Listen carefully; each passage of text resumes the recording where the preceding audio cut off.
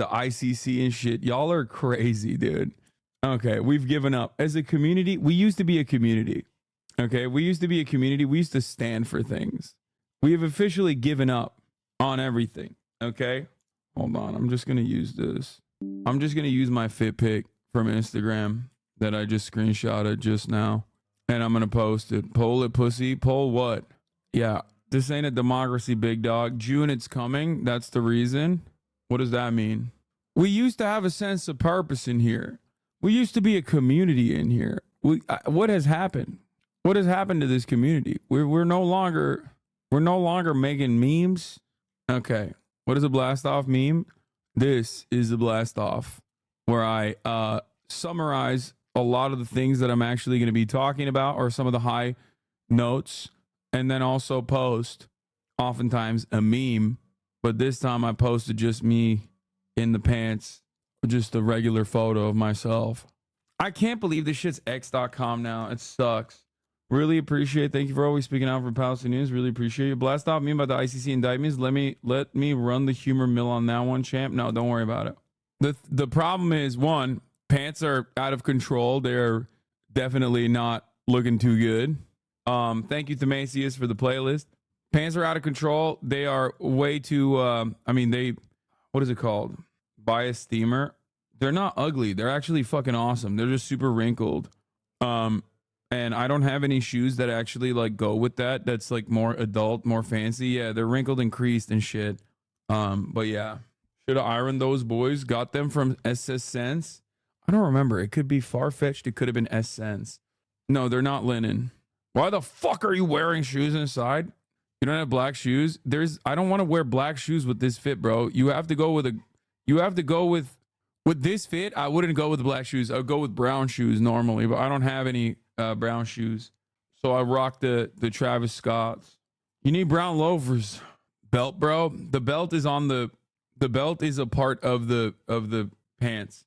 My mom already sent me an Instagram screenshot of a post saying, surprise, surprise, the ICC prosecutor's name is Karim Khan, and asked me, where is he from? When I told her Edinburgh, and that guy actually spent his career going after ISIL, she said, sure. As an Israeli Channel 14 today is going to be a gold mine with levels of Islamophobia unbeknownst to the laws of physics. Yeah, I think the fact that the dude's name is Karim Khan will immediately cause, even some of the well-respected academics such as Benny Morris to be like, well, you know how they are. Remember when Benny Morris literally said you cannot trust a Syrian? What was it? Who was he talking about? I can't remember. I think it was like literally the person in charge of like human rights in the occupied Palestinian territories or something. And he was like, as you know, he is a Syrian, and you can never trust a Syrian. The mind of a Syrian is full of contradictions, very conniving. Yeah, during the debate with Norm, not a Syrian, a Syrian. Anyway, I'm from Israel, and even I don't know how people feel like they hate Bibi but want to laser babies. Yeah, because they're like, Bibi is not lasering babies in the way that we would like to laser babies. They're like, Bibi, get the hostages out. Bibi, you fucking suck. Bibi, keep lasering the babies at the same time. And they're like giving him contradictory notes. You know what I mean? They're like, hey, Bibi. Some people are like, hey, Bibi, we want you to take over Gaza and make it more Israel. It's just they're all over the place, man. Would Derek Guy approve of your outfit is a question the community should be asking themselves. Well, considering that I have communicated with him on Twitter specifically about the brand that I'm currently wearing, and he actually is a big fan of it. As a matter of fact, I think I might have like seen the brand right around the same time that he was like promoting it as well, promoting its runway fits. He would probably appreciate it. I assume that he would, one, say that I can't be wearing pants that are this fucking creased, and he'd be right. And two, there is a better shoe opportunity here. Too many wrinkles, too many creases, and also probably a better shoe I could wear here, which I'm aware I just don't have the shoes. But the shoes are nice because, like, one, it matches the blazer, and two, the laces and the accent matches the pants. Would leather loafers not be hard here? No, they would. Brown leather loafers here would go crazy, or even suede. Problem is, I don't have it. Darker belt? No, the belt comes with the pants, chat. The belt is a part of the pants. I would never buy a belt that color. Are you insane? I was always curious. You have so many different fits. How big is your walk-in wardrobe? Wardrobe tour go hard? Yeah, dude. Let me get canceled extra hard. Anyway, you look like a vintage chair. Are we talking mid-century modern? Because I fuck with that hard. Free him? What? What are you talking about? That's just regular anti-Piker shit. I've never blocked him. Why you all dressed up? You're not even rich. I'm dressed up for a special occasion. First of all, thank you for saying that. Secondly, you don't have to be rich to fucking dress up for important occasions. This is an important occasion. A lot of things are happening in the Middle East. A lot of things are happening in this region, the broader region. Both with the ICC decision, Iran's president dying, but that one is like actually marginal and inconsequential in the grand scheme of things. Just spent $400 on a Gucci shirt. What? Why? W fit, L take. Why? Because I said you don't have to be rich to dress up for an occasion. What the fuck? Anyway, I'm very excited to cover all of the information. I'm very excited to cover everything that's going on in the world. Americans are so fucking mad, like unimaginably mad. Israel is unimaginably mad, and we're going to get to all of that. But first, let's get this shit out of the fucking way, okay? The Iranian president, Ebrahim Raisi, violated rule number 1, never get in a helicopter. He also violated rule number 2, never get in a helicopter, especially in mountainous terrain when there's a lot of fog. And rule number 3, never get in a helicopter with more than one head of state.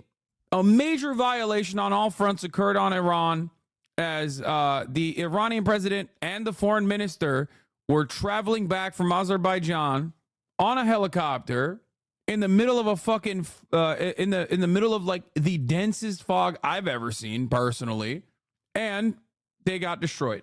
Not a head of state, government official. Yeah, leadership role, whatever. Not a head of state, but a government official in a pretty important position of power. The foreign minister is a very important position of power, perhaps even more important than the president is. President is a relatively, the president I would say in Iran is a relatively symbolic. It's not like he's like, I don't think people, it's a massive country. I don't think people like give a shit one way or the other. Like there are certainly a lot of people who are celebrating his death because they hate him for understandable reasons. It'd be like if Erdogan died, you know what I mean? And there are people who are mourning him, but not that many overall. But he is largely inconsequential. Foreign minister, on the other hand, is a much more consequential position, much more important position. And the fact that he died alongside the Iranian president is crazy to me. How the fuck were they on the same goddamn helicopter? I will never understand that. What are they doing over there in Iran? They are going bananas mode. No one gives a damn here, really, said Persian Duck. Yeah, I mean, I would not say that he is a particularly popular individual, considering the mass protests that occur in Iran with regular frequency, and also the unimaginable cruelty that is dished out towards said protesters in Iran, which the president was like a beacon of. They see him as like the guy who's responsible for all of this, even though, you know, everything is the Ayatollah, obviously. Come on, let's be real. But like, you know, he, as far as the domestic affairs goes, he is not exactly super popular. Yeah, there was a very small turnout where he won 70% of the vote or something, which is pretty funny. It's Iranian elections. Come on now, let's be for fucking real. Not a good guy. Yeah. He also signed up on thousands of revolutionary protests that was in prison for ages. Not a good guy. Even though they do always give him cool ass fucking nicknames. Like they call Bashar al-Assad the Lion, right? And they call him the Butcher of Tehran. And it's like, stop doing that. Okay? Just fucking stop. To me, it's like this dude, if he doesn't have the fucking, if this dude doesn't have the bona fides, like, why are you giving him a sick ass name, dude? Like, they need to stop doing that. They need to stop giving motherfuckers like From Software boss names like, oh, dude, that's the Butcher of Tehran. I'm gonna be like, okay, that goes kind of hard. Assad means lion in Arabic, like literally. I mean, that's why that makes sense. That's why he's the Lion of Syria. You can't be doing this. That's all I'm saying. I think we need to give him like lame ass names. You know what I mean? If you want to like position yourself as a guy, here's a foreign policy tip. Okay? Here is the gay koala of Tehran would be way more like, it would neutralize him immediately. If you talked about his fucking like, I don't know, his clerical skills being mid, then it's like, it's over. You did it. Ain't nobody is calling Ted Cruz the butcher of Texas, okay? You want to know why? Because he's fucking Ted Cruz. He sucks. Ain't nobody's going around being like Marco Rubio. They call him sweaty, dude. They call him wet. That's what Trump called him. Like, think about that. Yeah, give him like a way lamer name, and all of a sudden the dynamic changes dramatically. This guy is like relatively inconsequential in the grand scheme of things in Iranian politics overall. And even then, when I hear like butcher of Tehran, I'm like, shit, dude. The fuck? The fuck did he do? Like, give him something shitty. With breaking news from Iran, where state media says that President Raisi and the Foreign Minister Hossein Amir-Abdollahian died when their helicopter crashed on Sunday. The wreckage has been located, and there are... It's not that cool of a nickname for Raisi, though. His name was Ibrahim. They called him Ebi, short for Ibrahim the Butcher. Ebi the Butcher. No survivors among those who were on board. The search took place in a mountainous area in northwestern Iran near Tabriz. Mr. Raisi was returning from a visit to Azerbaijan, where he'd been discussing cooperation over dams and water supplies. The helicopter had been one of 3 flying together. This is it taking off to return to Iran. The other 2 reached their destination safely, but the alarm was raised on Sunday when Iran's interior minister said the president's aircraft had experienced a hard... Like, Vlad the Impaler goes hard, okay? My epigenetic memories kick in. The moment that someone says, oh, I'm Vlad the Impaler, I'm like, oh, fuck. Okay? Goes hard. Goes hard. Did a lot of fucking crazy stuff. Okay? I mean, he literally impaled people. Okay? He made a forest of impaled people. That's crazy. That's crazy. You are giving people props for no reason. Make fun of this guy. Name him something weak. Like, I don't know, like alliteration is cool. I can't think of anything like with R, Raisi. I don't know. The poopy pants. Landing and communication had been lost. Several countries offered to help in the search, which was hampered by bad weather, as you can see from these pictures issued by the Azerbaijan Red Crescent Society. Overnight, Turkey launched a drone to search for the missing helicopter. This map tracks its progress. You can see dude, where this is pretty funny. They did the most Turkish thing of all time. They found news. Spoiler alert: the Turkish Bayraktar drones, I think, found the helicopter fairly quickly, and then they went and did a crescent and star on its flight path to be like, to give a shout out. It's so it was a Kinja drone, not a Bayraktar. Sorry. Concentrated its search.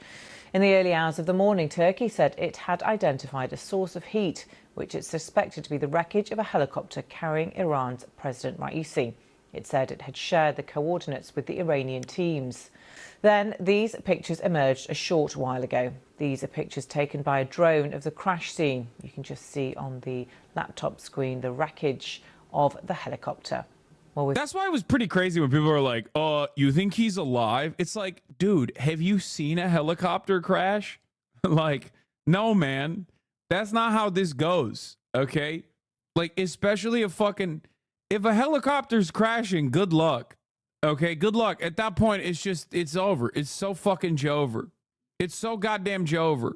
Like, what is it called? They have the auto rotate or whatever. Like, obviously... you can land it, but if it crashes, it's different. You're cooked. And I don't know how you can auto rotate in the midst of like dense fog, right? In a forest on the mountainside. Like, good luck. But yeah, here's what they did. Here's what the Turkish drones did. İran'da aramalara katılan Akıncı İHA Van Gölü üzerinde ay yıldız çizdi. How is there fog in the middle of the summer? What do you think, bro? They are in the mountains. There's fog every morning in Los Angeles in the middle of summer. Why is this genuinely a point of contention? Do you guys think, just come out and say it, do you think like there's a Jewish weather control gun? Is that what you think is going on? Do you think Jews control the fog? Is that what it is? Like, what the fuck are we doing? What are we doing here? Like, it genuinely doesn't make sense to me at all. Like, yeah, Jewish fog machines caused the crash, dude. That's what happened. Anyway, let's continue. With me now is Parham Gabadi from BBC Persian. Hi, Parham. Good to see you. And this accident, this crash happened last night in Iran. And since then, there was speculation about whether or not there would be any survivors, and confirmation in the last couple of hours that the president and foreign minister have been killed. What are the authorities in Iran saying? So the authorities announced that they found, as you said, they first found the wreckage, and they immediately said that there is no sign of life around this wreckage. And they said that they've got only less than 2 kilometers to reach this helicopter, and they were going to make it there within a few hours. But the efforts to find this helicopter took all the night. As you said, it was hampered by the bad weather. First, it was foggy. That is believed to be the reason for the crash, and then it turned into rainy weather, and over the night the temperature fell and it started snowing. But Iranian Red Crescent was not able to alone to find the president, so they asked help from the blame the weather. Guys, it's a helicopter. Like, it's a helicopter flying through tricky terrain in incredibly dense fog. It literally does actually make sense.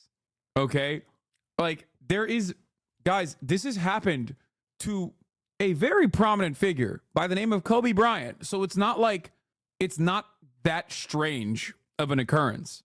Okay, like, you should know, it was very heavily publicized at the time. It has happened before.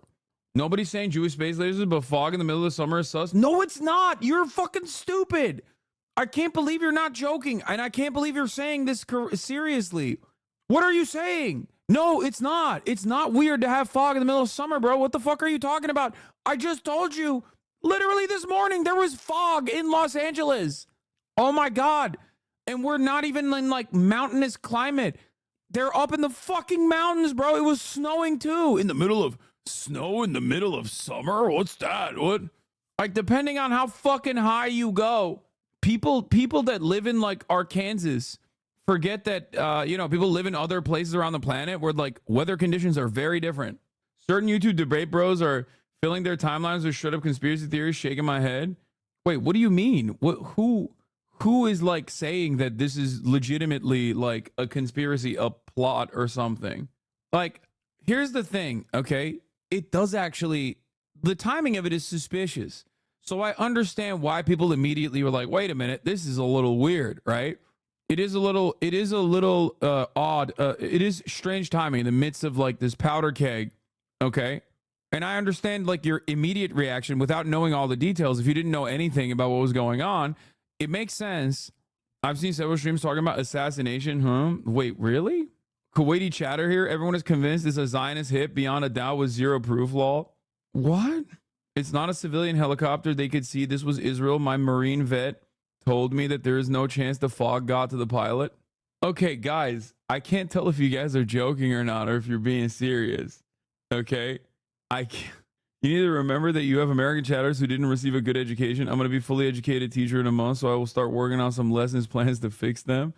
Bro, my Marine vet, like, what do you mean, dude? Did he also tell you what his favorite tasting crayon was? Like, what? Okay. It's because thanks to a combination of TikTok brain and jokes being taken too far, so many leftists are like one bad day from being straight up QAnon.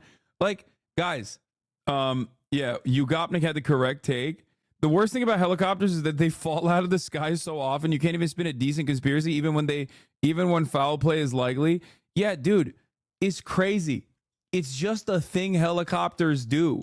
Hello, helicopter expert here.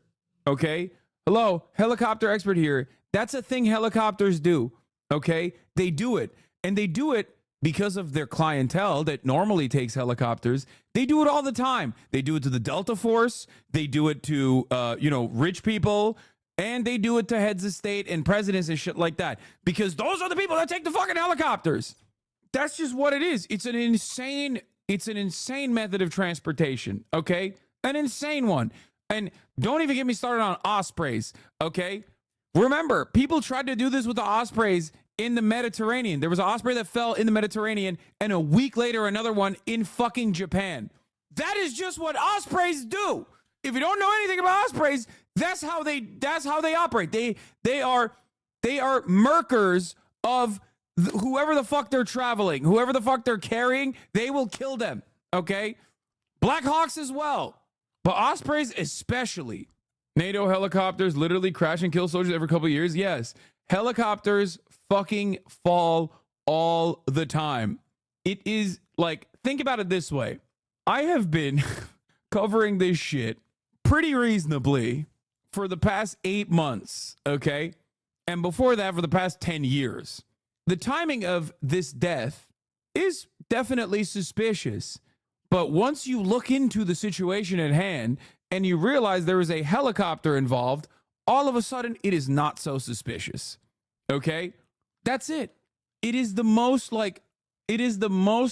consistent thing the helicopters do.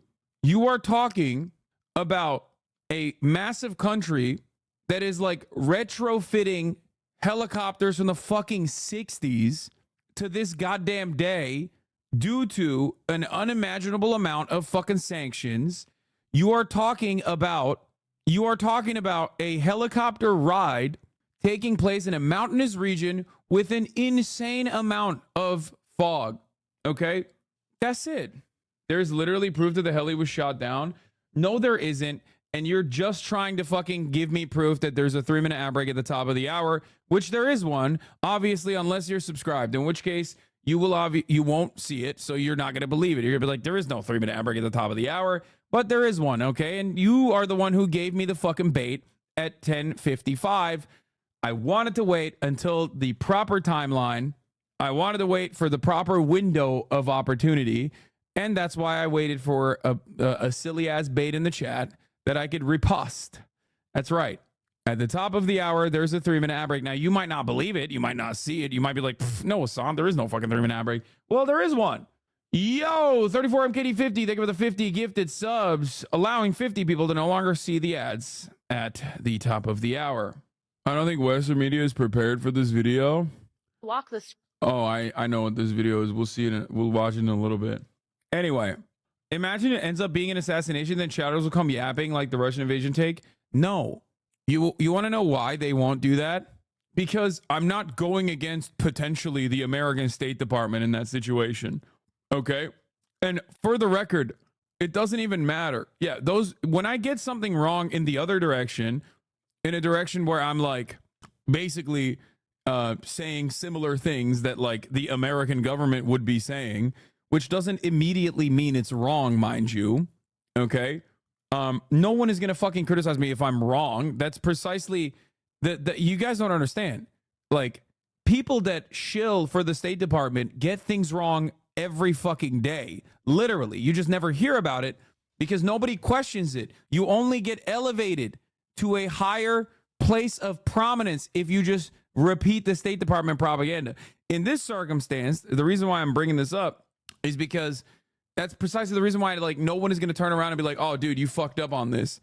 Especially because it doesn't even matter. Like I will await further confirmation, but as it stands, of course, that is the most reasonable narrative, the most reasonable assessment here.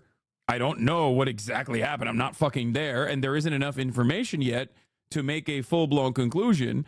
But as far as it stands, it is reasonable to assume that that this is an obvious like thing that happens to helicopters. I don't know how else to describe it other than just it sounds so stupid when I say it like that, but like that's just a thing that helicopters do. I'm Iranian. My university is literally in the mountains. It's so fucking cold. It gets even colder in the north of Iran. Y'all, it is foggy even in the summer. Only slightly sus thing is that it was the only helicopter out of 3 helis that crashed. Also, the heli model was old as fuck. Likely a Bell 212 helicopter required before the Iranian Revolution. Your takes are accurate here. Yeah, it's like, bro, they're retrofitting fucking old ass parts on a goddamn helicopter from like the fucking 60s and shit. And people are like, I can't believe this helicopter fell. It's like, dude, I'm shocked that the helicopter was standing before this moment. I'm more shocked that they even use these fucking copters. Yeah, I mean, look at the fucking environment, dude. Look at this. Are you kidding me? Are you kidding me? سلام عرض میکنم. همونطور که مشاهده میکنین بنده الان دقیقاً جایی هستم که بالگرد حامل آقای رئیس جمهور و همراهانشون Like, look. This is like 10 hours, 12 hours, 14 hours, 15 hours after the crash too. در اینجا دچار سانحه شده. همونطور که میدونین دیروز بعد از افتتاح Incredibly sus timing, but when I learned about the sanctions on their maintenance, it made a lot more sense. Yes, everything in fucking Iran is sanctioned to the shit. There's a reason why that's not like a military fucking... I mean, normally, I would assume heads of state would take military vehicles, right? That is like... I think that's literally a fucking copy of like a military Huey, and it's not actually... It's just like a civilian version of it. And even on top of that, they're like... you know, they have like shitty-ass parts on them. And even if they had literally the best parts, even if it was the best, modern, greatest fucking helicopter of all time, they still crash regularly. Like, chatters, you can't even make out the people that are literally like a couple meters away, okay, in broad daylight. I'm sorry, but if you think that a fucking expert pilot is going to be able to navigate through this fog, which especially if it's worse, because I think it was literally worse than this at the time when they were flying, it's, you know, GG's. Like, what are we talking about here? قزغلسی که داشتن می اومدن تبریز در همین منطقه در جنگل های ارسباران به خاطر اینکه هوا مهالود بوده بارش باران داشتیم اینجا دچار سانحه شده و هم اینجایی که مشاهده میکنید پیکرهای هواپیما اینجا هستن. از دیروز عملیات امداد و نجات از وقتی که این حادثه اتفاق افتاده انجام شده. نیروهای سپاه، بسیج، نیروی انتظامی، ارتش همه دست به دست هم دادن و مردم این منطقه رو عرض کنم که شبانه روز نخوابیدن در کنار این نیروها بودن. Yeah, I mean, I suspect the sanctions played a big role in this. Washington Post, Iran, hampered by sanctions from getting parts and maintenance materials for government aircraft, has suffered several high-profile helicopter crashes in recent years. U.S. sanctions have caused helicopter crashes in Iran. Not sure if that's the case with Eazy-E's crash, but another reminder that sanctions, which sound benign, are a form of violence. Like, that's it. It's just, that makes infinitely more sense, in my opinion, than like a potential Jewish weather machine, okay? That caused instant fog, or I don't know, like some other kind of space laser or some shit. Like, no, it's definitely just, you know, the regular old shit. It's just what happens to fucking helicopters in general. But a Jewish weather machine sounds way cooler. That is true. It does sound cooler. Remember, you said they built their economy on sanctions. Why couldn't they build up some maintenance? Brother, there are obviously still going to be issues. Like, the helicopters still fly, but yeah, it's just not going to be as good. Anyway, yeah, where's the Iranian Tim Pool when you need him to be like, listen, I am telling you, bro, DAI.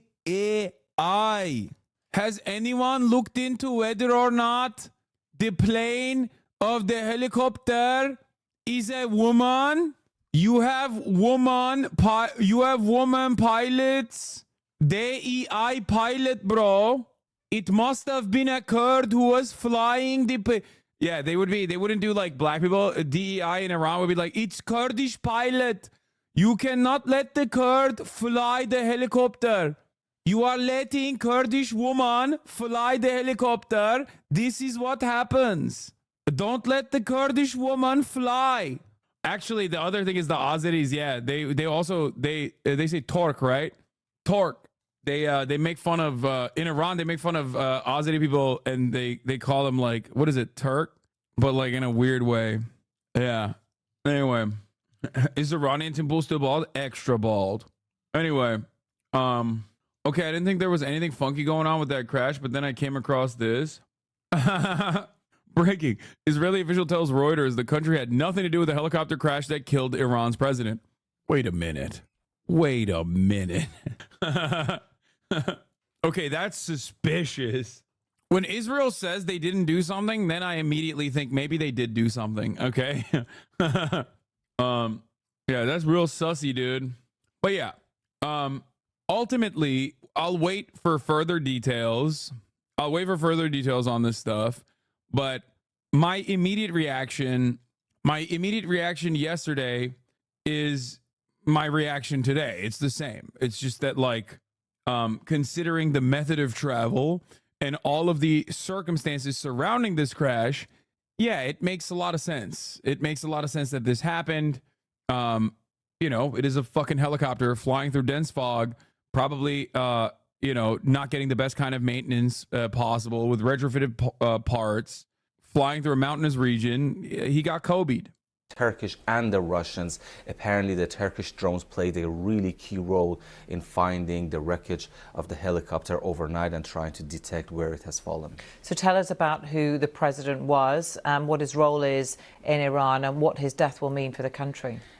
President Ibrahim Raisi was a totally different president compared to his predecessors because, for example, Rouhani was, they all had their disagreements with the Iranian supreme leader who's at the helm of the politics in Iran. He holds most of the power. Ibrahim Raisi. And the 1/3 on the convoy. Oh my God. Yes, dude. Yes. Yes. He was considered to be his protege. He was a yes man. He did not. Democracy Now! Guest earlier was talking about it. If it is in fact Mossad or CIA, Iran will run the weather angle for optics. Had any disagreements with the Iranian president. And his presidency is one of the most short-lived presidencies. He did not even make it to the third year.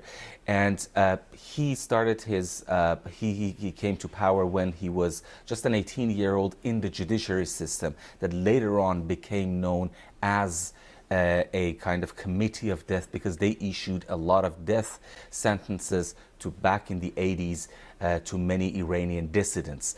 And that's why many human rights organizations, when he came into 2022, when he became a president, many human rights organizations, including Amnesty International, asked for... Bro, they're still doing this dude sucked and doesn't matter anyway, docket. I mean, it makes sense. He kind of did. It's not the fucking Ayatollah, you know what I mean? So it doesn't really matter. Like, he did kind of suck. He's the fucking president. It's like, it's more so symbolic. Like, the parts where he exercises power were mostly bad, all bad, honestly. And he is seen as like the figurehead responsible, even though it's not technically just him, but he's seen as a figurehead responsible for all of the like mass executions, like state sanctioned executions and shit like that. So obviously, he's not a good person at all in general. And he's not even like a particularly powerful person in general either. For investigations for him about crimes against humanity. And then he became the custodian of Imam Reza's shrine in Mashhad. The importance of that is where the money and the power is. So he reached the source of money and power at a very young age. And then he became the president a few years ago. But like I said, he was considered to be the protege of Ayatollah Khomeini, a person who listens to him, who obeys the orders, and who does not disagree with the commander-in-chief. What do you think his death could mean within Iran, given the protests, the increasing number of protests we've seen there over the past few years against the authoritarian regime? Could they have any impact? That's an important question because the reactions are divided. Obviously, the Iranian, the supporters of the regime, yes, last night, for example, they went onto the streets of Tehran holding prayers for him. But those are the people who support the regime, and that is the tiny minority. And how do we know that? Because just a week ago, there was an election in Iran, a parliamentary election, and some of the candidates got it to the parliament with only 3% of the votes. That is how unpopular the regime has become. On the other side, we've got people on social media, especially those who've lost their eyes, their limbs, and their family members during the protests just over a year ago. And those people, you see that they're posting, they're celebrating, they're cheering, drinks, clinking. You're misunderstanding one of the major factors here. When this guy says protege of Khomeini, he means that he was the front runner for the assembly to vote him as the next supreme leader on the advent of Khomeini's death. That still doesn't change the reality that he's not necessarily a particularly celebrated or powerful figure currently as it stands, as he's the president. Like him being propped up potentially for ascension doesn't change that reality. But like I said, he is one, not even like potentially celebrated on his own. Like he's not even as far as I understand, there are obviously regime enjoyers in Iran, and it's not an insignificant number. And then there are people who are incredibly fucking anti-regime. Now, the incredibly anti-regime ranges broadly from like the psychopathic Shah lovers and the American-backed MEK enjoyers, all the way to just like regular young Iranians who just don't want to be fucking murked by the morality police or don't want to fucking get in trouble for protesting because, I don't know, they're just incredibly repressive, right? Overall, this guy's base of support is just people who are some of the regime enjoyers. That's it. Still fucks up the bag, though. The Supreme Leader's old as fuck himself. This helicopter crash killed off the second and third in line. Imagine if the VP and like the part that is not being talked about that I think is more significant is the foreign minister.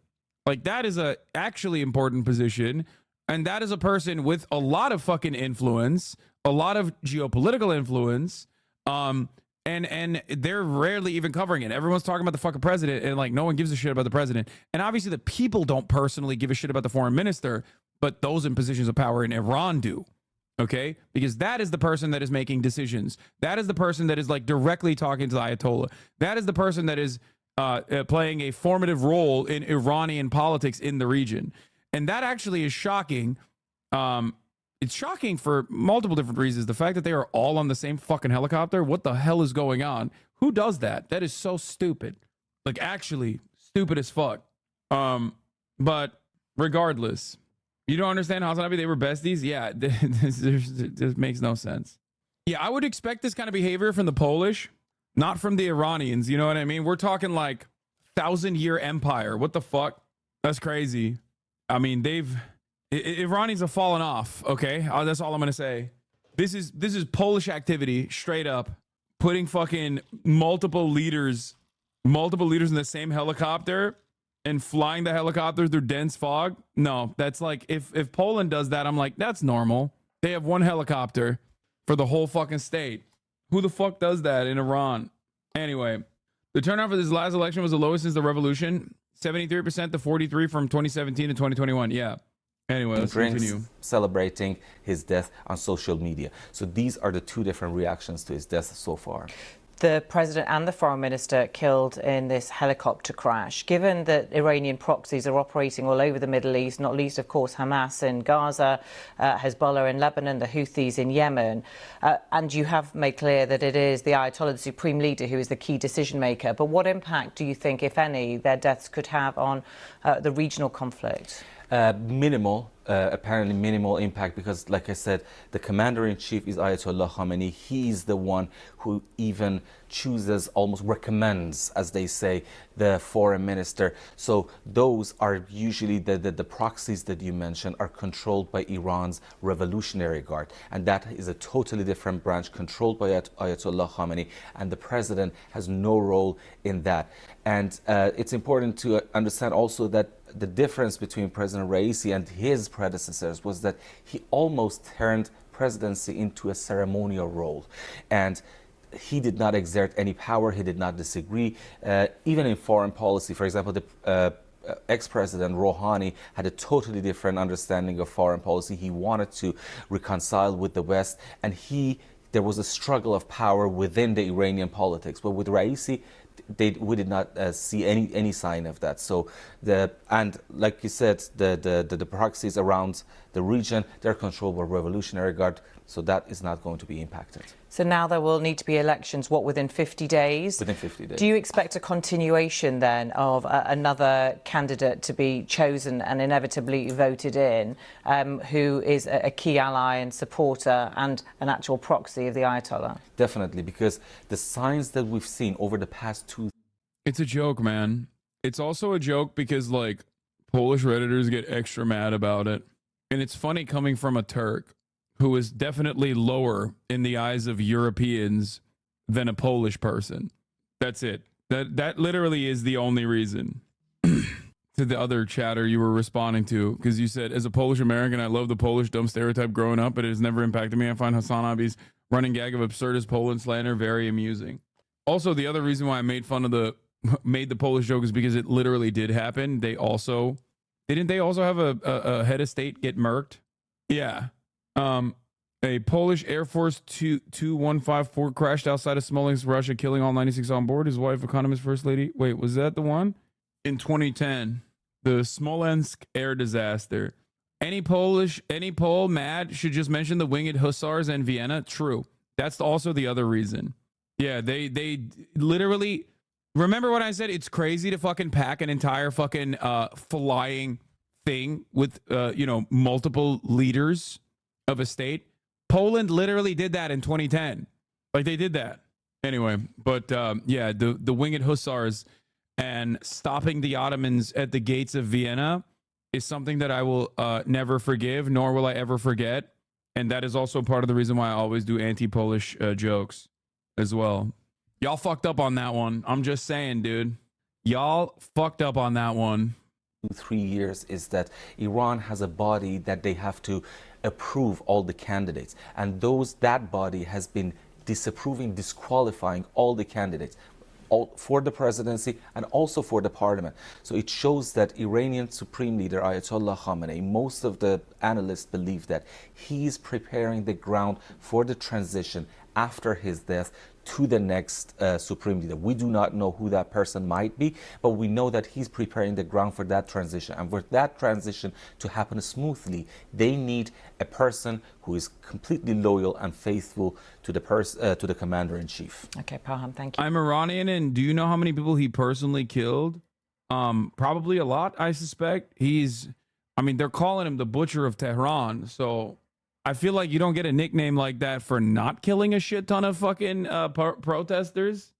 Like, loads. No, he was a meat seller. No, that's Erdogan, and that's not even meat. He sells watermelons. Yeah. Honestly, unironically, that's why I think there's a minor chance it could be an inside job in order from Khamenei rather than a foreign entity, but I still don't know. I don't put it below them to be that dumb and pull off Polish. Yeah, no, it's just like these things do happen.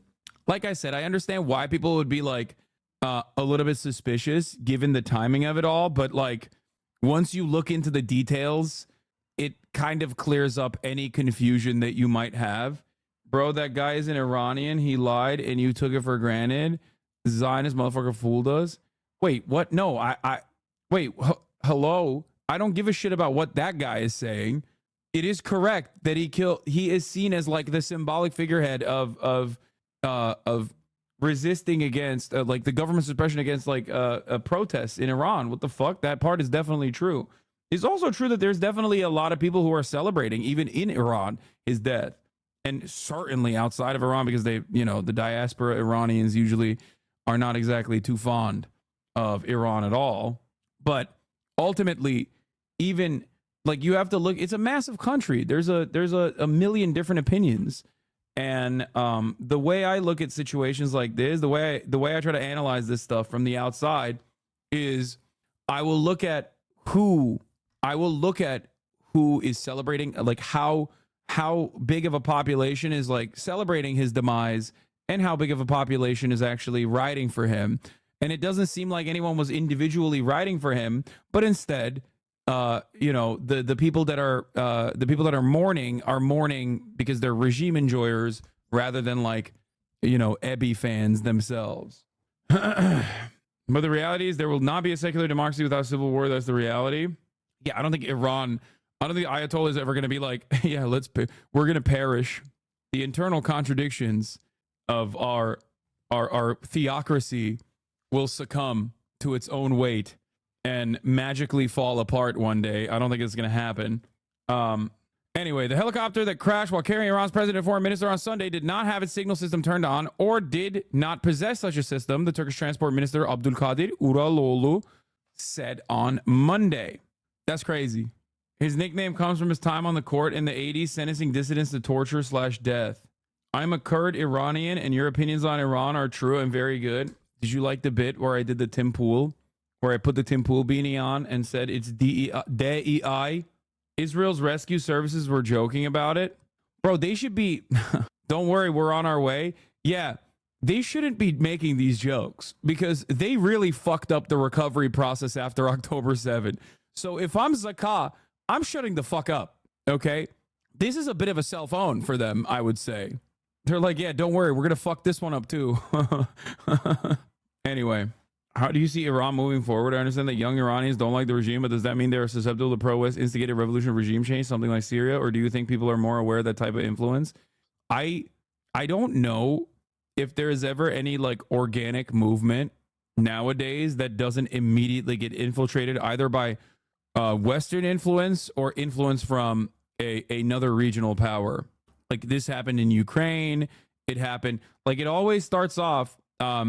Vincent Bevins, who is a phenomenal journalist and a writer, wrote a book specifically about this. Not he's famous for the Jakarta method, but his new book that came out in 2023 was called If We Burn, and it specifically details If We Burn, the mass protest decade, and the missing revolution. If We Burn basically details through his own personal experiences in, I believe, Brazil, when he was watching the, oh yeah, here it is. The title is a reference to the Hong Kong protests, which quoted the Hunger Games line, "If we burn, you burn with us." The book begins by tracing the history of left-wing activism from the end of the October Revolution through the New Left into the present day. In particular, it traces the history of vanguardism and left-wing movement politics and the shift towards distributed horizontal structures and mass protest movements in the early 20th century. And the final chapter assesses the problems with horizontally structured movements in the 2010s and observes the lack of central leadership, enabled media misrepresentation of movement interests, which subsequently diffused and dissipated the energy and efficacy of the movements.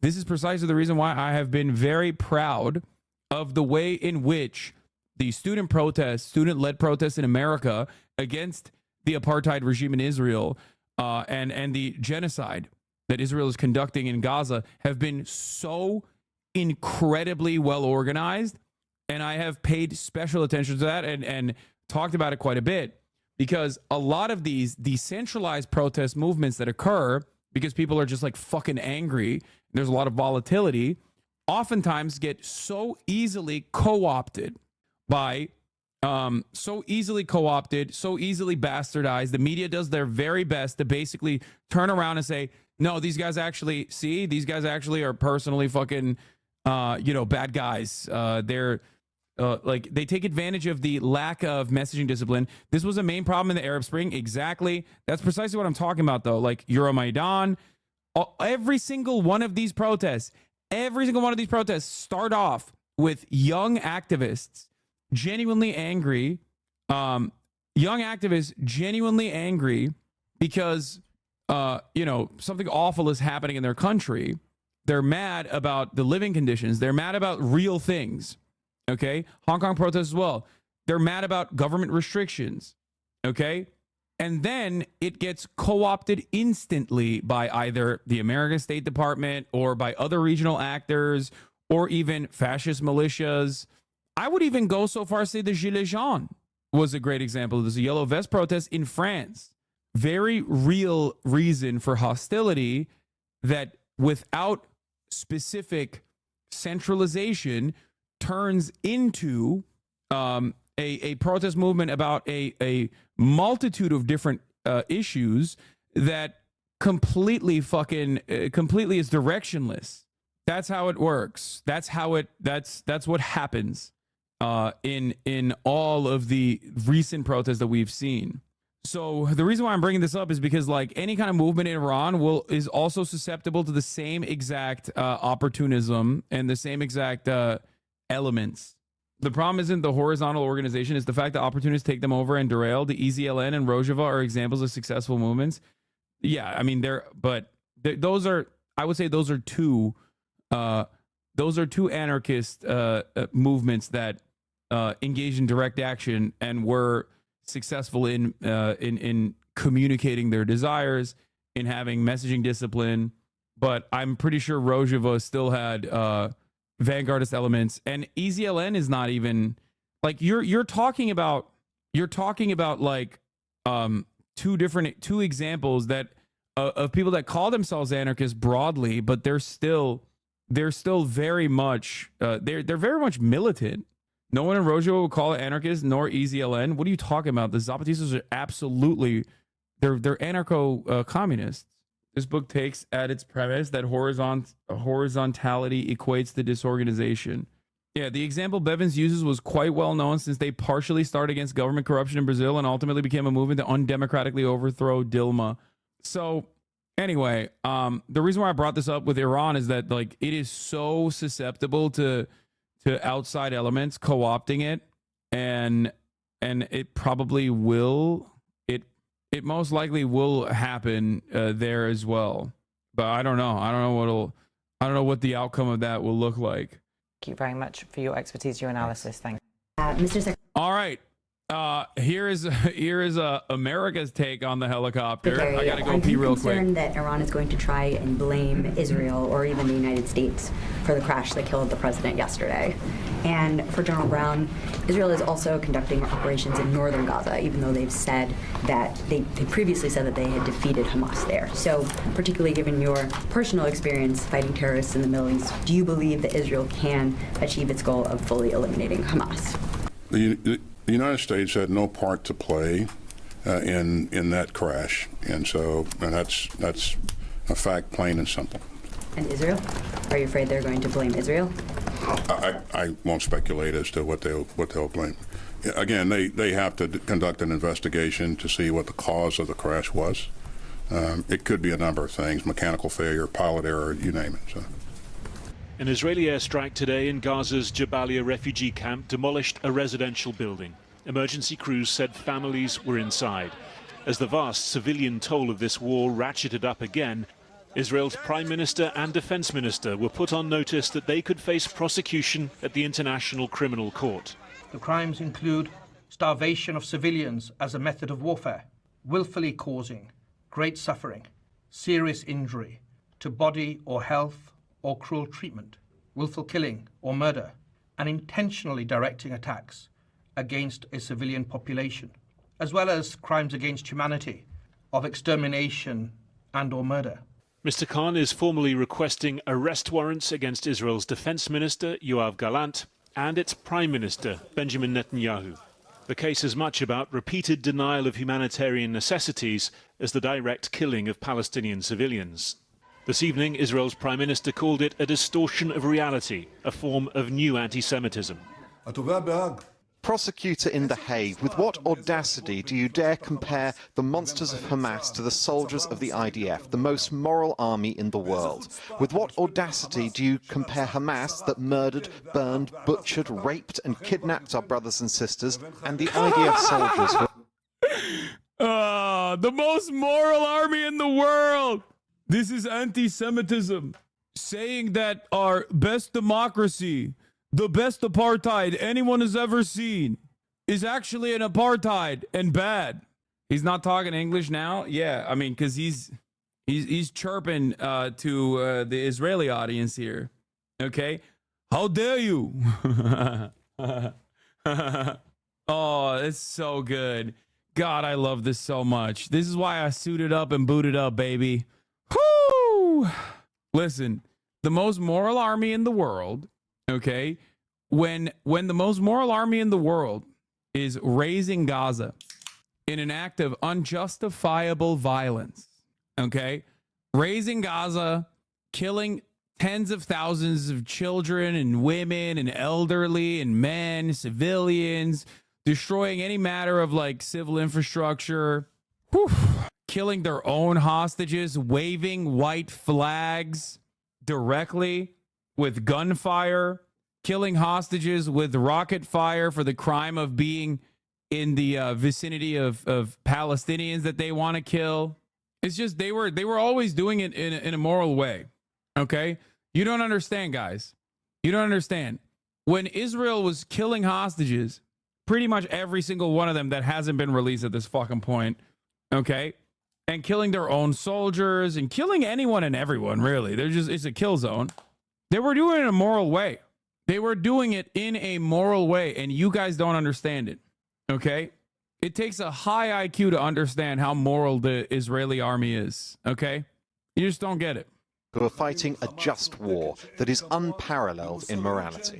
Israeli civilians in their hundreds were killed and kidnapped in the Hamas attacks of October the 7th. As part of his investigation, Karim Khan visited the sites of the massacres late last year. Today, he's seeking arrest warrants for Hamas's Gaza chief, Yahya Sinwar, the head of its military wing, Mohammed Deif, and its Qatar-based political leader. I've seen a lot of discourse saying that the ICJ both sides the ruling. I know Hamas said it would welcome and cooperate with the arrest, but don't you think that more Israeli government officials should be held accountable? Smotrich, Ben-Gvir evade culpability? Yes. I think that in a fully, I mean, I've said this before, in a fully just and even approach to this conflict, yes, a shit ton more Israeli leaders, Israeli soldiers, Israeli generals would be prosecuted. And yes, there certainly would be Al-Qassam brigade commanders and Hamas militants in general and Hamas leadership in general, Islamic Jihad leadership in general, that would also be investigated and prosecuted for the war crimes that they committed. Because the reality is that, yes, October 7 was filled to the fucking brim with war crimes. Like, that's crazy. The idea that no war crimes occurred on October 7 is ridiculous, okay? It is not something that I believe. It is something that I have openly said time and time again. Now, of course, that is very different from the inception of why this kind of violence occurs, which is if we are being even-headed and being honest and reasonable, you would arrive at the same conclusion that I have arrived at on October 8, which is that the occupying entity sets the standard of violence, and therefore 75 years of oppression, 75 years of struggle against that oppression is, of course, always going to inevitably yield very violent retaliation. Now, here's the thing. The ICC going after Israeli leadership is unimaginable.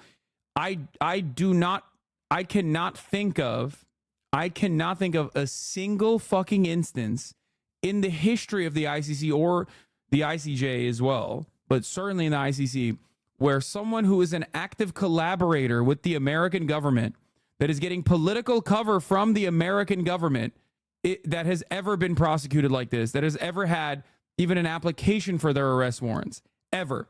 Sure, maybe there might be like a person who did collaborate with the Americans at a certain point that we no longer have use for, that might have an arrest warrant later down the line, but not actively while they are currently engaging in the acts, the violent acts, and certainly not while America is offering open political cover for said acts. This is a massive moment, a unimaginably huge change of attitude, an unimaginably huge change of global politics, in my opinion.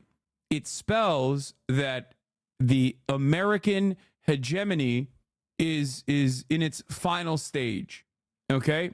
Before Putin, it was literally only 47 Africans they prosecuted. Like, this is massively important, in my opinion. Massively important. And not because, like, I think that Benjamin Netanyahu is going to go to jail or anything. I don't think that, like, Interpol is going to arrest him. They're going to intercept his travel and arrest him alongside, like, Yoav Gallant and you know, prosecute him and he's going to go to jail or some shit. I don't believe that at all. I do not personally believe that that is going to happen. I do, however, think that, like I said, the not to be too much of an optics guy, but I do believe that the optics of this situation spells trouble for the American State Department. Like, they have to see the writing on the wall. It will also massively impact Israel's ability to conduct diplomacy if the arrest warrants are issued, as they won't be able to travel to Rome Statute signatory nations. The U.S. isn't a signatory.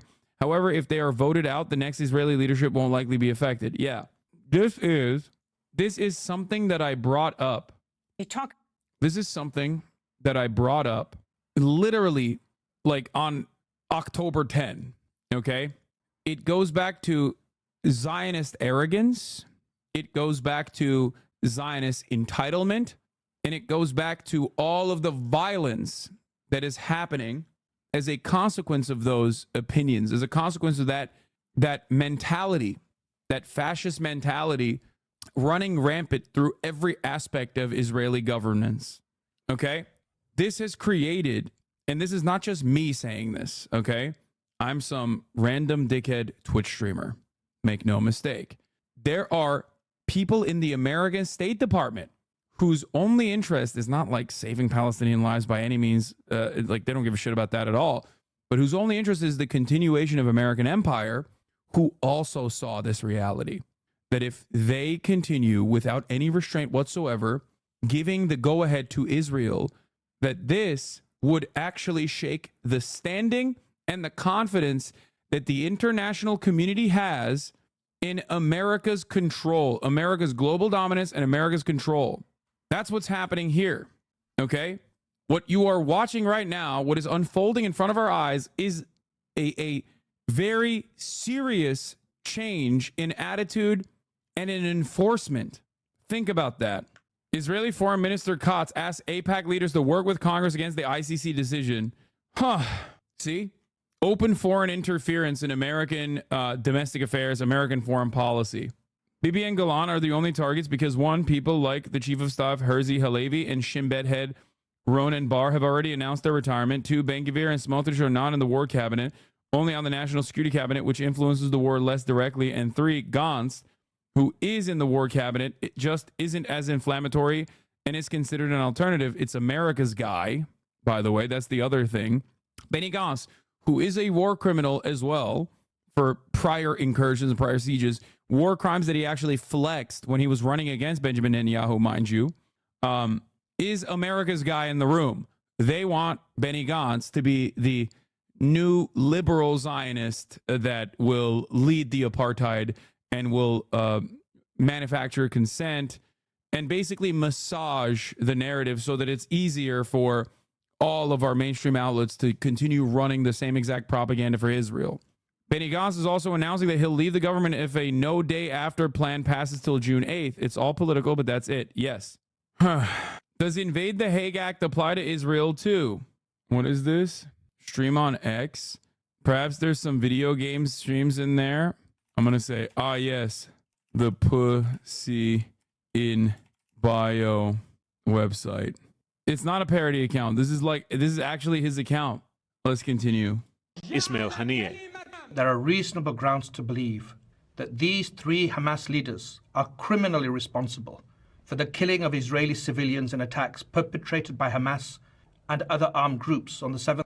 Can I just say once again, bald men reign supreme. Bald men on top again. I hate to be that guy, but honestly, bald men strike, and they strike pretty fucking hard. Okay. 7th of October, 2023. Look at how serious they are, by the way. This goes kind of hard. I have to admit, this goes kind of hard. They're like, very disappointed in the way that Israel has conducted itself. Very disappointing. Should have quote tweeted this. What happens on Twitch? No, I don't want it. Bald's not bothered by the tribulations of hairstyles. Giga Haas, more brain power. True. The taking of hostages and the other crimes alleged in our applications. Those other crimes, he said, included horrendous sexual violence, including rape. Hamas denounced the decision, saying the prosecutor was equating the victim with the executioner. When Vladimir Putin was hit with an ICC arrest warrant over Ukraine, it immediately meant travel to any signatory to the Rome Statute. China, not one of them, risked possible arrest. For now, no such risk for Benjamin Netanyahu, at least not until a panel of judges rules on the prosecutor's request. Britain, an ICC member, has called the move unhelpful. President Biden has labelled it outrageous. Legal experts say a decision on the warrants could come within weeks. Well, I'm joined now by the barrister Toby Cadman, who specialises in international criminal and human rights law. There's an argument over whether the ICC has jurisdiction here. The Americans, Israelis and Britain are saying they don't. How does it have jurisdiction when Israel isn't a signatory and Palestine isn't a state? Well, first of all, one of the things that we've heard today is there was the report by the panel of experts, and one of the things that they've looked at very, very carefully is the question of jurisdiction. Very clearly declares that Palestine is a state for the purpose of the Rome Statute of the International Criminal Court, and has stated that the attacks in Gaza, which Karim Khan has referred to as a complete siege of Gaza, is part of an international armed conflict, and the attacks by Hamas in Israel. Oh shit! Prosecutor. CNN interviewed him. Oh my God, Christian Amanpour. What is happening right now? Are part of a non. There are decades where nothing happens, and then there are weeks where decades happen. International armed conflict. But if we look at, I hope I'm not like hyping this up too much. Okay. Among 124 countries, Germany is a signatory to the Rome Statute. Would they arrest Bibi? Are they obliged to? Well, that would be awesome. What makes it even funnier is that the bald guy was Israel's choice to be the lead, to be the head prosecutor. America also petitioned for him to be the head prosecutor. So they can say that even though Palestine isn't an internationally recognized state, for the purposes of the court, it is. That's going to sound odd to people. Well, no. I mean, effectively, what they're saying is they're confirming that Palestine is a state. Now, if we go back to 2015, when Palestine ratified the Rome Statute, and in 2018, when it... I think you're hyping this up too much, unfortunately. Guys, I don't think that Benjamin Netanyahu is going to get fucking arrested, okay? Calm down. I've never said that I personally believe that Benjamin Netanyahu is going to get fucking packed up, or Yoav Gallant. I'm simply stating that this is a change of pace, at least for the time being, a major change of pace from the way that international organs of justice have operated as an arm of American imperialism. The fact that they are even petitioning to start the arrest warrant process, the fact that they're even applying for it is unironically a major shift. You have to remember, it's about pressure on all fronts. Okay? You can literally look at each individual. You can look at each individual protest and go, oh, well, this doesn't seem to be that big. That doesn't seem, what are the college protests doing? What are the people like blocking the roads doing? And it's like, they all play a formative role. They play a significant role in creating new vectors of pressure. Okay? It builds momentum. It galvanizes the protesters. It reminds people that, what they're doing is correct. It gives people the moral courage to go out and demonstrate. And all of those demonstrations basically lead into a buildup. No, this is a reflection of our society currently. It's for the galleries. The reason why, when the ICC put out an arrest warrant for Vladimir Putin due to war crimes in Bucha specifically, and also his unjustifiable invasion of Ukraine, the reason why we did not, I didn't think of it as anything super significant, was because he is already outside of the sphere of influence of America. He is already a foreign adversary. Okay? That was a correct decision from the ICC, mind you. But that doesn't really matter. That is inconsequential, because that is just the court operating alongside American interests. This is perhaps one of the first instances where the court is operating against American interests. It's huge. That's why I always say sanctions often don't work against foreign adversaries, but do work against our allies, because our allies do not suspect it. They do not craft their entire economy and the entire mode of existence around potentially getting sanctioned by the United States of America in the way that countries outside of the sphere of influence of the United States and the Western world do. Referred itself to the International Criminal Court. The prosecutor at that time took the rather extraordinary step of asking a panel of the pretrial judges to determine whether the Office of the Prosecutor had jurisdiction over what happened in Palestine. And the panel of judges clearly said that it does. So does this mean that if an arrest warrant is granted, any country that is a signatory to the ICC would have an obligation to arrest Netanyahu if he sets foot in their country? Absolutely, yes. It's very clearly what it means. So this could massively restrict his ability to act as an international leader? It could and it should, yes.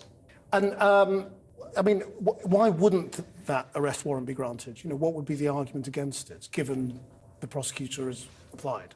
Well, saying there's a case to answer. It's certainly not going to be a question of jurisdiction, because that question has clearly been answered. And just to be clear, is that the jurisdictional question, Palestine as a state. So any crimes that are committed on the territory of Palestine. Can't stress enough that this is just the application. It could take months for the court to decide. However, oh my God, will I be the happiest lad in the land if Bibi and Sarah Netanyahu will no longer be able to go to their retirement vacations in Europe?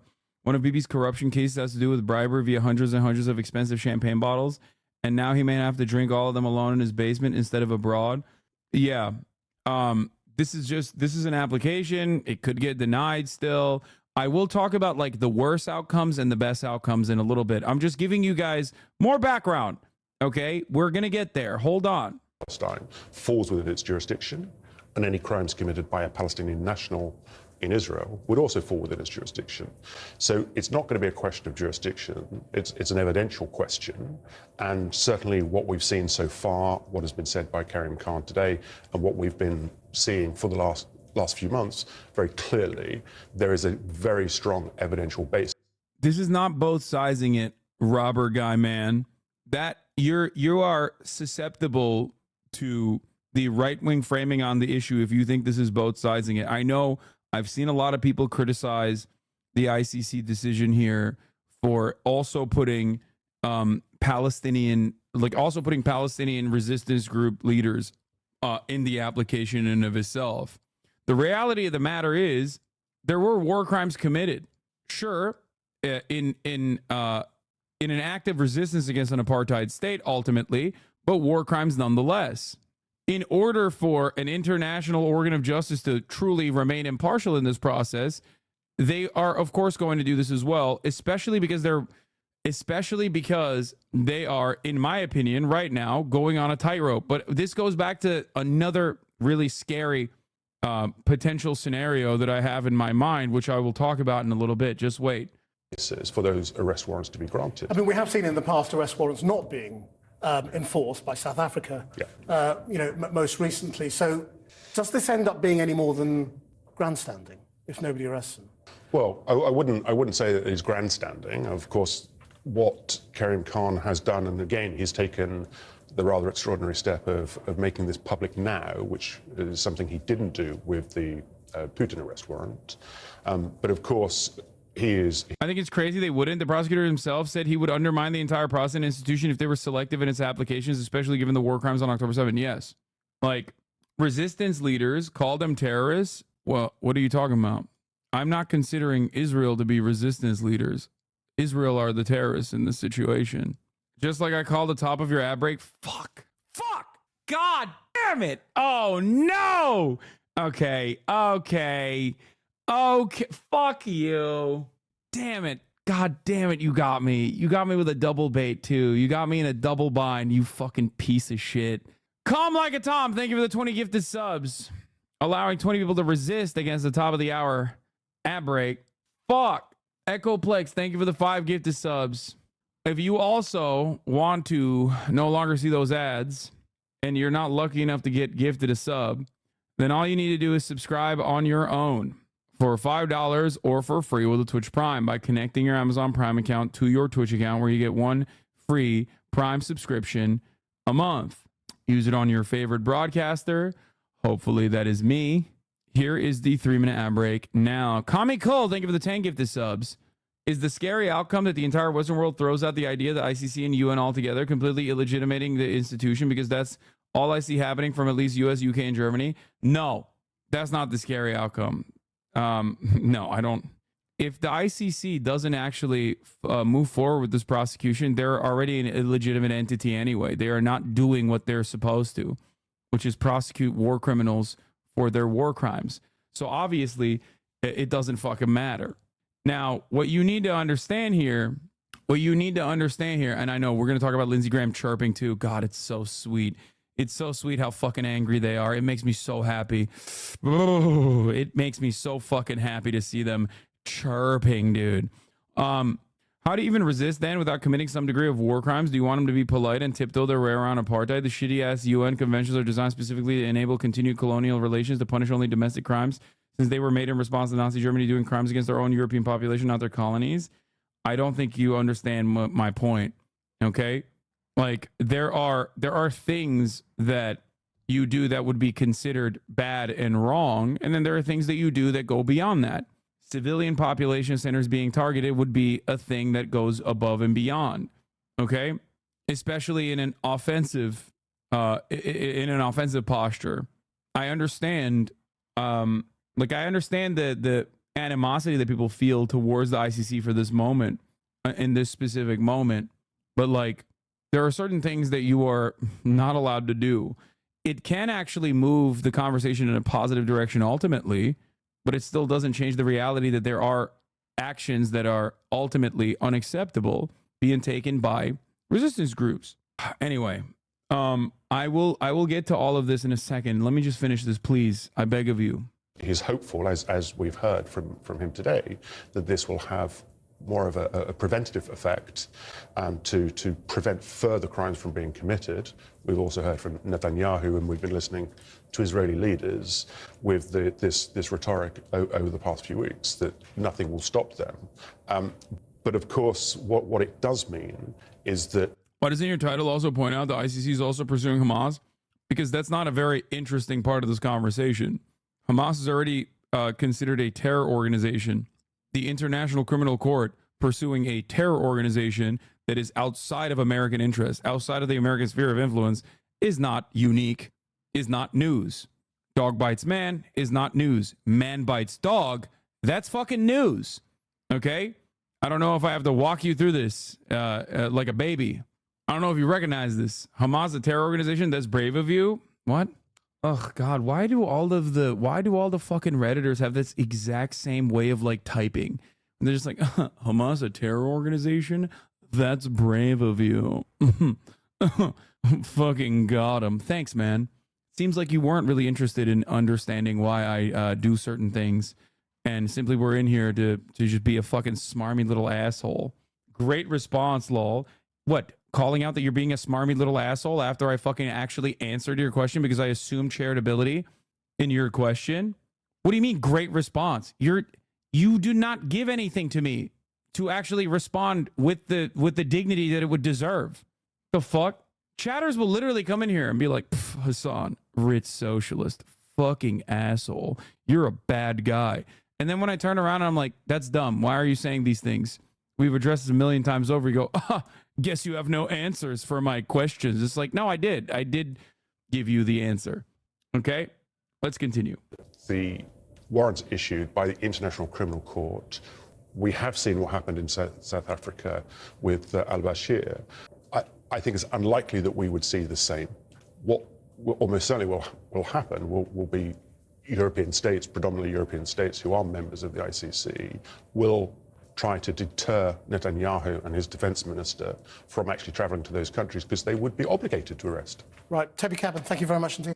I mean, the term both sidism, as I understand it, as it applies to political rhetoric and communication when in asymmetrical conflicts, people rhetorically equate two sides with widely different degrees of power. Don't think it really applies when discussing decisions of international legal bodies. Maybe our brain has been a little broken by that phrase. Yeah. The systemic rape charges would have to be substantiated at the ICC. They won't be able to rely on heresy. Yeah. That's the other aspect of this as well. And as far as I understand, there's only one instance of like firsthand accounts and the idea or hearsay. Okay, well, regardless, there's the idea that this is like top down directed beyond like the New York Times reporting Screams Without Violence, which was like which was literally criticized by a shit ton of academics and journalists for the horrible way in which they conducted themselves throughout that supposed piece of investigative reporting. It's beyond that. They need like substantive evidence, right? And having said that, there could be there probably is more evidence on multiple sexual assaults. This is a common occurrence in times of conflict in general. However, to direct it back to like some kind of command structure where they are like purposely saying like, yeah, rape them, like mass rapes committed in the name of resistance or whatever is going to need a shit ton more evidence to substantiate a claim such as that one. And I don't think they have it, but you know, what do I know? I am not bald, nor am I heading the ICC. Why isn't the United States a member of the ICC or the Rome Statute? Because we do war crimes a lot.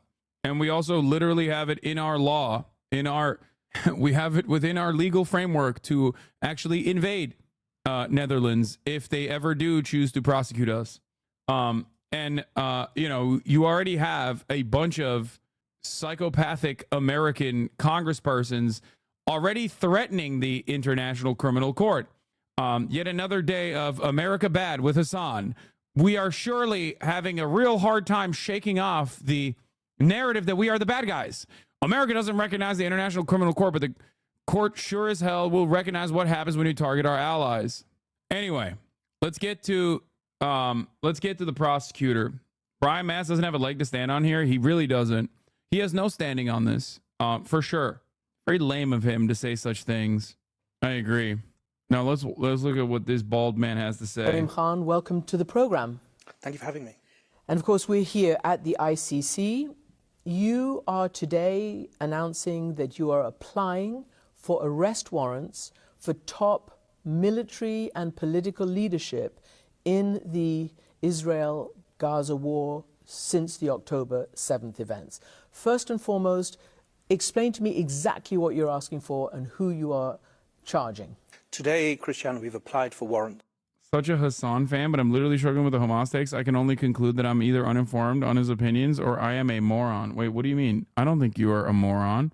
What are you confused by? My trolling account? To the pretrial chamber of the International Criminal Court. Israel-Gaza war, fuck you. What do you mean? She literally said October 7 incidents.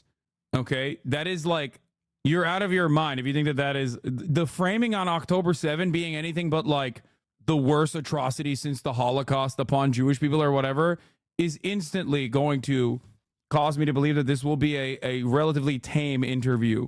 Okay? That's a genuine change of attitude and genuine change of pace in the way that you're communicating it.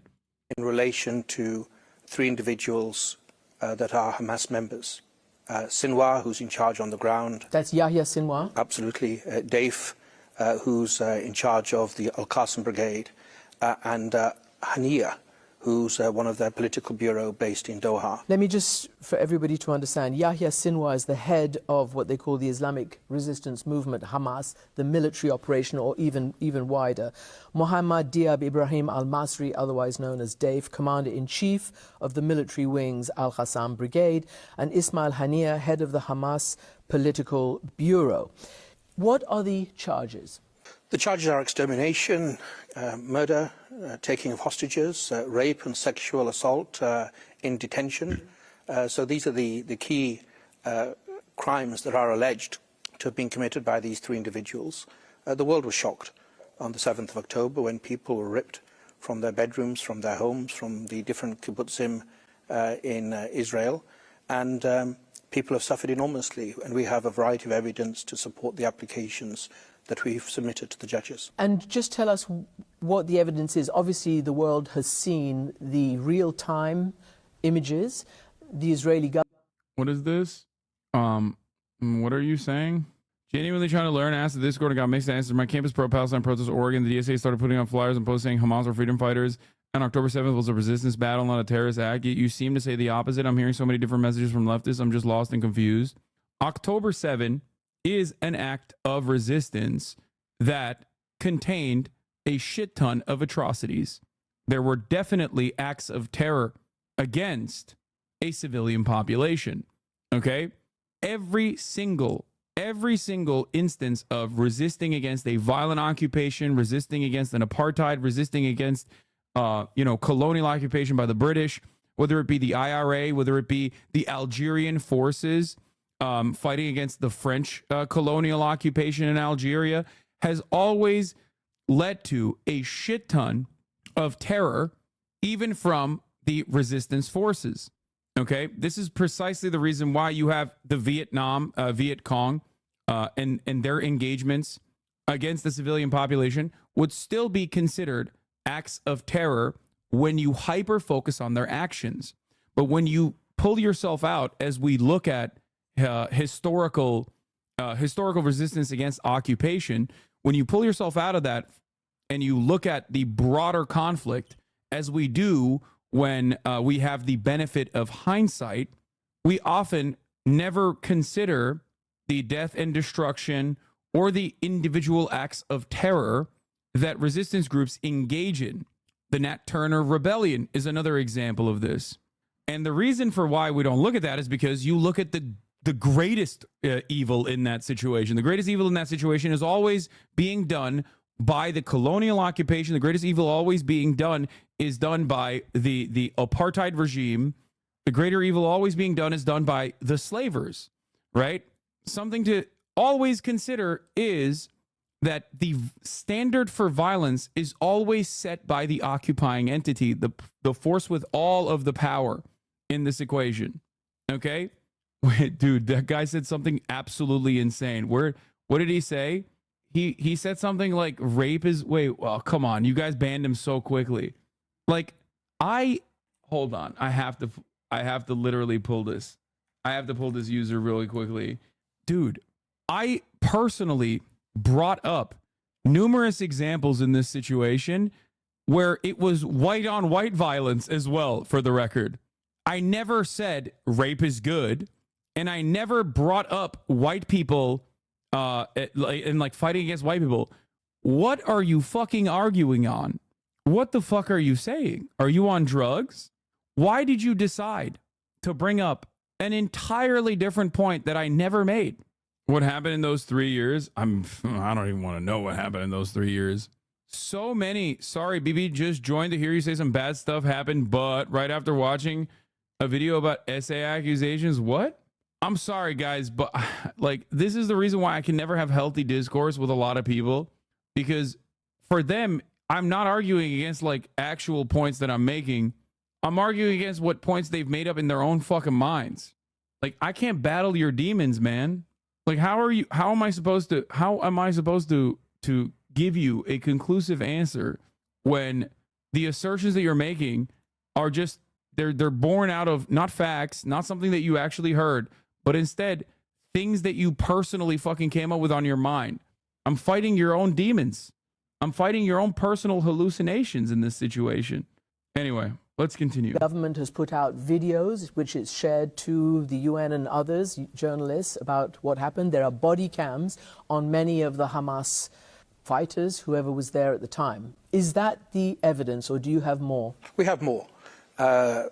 We have authenticated videos and photographs. We have CCTV camera pictures.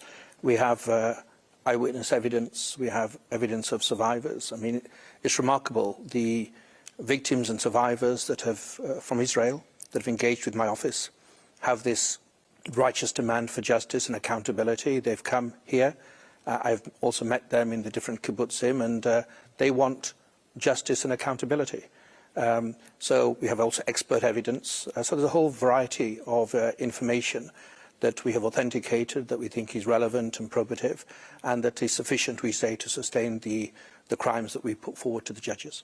You have also issued warrants against the top political and military leadership of the government of the State of Israel. We've applied for warrants. Of course, the judges must determine whether or not to issue them, but we've applied today. We'll apply for warrants for Prime Minister Netanyahu and also Minister of Defense Gallant for the crimes of causing extermination, causing starvation as a method of war, including the denial of humanitarian relief supplies, deliberately targeting civilians in conflict. And the sad thing really is in relation to both categories. I have been saying repeatedly in Cairo in October last year, at the Rafah crossing, on Israeli television, in Ramallah, everywhere I can, to the parties to the conflict: comply now, don't complain later.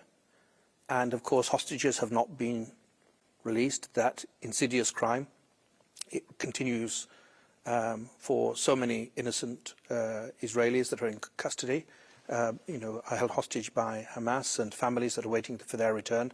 And of course, we see pictures of starving children, of emaciated children.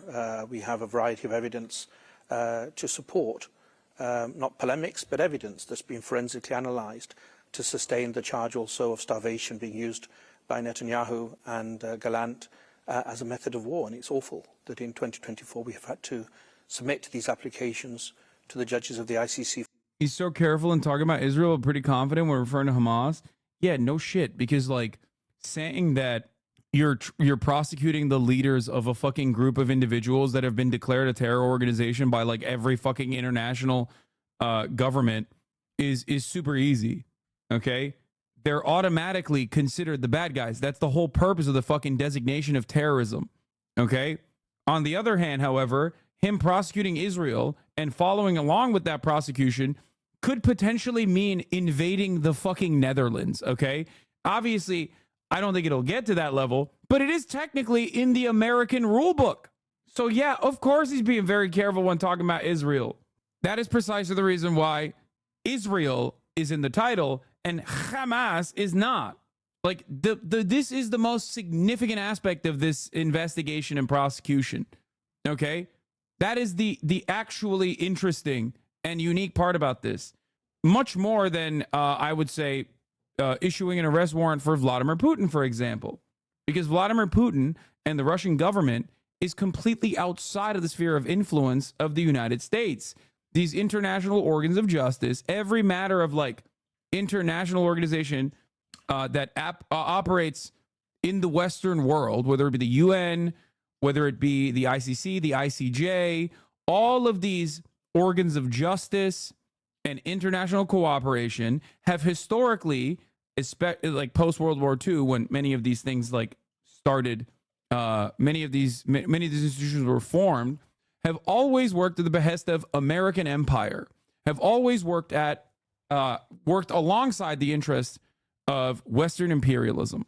Okay? This is one of the only instances that I can think of where they are directly against the things that America is doing, the things that America cares about, the things that America is defending. Okay?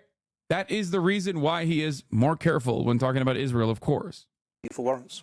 I'm going to get into starvation as a weapon of war in a moment, but first... What's the difference between ICC and ICJ?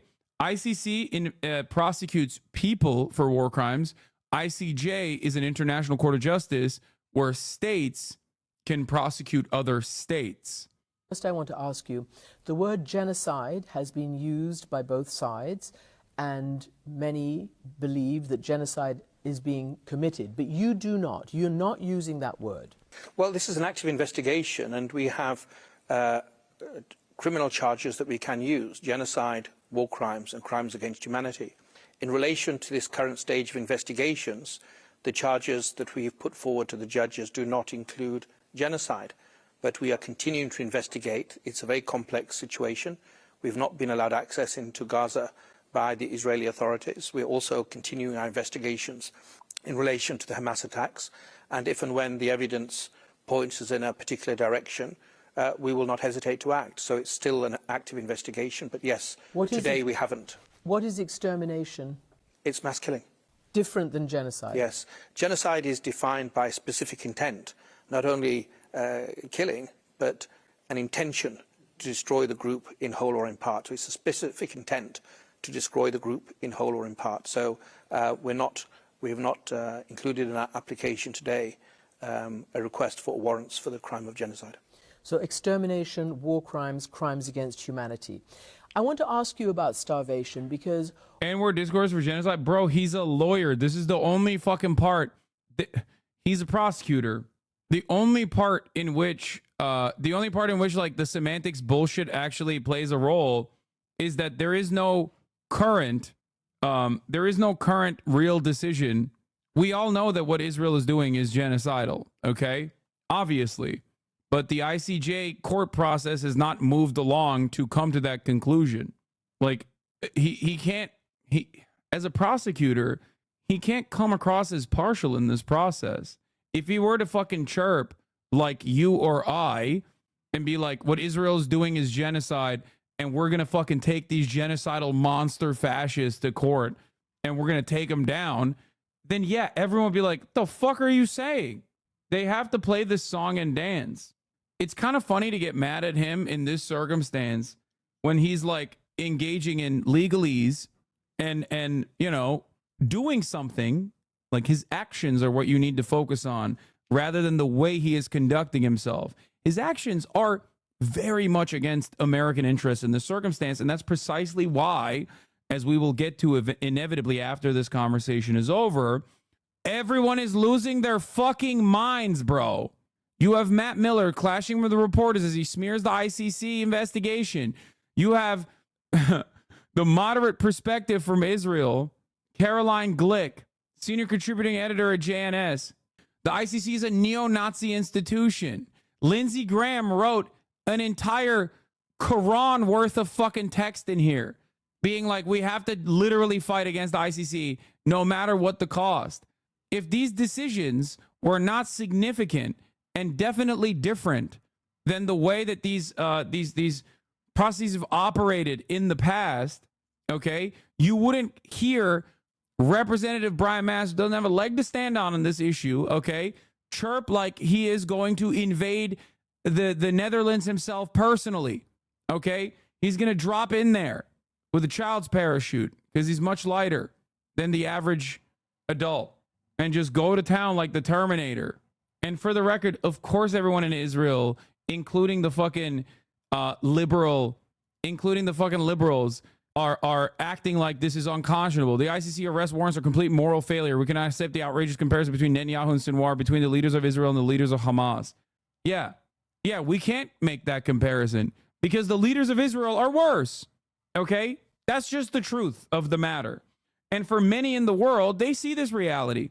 Of course, good luck trying to explain this to a singular Zionist, no matter what their fucking background is. Wait, I'm not from America. Can America just like invade the Netherlands? Is it a joke? This is my favorite part of the broadcast. For the past 10 years, whenever people talk about how America is not bad at all, what the fuck are you talking about? I almost always bring up this wonderful factoid that yes, in 2002, we passed a law in our Congress that says that if America or any of its allies, any active service members, any American citizen whatsoever is ever prosecuted by the International Criminal Court and is extradited, we will invade The Hague. It is colloquially known as the Invade the Hague Act, also known as the American Service Members Protection Act. Here it is. It's a United States federal law described as a bill to protect United States military personnel and other elected and appointed officials of the United States government against criminal prosecution by an international criminal court to which the United States is not a party. The text of the act has been codified as subchapter 2, chapter 81, blah, blah, blah, blah, blah. The act gives the president power to use all means necessary and appropriate to bring about the release of any U.S. or allied personnel being detained or imprisoned by, on behalf of, or at the request of the International Criminal Court. Why would we do that in 2002? What a significant year. There is a law that we passed in Congress that dictates that if an American citizen, if any kind of American service member, active duty, or vice versa, is ever brought up to the International Criminal Court, if they are extradited to the International Criminal Court, the U.S. Hague Invasion Act will kick in. You heard that right. We will invade The Hague. U.S. President George Bush today signed into law the American Service Members Protection Act. That's what that's what it was called, which is intended to intimidate countries that ratify the treaty for the International Criminal Court. The new law authorizes the use of military force to liberate any American. The full list of people covered in the text of the bill. The term covered allied persons means military personnel, elected or appointed officials, and other persons employed by or working on behalf of the government of a NATO member country, a major non-NATO ally, including Australia, Egypt, Israel, Japan, Jordan, Argentina, the Republic of Korea, New Zealand, or Taiwan. Y'all insane, mate? Actually cooked? It's just bad guy shit. The faster you come to that recognition, the easier a lot of this becomes to understand. This does not mean that like all of the decisions that America makes is bad, or it certainly does not mean that like America's enemies are good. A key distinction that no one seems to understand when I talk about it, it's just America big bad, and then other countries also bad, just not as big bad as America in many instances. There can be certain circumstances where other countries are worse, okay, in hyper-specific scenarios, but ultimately, you know, this is big bad shit. This is big bad guy shit. My favorite of those pro-Israelis who are about for Ukraine. I think there's probably more people in Israel that are about that are more pro-Russia. Most of the pro-Israel, pro-Ukraine people are in America because their positions just simply align with whatever the fuck the American State Department is interested in. GOP reps introduced bill to extend U.S. government service members benefit under SCRA and USERRA to U.S. citizens serving in the IDF. That's awesome. Over 20,000 American citizens are currently defending Israel from Hamas terrorists. I hope they stay there. I hope that they are prosecuted as war criminals, never to return back to the United States of America ever again. In a truly just world, that's what would happen. Anyway, as our closest ally in the Middle East continues to defend itself against terror, many brave Americans have decided to lend a hand, said Miller. I'm proud that this legislation extends important protections to those Americans who chose to risk their lives in the fight against terror. That's crazy. Regarding that DSA chatter, look, after mentioning 76 years of oppression and occupation, you'll hear, okay, but no historical context justifies massacring civilians like that. I agree with that, even though those same people failed to apply that standard to the context of the war. Once you're at that point, the important questions that rise are then what's driving the conflict and who has the power to stop it? Questions which get much clearer answers upon any serious look into history. Yeah. The TLDR of that is Israel is responsible for October 7 and any kind of violence that Israeli citizens have experienced as a consequence of the Israeli apartheid regime. Israel has all the power to stop this conflict. Israel has all the power to stop the genocide. Israel has all the power to give full-blown civil protections and civil liberties to every single Palestinian living under its settler colonial occupation. Approximately 50% of the Israeli population is Russian speaking. Yeah, Amal Clooney is a little bit involved in the case as well, which is cool. Is there any hope for Israel and Palestine to stop fighting and be able to come to some solution, whatever it may be, without international interference? No. Why haven't the surrounding Arab powers attacked Israel to stop them? Much to consider here. Why haven't they? Yeah, why haven't they used their American ordnance, American precision guided munitions, American fighter jets, and American trained soldiers to go and fight Israel? That's crazy. Why don't they fly their American jets out of American military bases only to fly back to get refueled by other American, like direct American service members? Anyway, big bad shit. Something to remember and something to consider. The International Criminal Court has no jurisdiction in Israel. My man popping off like Bryan Singer, dude. Tom Cotton popping off like he's about to be indicted on sex crimes against minors. There is no International Criminal Court jurisdiction in Israel. Okay, that's why I'm traveling there. I'll have you know, there's no extradition policy to the United States either.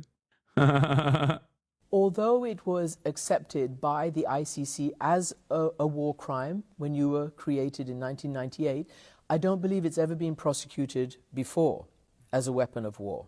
No, it's not that I'm aware of. I think, unfortunately, this situation will be a first, and it's very unusual. We see a population, large numbers of children and women that have already endured more than 17 years of a very rigid regime of allowing goods into Gaza. I think even in 2022, the United Nations and others said that 80% of the population, lived on humanitarian supplies. And that's just become even more pernicious since the 8th of October with all the other restrictions. And, the words of the Secretary General of the United Nations, of the head of the Office of Coordination of Humanitarian Affairs, Martin Griffiths, WHO, UNICEF, I mean, it seems everybody in the international firmament has spoken with grave concern, extreme concern, but we haven't seen food, water, medicines go to the most vulnerable, and they have those rights, not because of something that I'm saying, it's because it's required in the Geneva Conventions and it's required in the Rome Statute. So, as of April 17th, according to humanitarian organizations and the authorities, whatever exist on the ground in Gaza, 28 children under 12 have died, including 12 babies about a month old, because of malnutrition-related conditions. The Defense Minister, Yoav Gallant, who today you are issuing an arrest warrant, or the request for an arrest warrant for, said on October 9th, 2 days after October 7th, we are imposing a complete siege. There will be no electricity, no food, no water, no fuel. Everything is closed. We are fighting human animals and we will act accordingly. Prime Minister Netanyahu on October 13th said, we will exact a price that will be remembered by them and Israel's other enemies for decades to come. Is that the basis on which you establish intent? Or is that part of your evidence? Much more than that. But yes, some of the words uttered by the two individuals, Minister of Defense Gallant and Prime Minister Netanyahu, are of course probative and relevant. The fact that so many other individuals have said, words like there's no such thing as an innocent civilian in Gaza, they're all responsible. The words by members of the Security Committee. I mean, there's a whole variety of words that are said and done by the government that have not been disowned, that have not been denied, that the two individuals have not disassociated themselves from, and I think that's relevant. But it's a very complex operation. It's not just the denial of aid. It's not only the fact that as an occupying power, Israel has an affirmative obligation to make sure food and the objects indispensable to survival get to the civilians. They have an affirmative obligation. They're in control of the north of Gaza, for example. IDF tanks are in situ. They could guard aid convoys going in and making sure it goes to the camps. They're not doing that. But in addition, one has to look at a wider aspect. Water has been cut off. Electricity has been, plants have been either destroyed or targeted. Fuel can't go in. Desalination plants are completely dysfunctional. There's no desalination plant in the north of Gaza at all. Water purification tablets, filtration systems have been classified as dual-use objects, as have incubators, as has oxygen for hospital, as have anaesthetics. One sees 90% of all the greenhouses in the north of Gaza destroyed. 40% of the land that was used for agriculture has been destroyed since the conflict started. 70% of the fishing vessels. I mean, every avenue that is so important to human survival has been constrained or suffocated because of a policy. And the words of the Secretary General of the United Nations, which said we're at breaking point, the words of UNICEF, the words of UNRWA, saying that we've got a trickle of aid in a sea of need, all of these giants of the international system, their words, their concerns have been put to one side, unfortunately, in the face of other imperatives and what seems to be a bid also for the collective punishment of the people of Gaza. What is the international law on the restrictions that you're talking about? And for instance, the checking of aid convoys. The Israeli government says it is at war with a terror organization and has worked in coordination with the US, Egypt and international aid agencies to get aid in. Netanyahu himself on October 29th, after 2 weeks of nothing getting in, another week later said, we must prevent a humanitarian disaster. What do you make of those words? And what is the law on stopping and checking aid convoys? See, we have to look at words and analyze them. Dude had like 10 to 15 seconds for the war crimes of Hamas, and now is like 15 minutes of Israel's war crimes. Yeah, seems a little biased in the direction of the truth. So yeah, of course. October 7 is one fucking day. Israel's been doing 10x October 7 for the past 8 months. Of course he's going to spend an unimaginable amount of time on what Israel is doing. And this is what I was trying to stress to people. Against what is taking place. Prime Minister Netanyahu has been on the record to say that the access of humanitarian aid gives Israel important leeway that is being used. They've talked about a diplomatic iron dome as part of allowing aid in and not allowing aid in and all the rest of it. Israel has every right not to give succor to Hamas. That is not contested. Israel has every right and indeed an obligation to get hostages back. But you must do so by complying with the law. The fact that Hamas fighters need water doesn't justify denying water from all the civilian population of Gaza. there's an obligation. As I said, it's an affirmative, in addition to everything else, there's an affirmative obligation as an occupying power that Israel is, to make sure water, medicines, anesthetics, insulin goes to the people that need it. If tanks can go in, why can't those tanks and those soldiers guard aid convoys? So there's a lot of deficiencies that give rise not just to recklessness or negligence or indifference, but seems to be part of a criminal common plan to deny these objects indispensable to the survival of the civilian population. And how many doctors have to talk about amputating the limbs of little babies or children without anesthetic, or how many people need to die without insulin, or how many people with 50% burns can be left by the doctors in the different hospitals because they don't have antibiotic creams for burns and they can't save them without that, for us to realise that the law is being breached. Now, this is what we have analysed, and we've presented it for judges who will make the final decision if warrants should be issued or not. And again, you say that you have requested these warrants based on a higher level of evidence than is normally required, not just that there's a reasonable belief that it could lead to actual warrants and a charge, but you believe your evidence has what? Well, when I came in as prosecutor, the standard for a warrant are reasonable grounds to believe. That's what the judges have to determine. Across all our situations, when I became prosecutor, I required the leaders in the office, the heads of the teams, to certify that there's a realistic prospect of conviction. It's not enough in these kinds of cases to have enough to issue a warrant. We must be able to bring it home.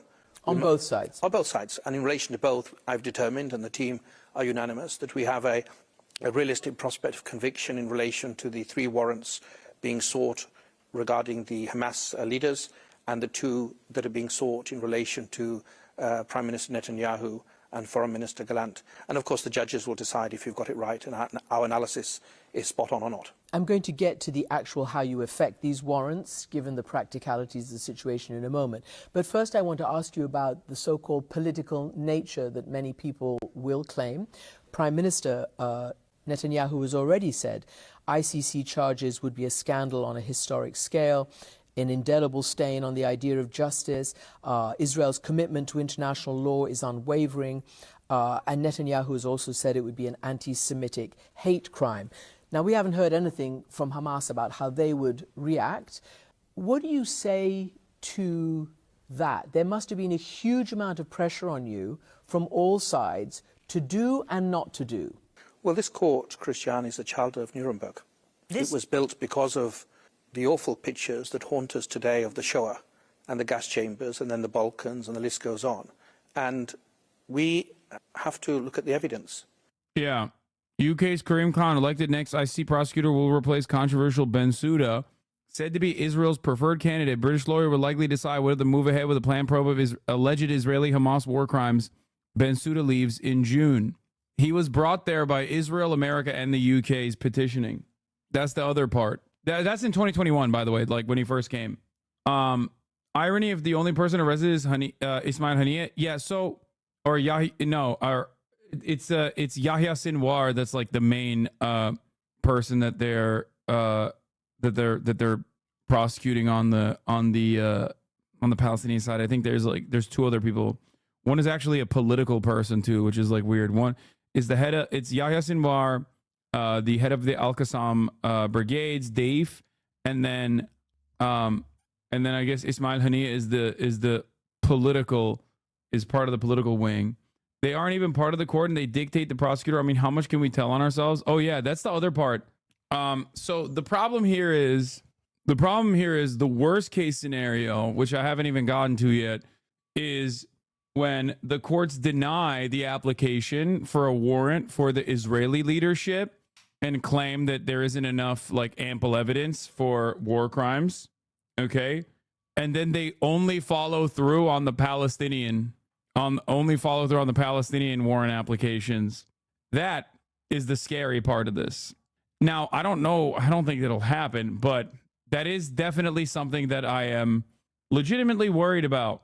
Because if he fucking turns around and, I mean, if the judges turn around and say, like, there's no ample evidence for Israeli war crimes, is basically giving Israel further permission while simultaneously while simultaneously turning around and being like, but there's an incredible amount of evidence for the Hamas war crimes, and then they follow through on only prosecuting the Hamas leadership.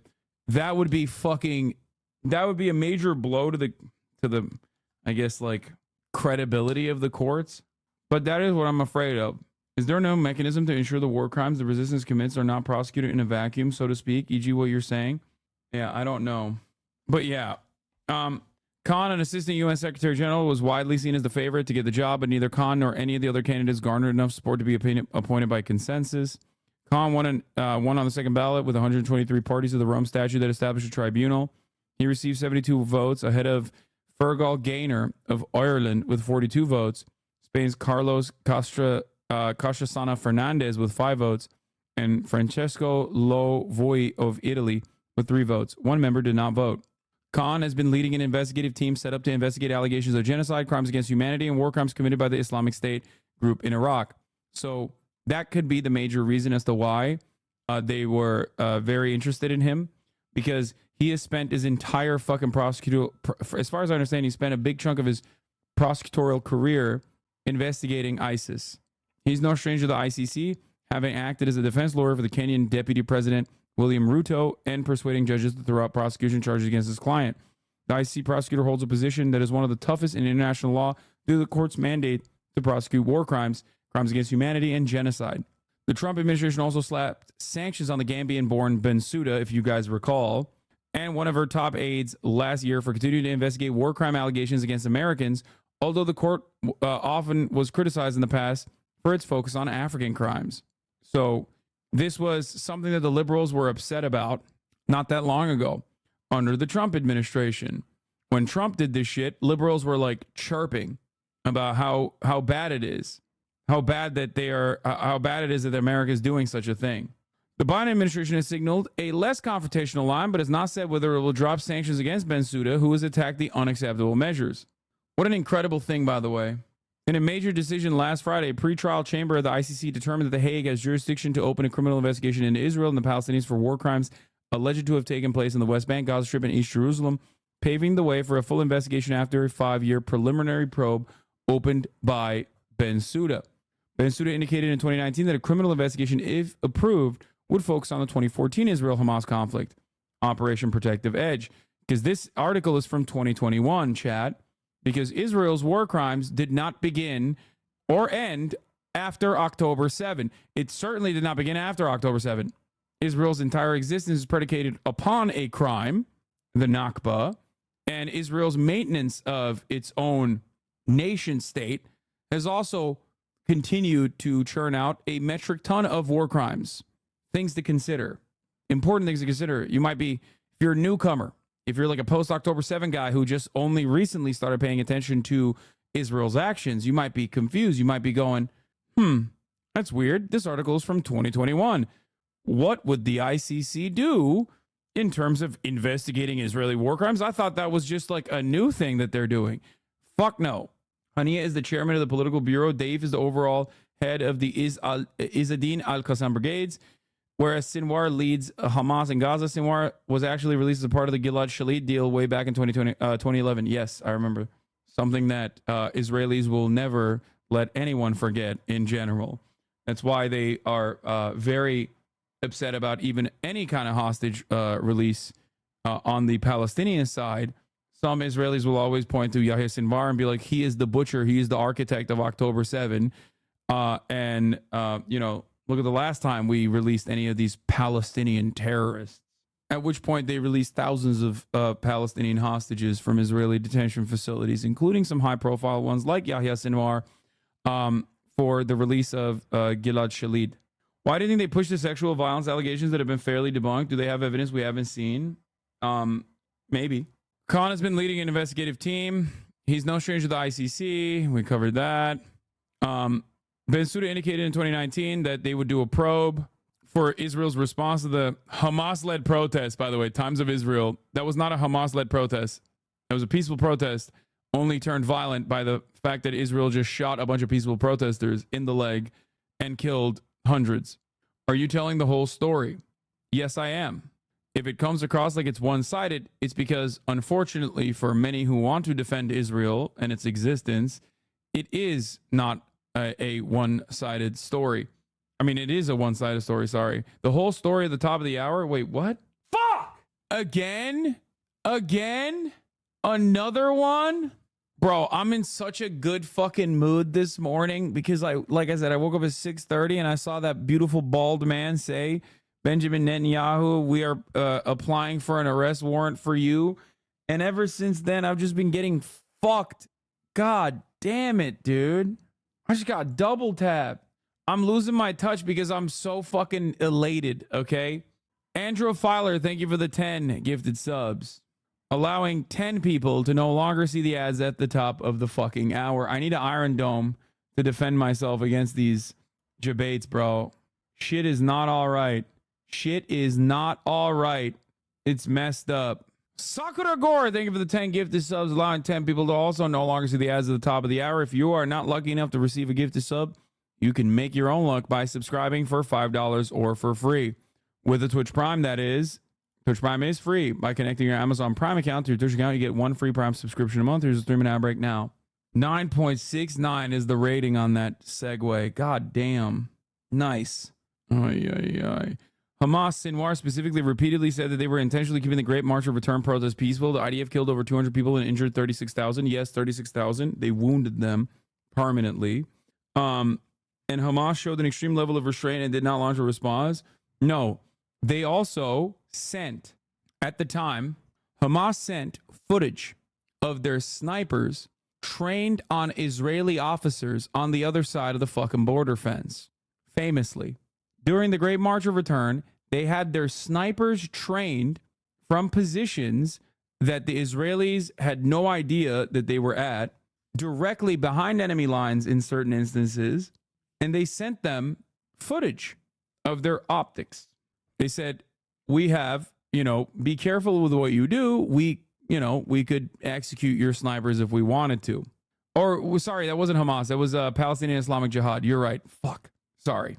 I'm using the Palestinian resistance groups as a catch-all term here. And the IDF, in a brilliant display of ultra-nationalist arrogance, looked at that footage and said, they are too afraid to kill our officers. They did not perceive the threat. They literally said at the time, see, they could kill our people if they wanted to, but they won't because they're so afraid of our might.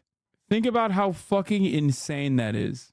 That is the hubris only born out of the arrogant display of supremacist attitude that is consistently recycled through every fucking orifice, okay, of the apartheid regime. The only reason why you look at a situation like that and not go, oh my fucking God, this is genuinely, this is fucking insane. This is a massive lapse in security. So perhaps it should not come as a surprise that they also refuse to recognize the real threat that an October 7 style attack was coming to Israel when other regional actors communicated that there was a lot of mobilization occurring inside of Gaza and outside that, before October 7, Israel got prior warning. Israel threatens to kill Hamas leaders in response to the Islamic Jihad video. Iran-backed group shows footage of IDF's head of Southern Command and top liaison to the Palestinians on crosshairs on the Gaza border. The threats by the PIJ terror organization to shoot IDF soldiers by snipers on Gaza constitutes crossing a red line. Transportation and Intelligence Minister Israel Katz tweeted, Hamas must know that any attack on IDF commanders at the border to Gaza will immediately lead to a renewal of targeted killings of Hamas leadership. Anyway, that's crazy. I just came in. Can you talk about the ICC warrants? Do they have meaning or not just yet? Come on, brother. Of course I'm talking about the ICC warrants all day, every day. Once you start military action, we missed the fucking Hasbara troll. You guys clapped them too hard. He said Hamas brought this upon the Palestinian population. It's an unfortunate side effect of war. Yeah, war started in 1948, or even before then, really. So the idea that Hamas started it is really stupid and only demonstrates your lack of knowledge on the matter especially ironic considering that we're currently not even talking about post-October 7 actions, but instead talking about things that happened many years prior to October 7. So perhaps if you were a little bit interested and actually intellectually curious, you would recognize that reality, the reality of what we are currently talking about, and maybe develop a better understanding of the dynamics of power at play. This way, you could potentially develop better counters rather than just saying the same NPC talking points that are easily dismissed over and over again. And the way I very simply try to do things is look at the evidence, look at the conduct, look at the victims, and airbrush out the nationality. And if a crime's been committed, we should move forward. Nobody is above the law. No people by dint of birth or passport, religion, nationality, or the colour of their skin have a get-out-of-jail-free card, have a free pass to say, well, the law doesn't apply to us. This is a moment when we see in the shadow of Ukraine a increasing cacophony of noise, of double standards and selectivity. And what we're trying to do is not go with a tide of emotion, but take our time, move as effectively as we can, but be guided by evidence. And every human life, every baby that is killed, whether it's a baby that's cruelly abducted by Hamas and killed, or a baby that's been bombed or killed or has died in incubators because of no electricity or water or food in Gaza, for them, for their... Does that Hosbert troll realize he just tried to justify knowingly killing citizens using collective punishment as a logic? Doesn't even try to avoid that? Well, at least he's honest. There's honesty in that. Much more honesty than like the way that oftentimes CNN tries to cover this story, cover this ethnic cleansing campaign. Families and humanity, it's a tragedy. And this is why we have a court. It's about the equal application of the law. No people are better than another. No people anywhere are saints. And so we have to apply a yardstick of legality to conduct. We've done that, and this is why we've made the applications that the judges must determine. I'm going to read you some heavy criticism that you've received from the United States. As we know, the United States is not a party to the ICC, nor is Israel. Recently, when word came out that this may be happening at some point, U.S. senators and U.S. congresspeople, mostly Republicans, wrote you a letter signed by Senator Tom Cotton, Mitch McConnell, Ted Cruz, Marco Rubio, and others. This is the quote: "Target Israel and we will target you. If you move forward with the measures indicated in the report, we will move to end all American support for the ICC, sanction your employees and associates, and bar you and your families from the United States. You have been warned." Is that a threat? I think that's the plain meaning of it in English. But, you know, there's hotheads everywhere, and there's people that are mature statesmen and stateswomen and leaders. There are those that have fidelity to something greater than themselves, whether it's their constitutions, but ultimately it's the rule of law. The good news is, I think, for the last 2.5 years, we've had very positive engagement with the Biden administration in the United States. We're working across a range of situations, whether it's in Ukraine or Darfur. And I've said to distinguished members on the Hill and to the administration that Rome Statute values are quintessential. This was such a sick moment in this interview where he's just like, listen, bro, you tried to interfere in the affairs of the ICC. You might be in the crosshairs of our jurisdiction all of a sudden, which again, you know, he is in direct violation of the invasion of the Hague Act in that situation. But hey, what are you going to do? American values. It's against bullying. It's against the untrammeled power against the most vulnerable. It's the rights and the dignity of the individual. It's the protection of babies. I mean, these are fundamental American values that should engender bipartisan support. Now, of course, this situation, unfortunately, lies on the San Andreas fault of international politics and strategic interests. And of course, I've had some elected leaders speak to me and be very blunt. This court is built for Africa and for thugs like Putin, was what one senior leader told me. We don't view it like that. It's like, bro, You're not supposed to fucking prosecute white people in the West. Excuse me. What do you think you're doing? Bro, they admitted it. Yeah, I know. That's my favorite part about like things moving in this direction is the brutal honesty that you hear from the supposed defenders of the rule-based international order.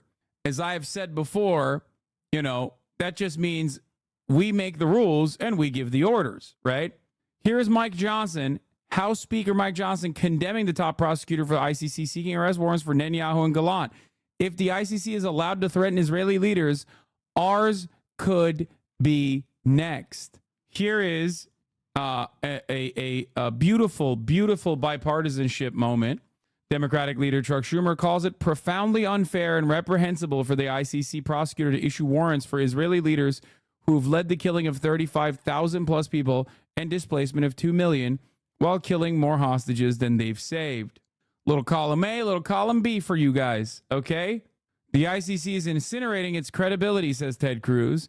It is disgracefully equating our democratic Israeli allies with genocidal terrorists and, in the process, far exceeding its authority, thus setting itself up to target Americans next. The U.S. cannot stand by while any of this happens. It is time for the ICC to face catastrophic consequences and sanctions. Pretty funny that these guys are chirping because the ICC is finally doing its job that extends outside of its prior boundaries of just, you know, operating alongside American interests. Here's Ben Shapiro. I'm tempted to say who gives a shit about the ICC, mainly because no one with half a brain should give a shit about the ICC. But some apparently do because, oh, wow, the magical morality of checks notes is European bureaucrats.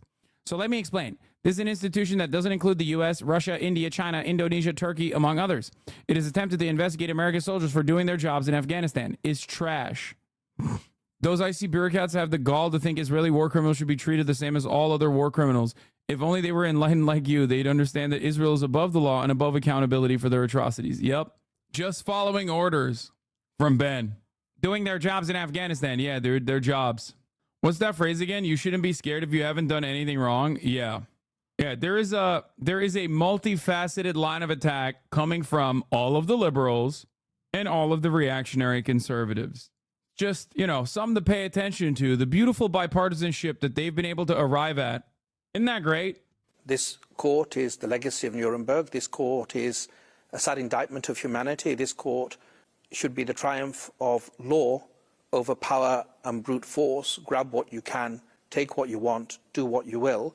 And we're going to simply be, we're not going to be dissuaded by threats or any other activities, because in the end we have to fulfill our responsibility. By the way, this is why I laugh whenever motherfuckers are like, oh, there's actually great discourse in Israel. How dare you say that? There's a phenomenal amount of discourse in Israel. There's a lot of, it's a democracy. And it's like, and we hate Benjamin Netanyahu, actually, as a healthy democracy would.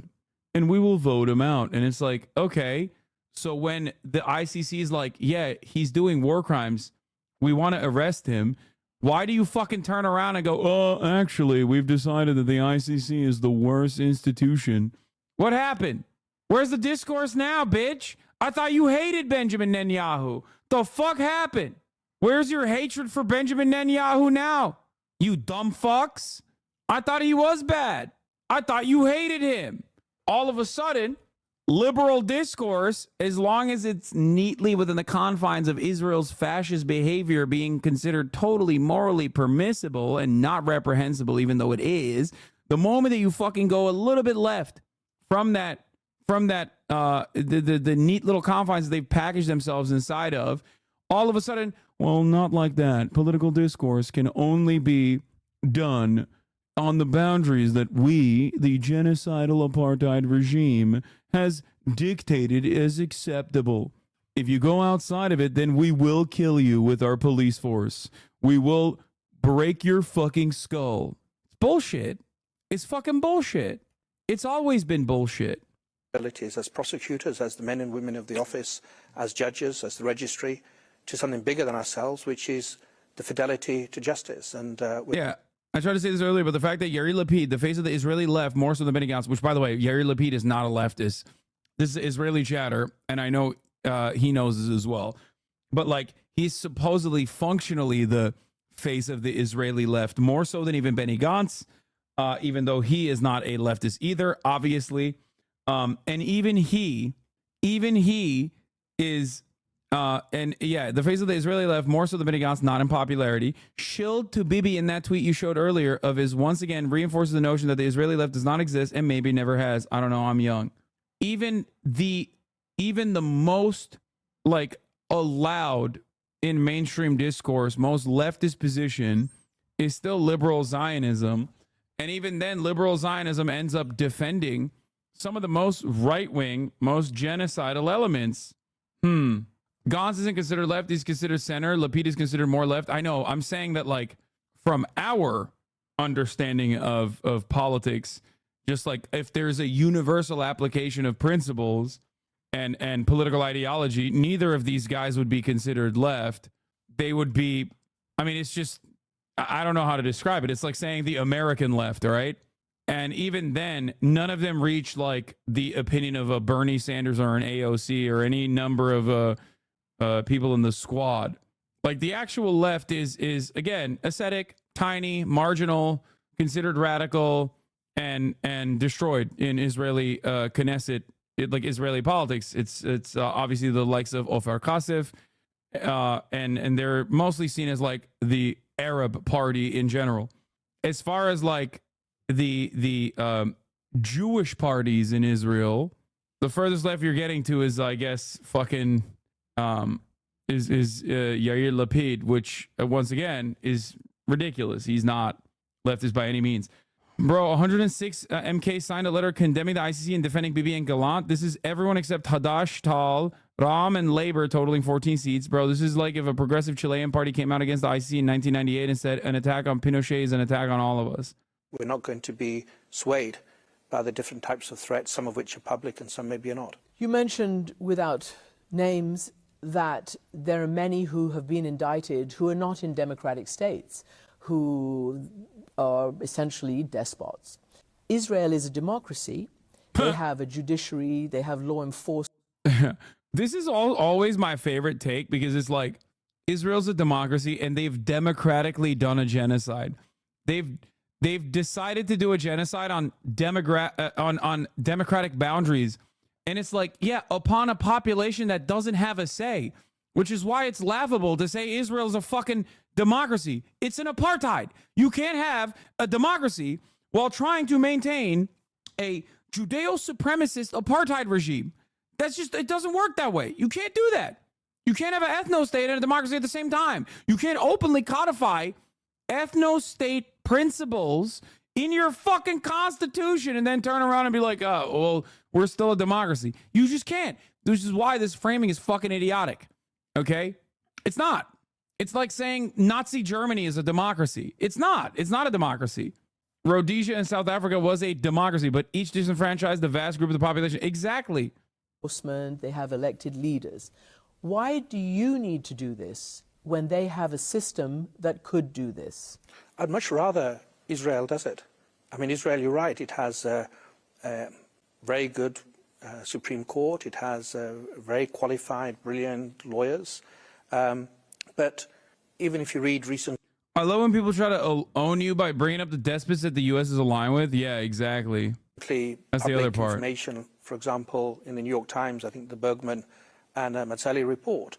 If one goes back to the 80s and look at the Karp report, a Deputy Attorney General of Israel who said that Israel was unwilling and unable to investigate crimes in the occupied territories. If one looks at the Sassoon report, if one looks at General, U.S. three-star general that was in Washington, D.C.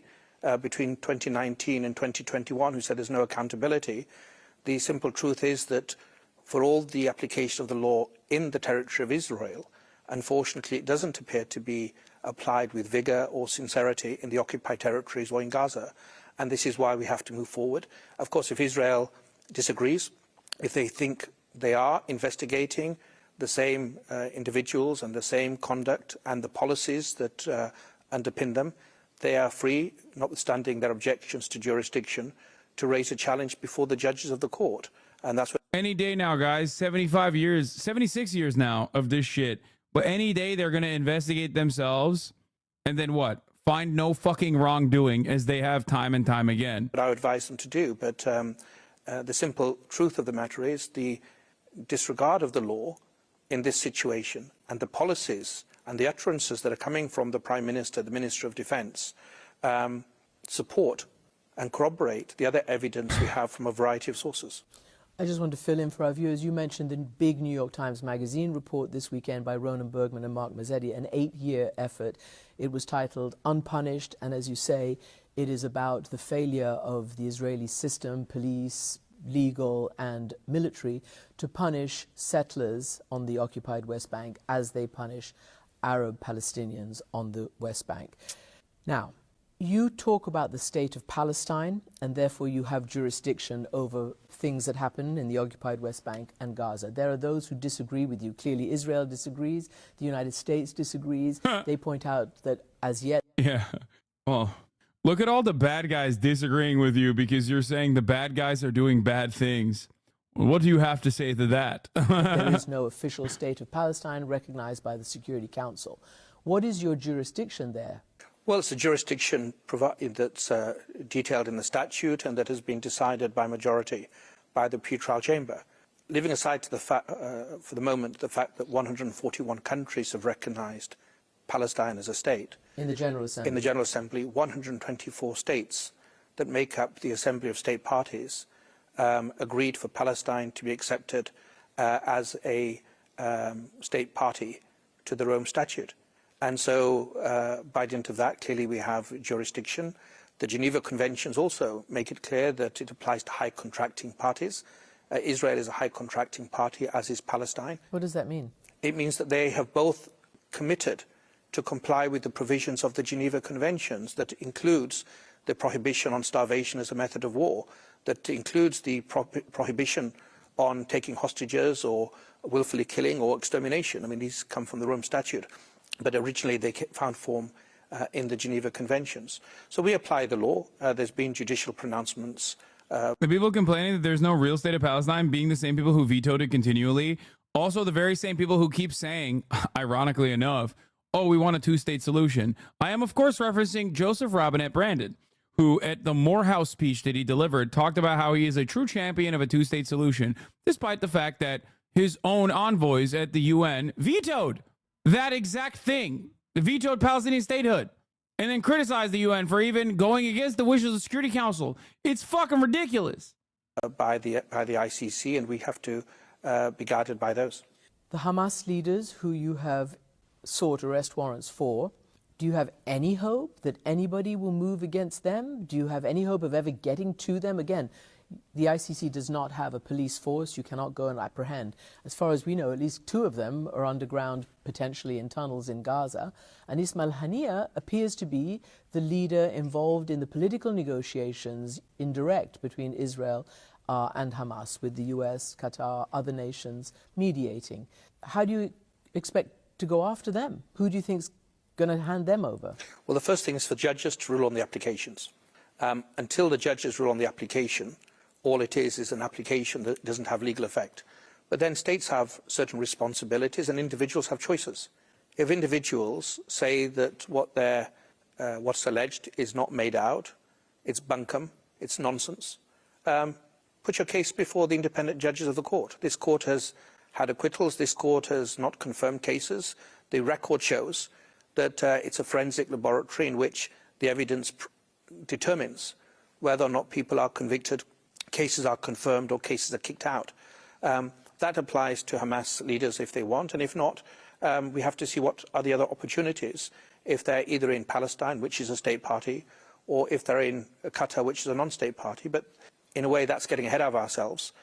Today, the announcement is the application, and the judges have to be given the time to independently and dispassionately assess what we've given. Nothing is a given. They have to assess it and to make a determination whether or not to issue warrants. But I also wanted to underline the fact that you mentioned in an earlier question the allegations of anti-Semitism, the hate, the idea that by applying the law blindly, we are favouring one side or persecuting or being hostile to another side, and nothing can be further from the truth. We have so many people of distinction that are respected, and they independently came in. I brought them in. They sat in the evidence review. This is not a witch hunt. This is not some kind of emotional reaction to noise. We've been criticised for going too slowly, criticised for going too fast. It's a forensic process that is expected of us as international prosecutors, as an independent court, to build evidence that is solid, that will not dissolve in the courtroom. And that's what we've done. Today is the fulfilment of that first stage, this first round of applications in which we say we have done our job. We now give it to the judges to scrutinise. So it's not against any people, and it's not against or for any interest. It's simply because if we don't apply the law equally, we're going to disintegrate as a species. Of course, what's happening in the West Bank is extremely worrying. It's an issue also that we are investigating. But there's a certain, in democracies, political choices tend to be determinative. And all I can say is that Israel, the leaders, the country, has a choice. That they can engage and do what is necessary to meet complementarity. In the United Kingdom, in the Iraq investigations before I was appointed prosecutor, it was found that there were deficiencies in the legal system for military justice. But we have really sincerely looked at things with a broad horizon. Typical Muslim, he's Muslim, so ICC Warrant isn't a real thing. I'm trolling. Yeah, his name is Crescent Moon and Star Chatters, which, by the way, is ironic because, like, that is literally what that flavor of defense is ongoing currently. Looking at incriminating and exonerating evidence equally, looking at evidence, authenticating the evidence, and realizing that we're not worth the job, the title as being a prosecutor or being lawyers or having an international criminal court if we are dissuaded because of extraneous interests from moving forward. Because at the end of the day, I go back to this basic premise. A child in Myanmar that's persecuted, or a child in Israel that is an orphan or that has been taken and killed, or one in Ukraine, for their family, there's no difference. Their universe has been torn to shreds.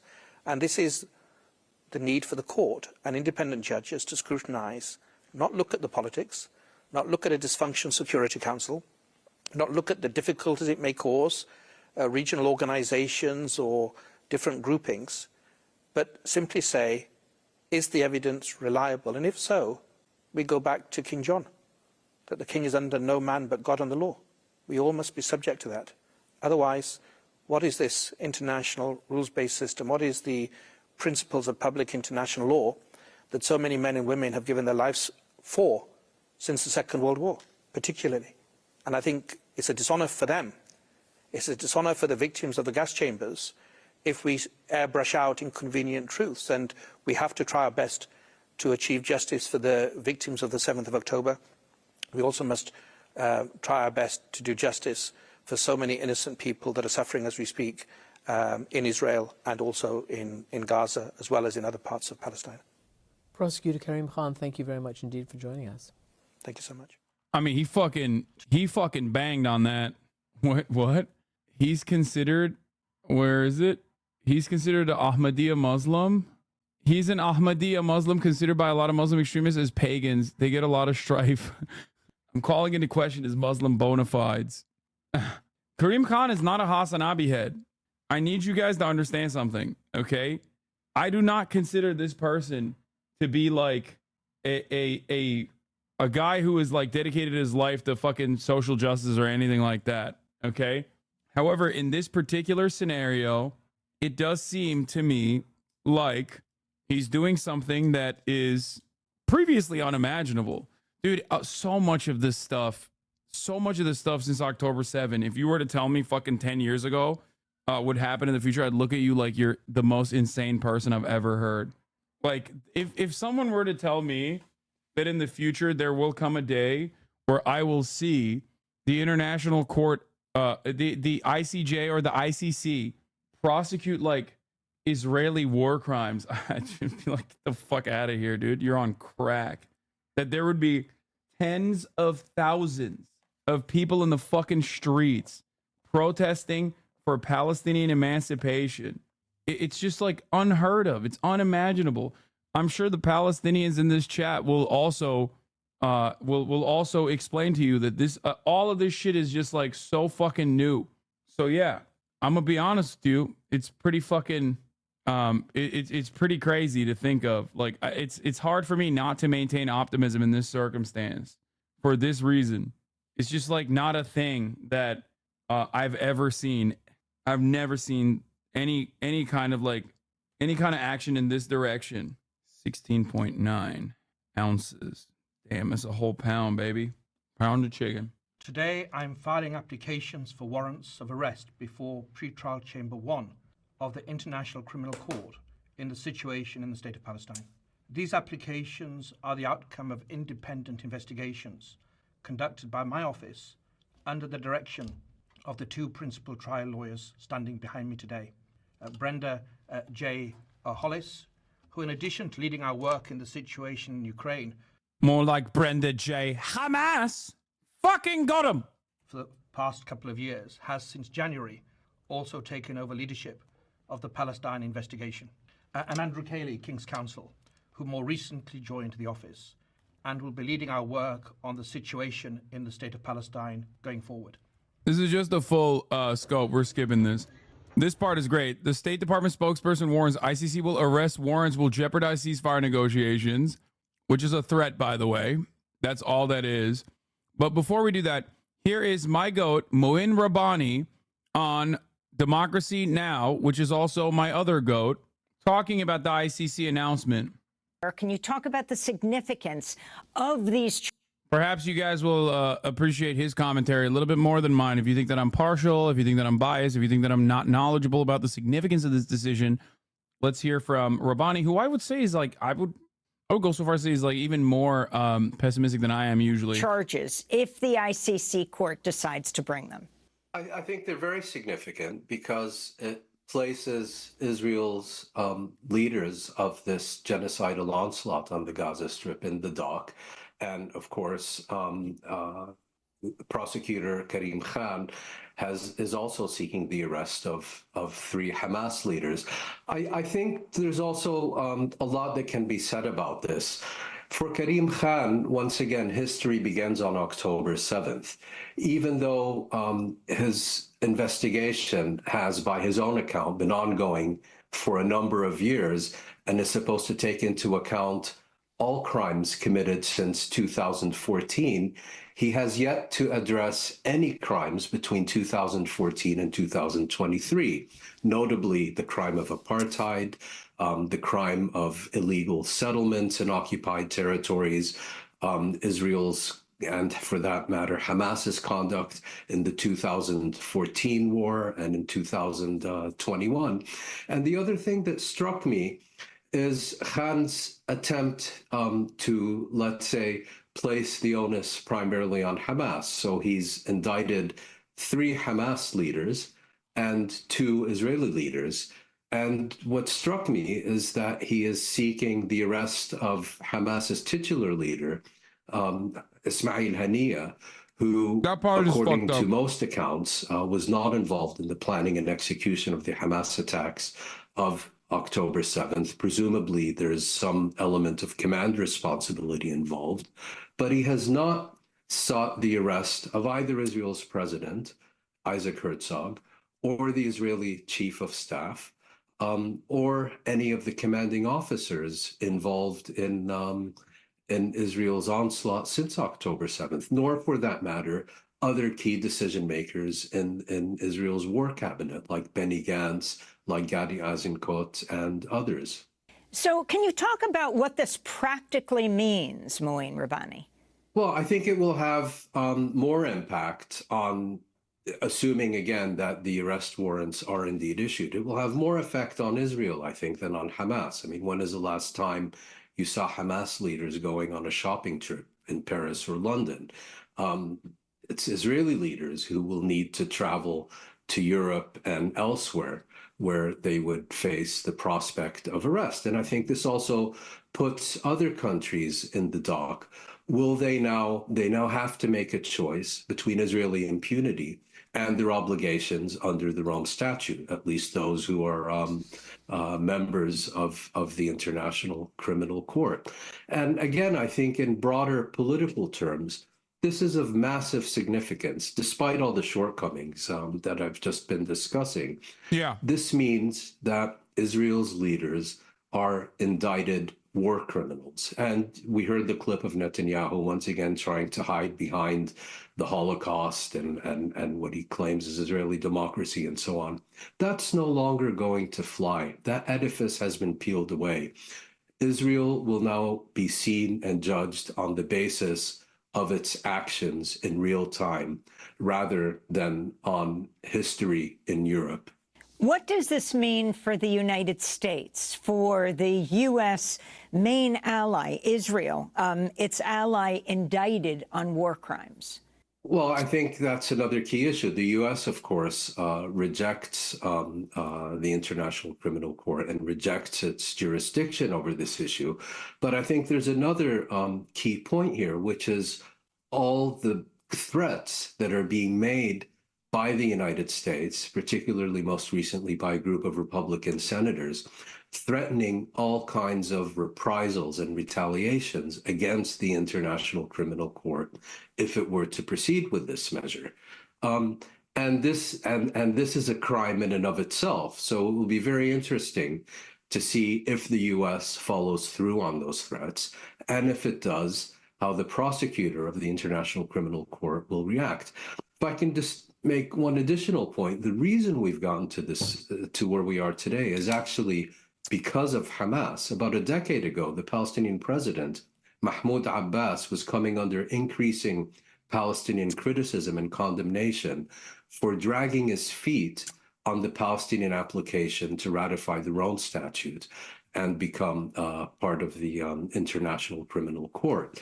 He said he would only do so if he had the explicit endorsement to do so of the Hamas leadership.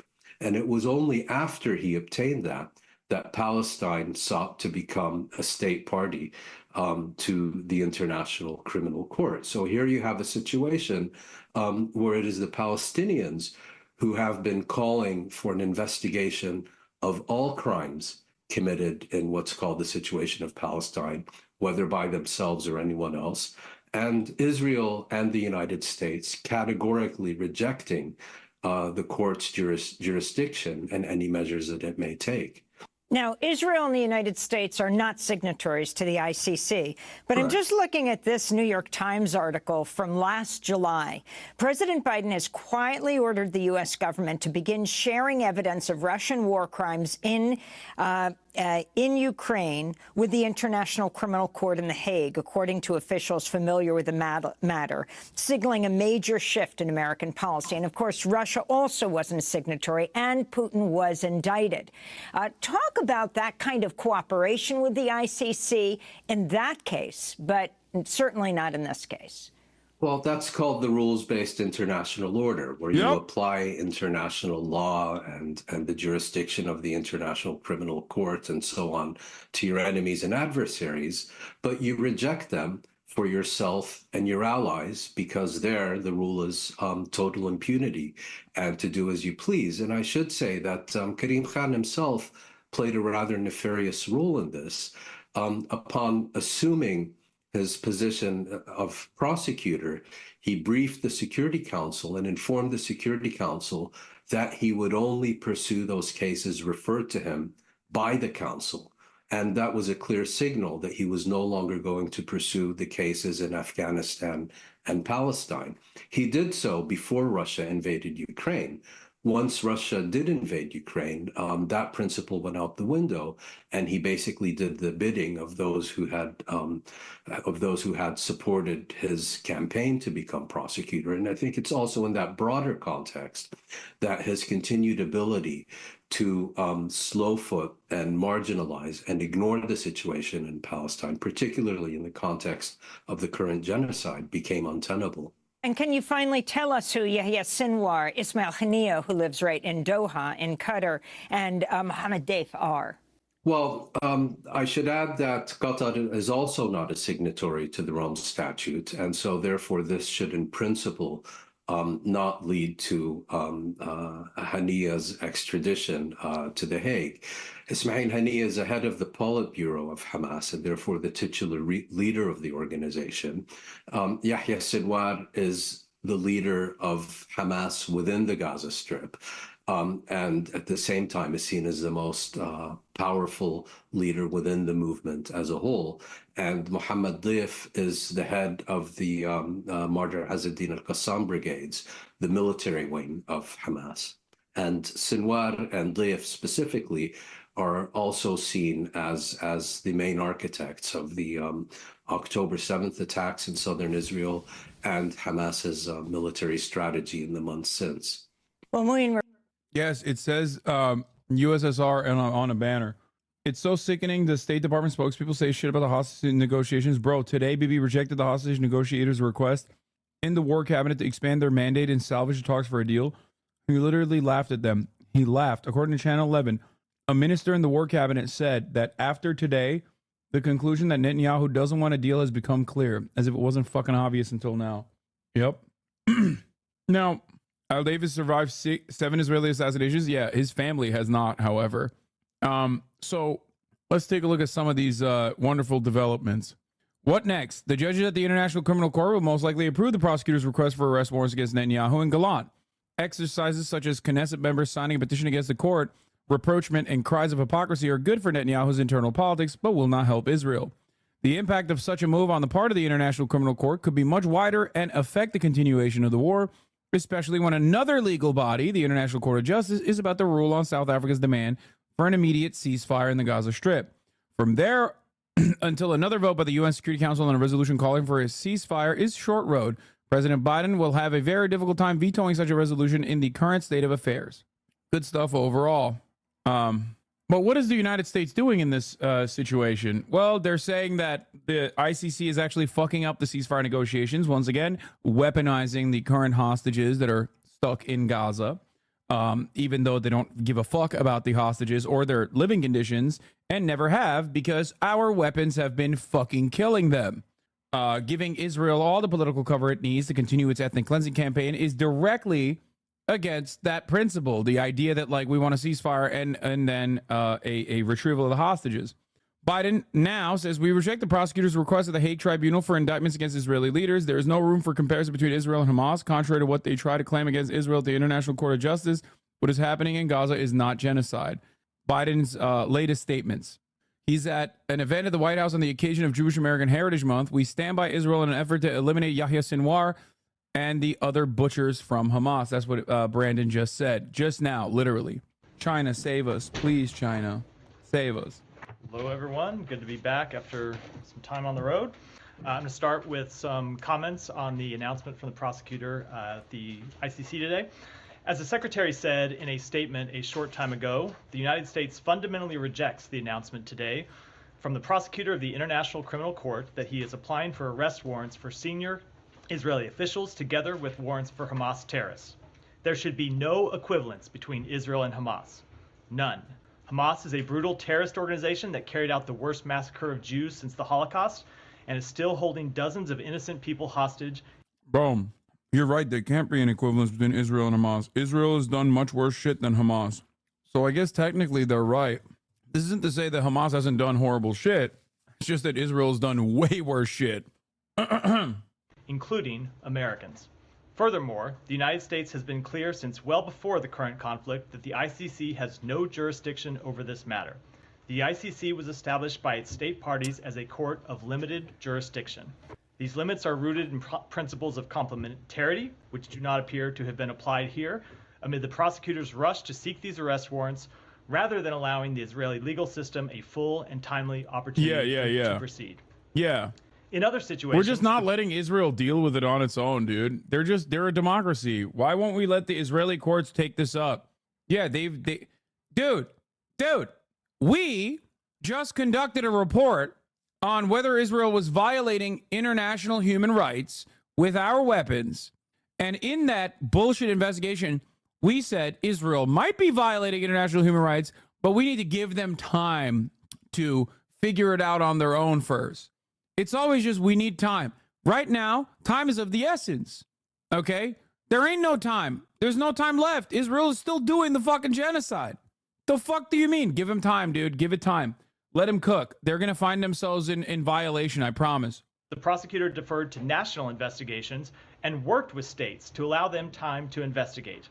The prosecutor did not afford the same opportunity to Israel in this case, which has ongoing investigations into allegations against its personnel. There are also deeply troubling process questions. Despite not being a member of the court, Israel was prepared to cooperate with the prosecutor and had made that clear. In fact, the prosecutor himself was scheduled to visit Israel as early as next week to discuss the investigation and hear from the Israeli government. This is the part that is really funny, because in many ways, as Maureen Rabbani correctly pointed out, this is kind of analogous to the World Central Kitchen situation with Jose Andres. Israel is going so above and beyond in its unconscionable acts of very obvious war crimes and violence upon a civilian population, which is collective punishment, which is a clear definitional war crime, not allowed, that it is losing people that otherwise were aligned with Israel, including the fucking guy that they put in to the prosecutorial position to begin with. Now, I don't know how genuine he is, but the actions that he has taken thus far is pretty significant. To land in Israel today to coordinate the visit. The Israeli government was scheduled to visit Israel as early as next week to discuss the investigation and hear from the Israeli government. The prosecutor's staff was supposed to land in Israel today to coordinate the visit, and instead, Israel was informed that the prosecutor's staff didn't get on their flight around the same time that the prosecutor himself went on television to announce these charges. These circumstances call into question the legitimacy and credibility of this investigation. Finally, yeah, maybe they didn't want to get fucking assassinated, big dog. Because, like, ultimately, what could you do? What would we do? If Israel was like, yeah, sorry, they just kind of died. It's a war zone. What, is America going to say, wow, that's a bridge too far? Like, really? Think about it. What would happen? Let's say they go to Israel. Israel just fucking marks them in a hypothetical scenario. Not saying that they're going to. It's pure hypothetical. Is simply to see what, like, America's actions will be. What happened after World Central Kitchen workers were assassinated? Nothing. It led the news for a week. Nothing. It doesn't matter. There's nothing Israel can't do that America won't defend at this point. At least that's what they are trying to show the rest of the world, which is really fucked up. Obviously really fucked up for moral reasons, but even if you don't give a fuck about the morality of the situation, it's really fucked up for practical reasons. Wasn't World Central Kitchen an accident? Yeah, dude, totally. That's why they triple tapped it as an accident. What do you mean? This decision does nothing to help and could jeopardize ongoing efforts to reach a ceasefire agreement that would get hostages out of Gaza and surge humanitarian assistance in. Those are the goals that the United States is pursuing and will continue to pursue despite these actions by the ICC prosecutor. And with that, Matt. That's it? Nothing else? That's it. Okay. All right. Well, let's start with that since you started with that. Just very briefly, you said that the actions, the announcement on television and cancellation of the flights of the staff call into question the legitimacy and credibility of the investigation. Do they call those into question for the entire court? We are just referring to the actions the prosecutor has taken today. The entire court hasn't acted. The prosecutor has taken this initial action. We're going to see what the next step is. But certainly it calls into question the investigation that he has conducted and the action he has taken when you see him short circuit a process that was underway to gather facts, which is what you expect any prosecutor, any investigator to do when they're considering. Bro, the entitlement is so funny. This is literally Trump shit. You know how, like, Trump complains that the judge will issue a gag order or whatever? Or the judge will be like, you have to be in court. This is a criminal trial. And he'll be like, you're violating my laws. you should let me do whatever I want and say whatever I want. And it's like, we're doing that entitlement for a whole other nation. It's like, what are you fucking saying? Like, what? I can't believe the prosecutor wouldn't play nice with Israel and like fly into Israel. It's clear that they have enough evidence. Why the fuck would the prosecutor not conduct a fact-finding mission before coming up with this application? They would only do that if they were, you know, directly trying to melt the case for Israel, only offering them additional legal cover, which is conspiratorial. And I really don't want to think about it like that. And I really don't want to assume that that's going on. Jurisdiction for a second. Who does have jurisdiction here? So the government of Israel has jurisdiction over the occupied territory. We have jurisdiction over Gaza, which is not entirely They occupied. have jurisdiction into looking at the actions Okay, by their so military the Palestinians, personnel. if they have a complaint, they have to bring it to Israeli courts. We have jurisdiction, and we You have with the jurisdiction? use of our equipment. I'm sorry. How do you have with the jurisdiction? use of our military equipment Matt, that we have provided? How do you have jurisdiction? If you look at the Leahy law, if you look No, at that's not jurisdiction in a criminal process. That's not in the jurisdiction criminal over- process, but it has to do with the determinations that we make and the policies that flow but from that's it. not So, but Matt, long term, you were right that we You want to see. used to work for DOJ, Matt. You were Come on. you- There's no it is- U.S. it does is not have jurisdiction. There are here. different. I wasn't referring to criminal jurisdiction, Matt. There are different ways to look at this. Long term, we agree with you that the Palestinian people should be a state that has and have the ability to make these determinations. But that's not where we are today. That's where we're trying to get to. Go ahead, Humera. Oh, so I guess we don't have jurisdiction. Never mind. You're streaming murder, Hassan. See you after the ban. Yeah. Who has jurisdiction? Israel. So if Palestinians have complaints, they'll just have to go to Israeli courts. We have jurisdiction. I'm sorry. How do you have jurisdiction? It is pretty funny because, like, there doesn't need to be any serious defense against these kinds of actions. Important to mention that Israeli officials think the ICJ will rule for a ceasefire in Rafah as early as this week, and increasingly worried that the U.S. won't veto it in the Security Council, according to Con 11. I mean, that'd be great. That'd be great. After the ICC prosecutor decision, Israeli officials are expected to hold tomorrow a meeting to discuss steps against the Palestinian Authority. Israel has one fucking speed, bro. Jurisdiction with the International Criminal Court. You said that. Oh, here we go. Let's hear what our boy had to say. He was trying to say that we have jurisdiction over Israel's actions due to the Leahy law, as in, like, we have a way to stop them from doing certain things because we'll just stop our flow of weapons, which, albeit true, is still ridiculous to fucking maintain while you're simultaneously running defense for an additional legal structure to also enforce when you yourself are personally not invested in enforcing any sort of restraint or restriction on Israel's actions. So, in a way, America has abdicated its duty, and that's precisely the reason why the ICC is stepping in. I hate Israel so much, why don't you fund Hamas? It's because I'm a hypocrite and only fund myself at the top of the hour. That's all I care about. As a secret capitalist, instead of funding Hamas, I fund my own pockets at the top of the hour by telling you if you no longer want to see the 3-minute ad break that's coming for you, all you need to do is subscribe for $5 or for free with a Twitch Prime. You're not even a secret capitalist? Yeah, no. I'm an open capitalist. I love capitalism. That's my favorite. I mean, that was obviously bait, but, like, that's my favorite criticism because it's like, okay, I'm a capitalist. What changed about anything that I've said? You know what I mean? Okay, now tackle the argument. I love capitalism. I'm a capitalist. Let's discuss. You know what I mean?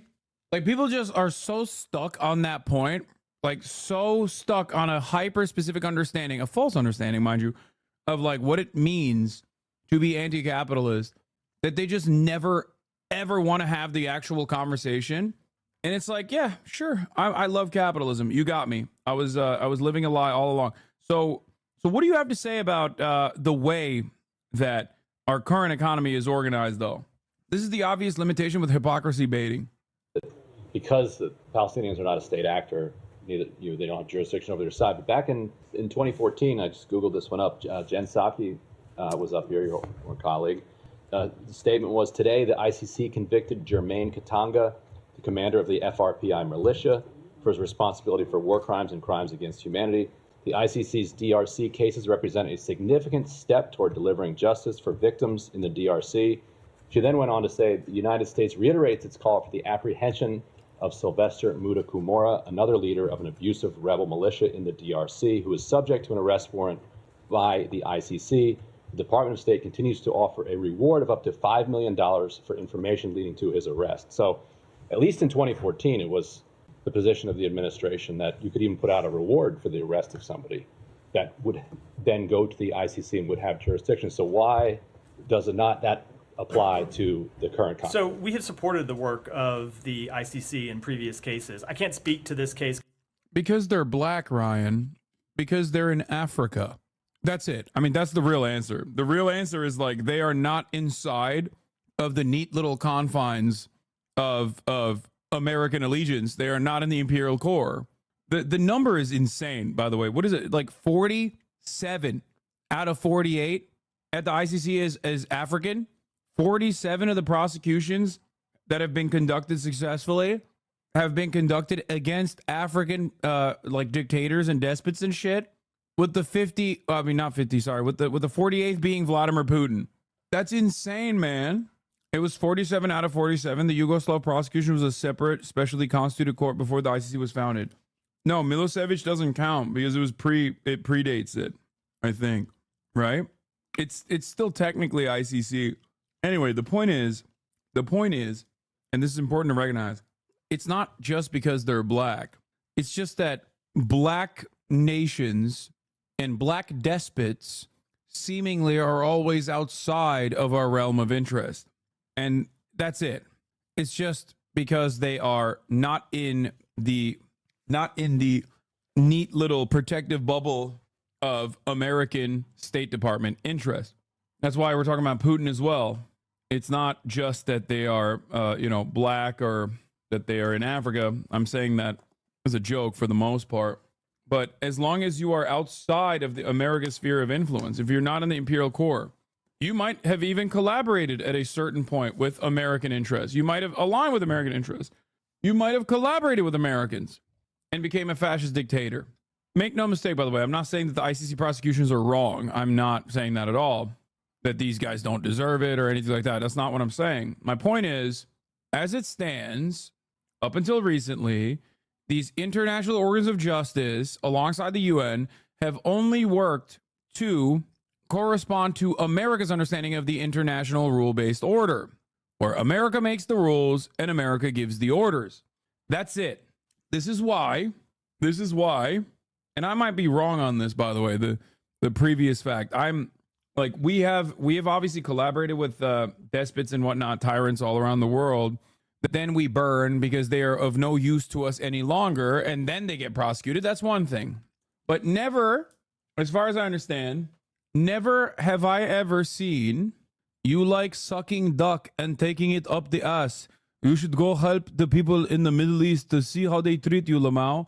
I find it really funny for a dude who like is pro-Israel to come out and say something so stupid, not realizing that like I grew up in the MENA region for a longer period of my life than I lived in the United States of America.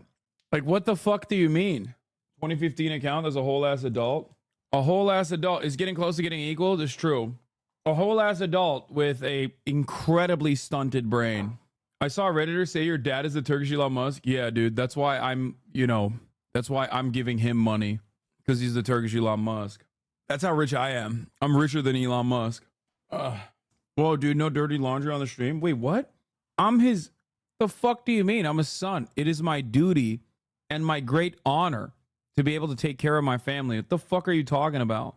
Dirty laundry. Only Americans would consider that to be like inappropriate or whatever. You were in Ankara, easy with the MENA? Oh my God, Turk's getting mad that Turkey is still functionally a part of the Middle East. Yeah, bro, no, I'm not saying... Senin baban Sabancı diyenler vardı bir ara. Beyt sallayan mallar, inanan var mı gerçekten? I don't think bilmiyorlar ki bunlar Sabancı'nın kim olduğunu. Sabancı için çalıştı babam, doğru, o açıdan orada yalan yok. Ama bu salaklar Sabancı'nın kim olduğunu bilmiyorlar ki. Birincisi Sabancı'nın oğlu olsam herhalde genetik olarak biraz daha farklı bir görünürdüm. Konuşamıyorum. Because I don't know the fundamentals of it. I don't know the jurisdictional questions. Ultimately, the main way that the ICC has jurisdiction is if one of the two state parties to a case is a signatory to the Rome Statute and comes in under the ICC's jurisdiction. That is not the case here. You have Israel, who of course is not a signatory to the ICC. the Palestinians, who do not represent a state at this time, and so in our view cannot sign the Rome Statute and come under the ICC's. Yeah, who's had a really antagonistic way of dealing with the Palestinian statehood question? Who voted against their statehood? Jurisdiction. I can't speak to other cases. I'd have to look into it in more detail. And one quick follow-up to what Saeed had asked about whether or not the U.S. had approved the deal that Hamas said it agreed to. There's a lot of reporting in the region that CIA Director Burns was involved in that, had approved that. Are you saying is that not the case? What was Burns' involvement there? So I'm not going to speak to any of the reporting because I know I will just say, because there has been reporting all over the map on this question. Some of it right, some of it partially right, some of it completely wrong. I will say that the reporting that Hamas had accepted a proposal that we put on the table was not accurate. They had sent back a response that accepted some of it, but offered amendments. Some of those amendments significant in nature, and they claimed at the time they had accepted the response. That's not what, or they accepted the proposal. That's not what had actually happened. It's pretty funny that they have to sit there and like lie about their own proposal that their own CIA fucking put forward now that Israel chose to destroy it. They vetoed the Palestinian state, and now they say they can't sign the Rome Statute as defense against war crimes committed by Israel within that territory. The most profane sophistry and an insult to all humanity, fucking criminal, especially when considering the fact that just because a population is stateless doesn't fucking change the reality that you can't do unimaginable wrong to them.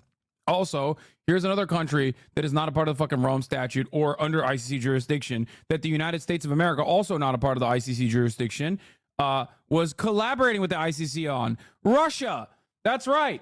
The United States was sending evidence to the ICC to further prosecute Vladimir Putin and the Russian government for its fucking war crimes, which I don't have an issue with, by the way, in doing that kind of thing, even though it is obviously deeply hypocritical. Ultimately, it's for a good cause. But where the fuck was that energy then? The idea that like, oh, we deny jurisdiction over over a stateless population that's being wronged, conducted by a state that hasn't signed on to the ICC, that is our ally, is ridiculous.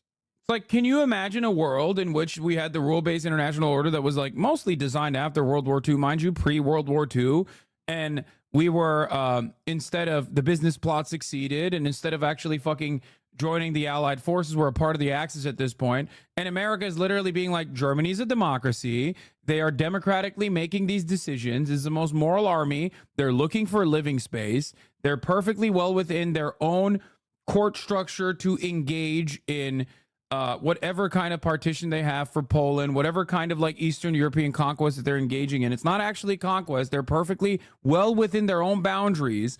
They're prosecuting criminals. I thought that was fucking perfectly legal, by the way. It's a democracy. Yeah, for the crime of what? Oh, for the crime of being trade unionist, socialist, Jew, gay, trans, but crimes nonetheless. It's perfectly done within the confines of a democratic a democratic structure. They have their own court system. They will prosecute themselves and maybe find no wrongdoing. You know? Yeah, the Wehrmacht is the most moral army in the world. Germany is the best, if not the only democracy in the world. It's completely ridiculous. Wehrmacht. Am I saying it? I'm probably saying it wrong. Okay, don't make fun of me. I don't care. Bernie Sanders came out and popped off with this. The ICC prosecutors' right to request arrest warrants for senior Hamas and Israeli leaders who are credibly accused of war crimes and crimes against humanity. The world community must uphold international law. Whether it's, Jesus Christ, it said Judenrat. Oh my God. Why are people not being melted? Why are people not? Why is Elon Musk's Twitter like this? Why? It is just a straight up fucking Nazi website. Wehrmacht, more or less. Putin's.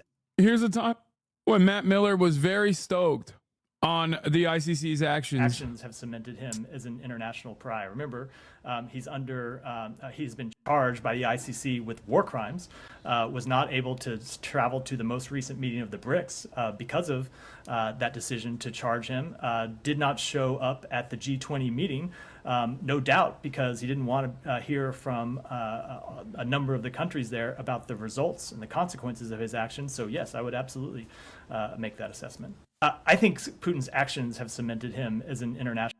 Look at that. This guy is so disingenuous all the time. Why do they keep him? What do you mean? It's his job.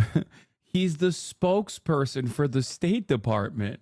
Like, that's the whole point. He has to be a fucking wormy little coward who constantly weasels around the issue. The wormier and more weaselly he is, the better. It is a part of the job. Frankly, he's pretty good at his job. Like, no, he could be better. He could be more antagonistic towards the journalists in like a very piffy, smarter way. It's just that Israel keeps course correcting in the exact opposite ways in which America is trying to communicate for Israel's PR. Like, America will literally be like, no, you don't understand. Like, Israel's small bean. Israel will come out the next day and be like, we've killed 100 new babies. Actually, we personally killed them because America said we're small bean. We are not small bean. We are big bean, right? Joe Biden would be like, oh, well, is going to be a two-state solution? Israel will be like, there will never be a two-state solution unless both of the states are Israel. There will be 2 states, maybe 3 states. All will be Israel, though. 3 different states for Israel. That's the only thing we're doing. Fuck you, Joe Biden. So, like, he has no good option in this situation. Like, it's very hard to actively aid and abet a genocide while simultaneously running defense for them from a liberal perspective. So it's like he's kind of cooked. I don't think liberals lick this up. I think liberals don't pay attention to this. I'm sorry, guys. This stuff is for the nerds. Like, when you recognize that bald guy, Matt, not him, when you recognize him, when you start to recognize him, know that you are not a part of the normal group of individuals at all. No, he doesn't suck. He's awesome. The fucking journalist who's always asking those questions, Matt Lee. I think that's the guy, right? That's him. I'm pretty sure. Or wait, maybe it's not him. Is it him? Not Matt Lee, but Matt Lee. Or when you look, yeah. Anyway, my point is like, liberals don't see this shit. Liberals don't see this stuff at all. They only see whatever CNN chooses to channel. That's the problem. Anyway, the ICC is a neo-Nazi institution. Both the fake court and its genocide-enabling employees should be treated accordingly by all of people of good faith. They should be denied visas. Their asses should be frozen, and they should be prosecuted for providing material aid to Nazis. We're gonna watch Benjamin Netanyahu. We haven't even gotten to the other side of this conversation.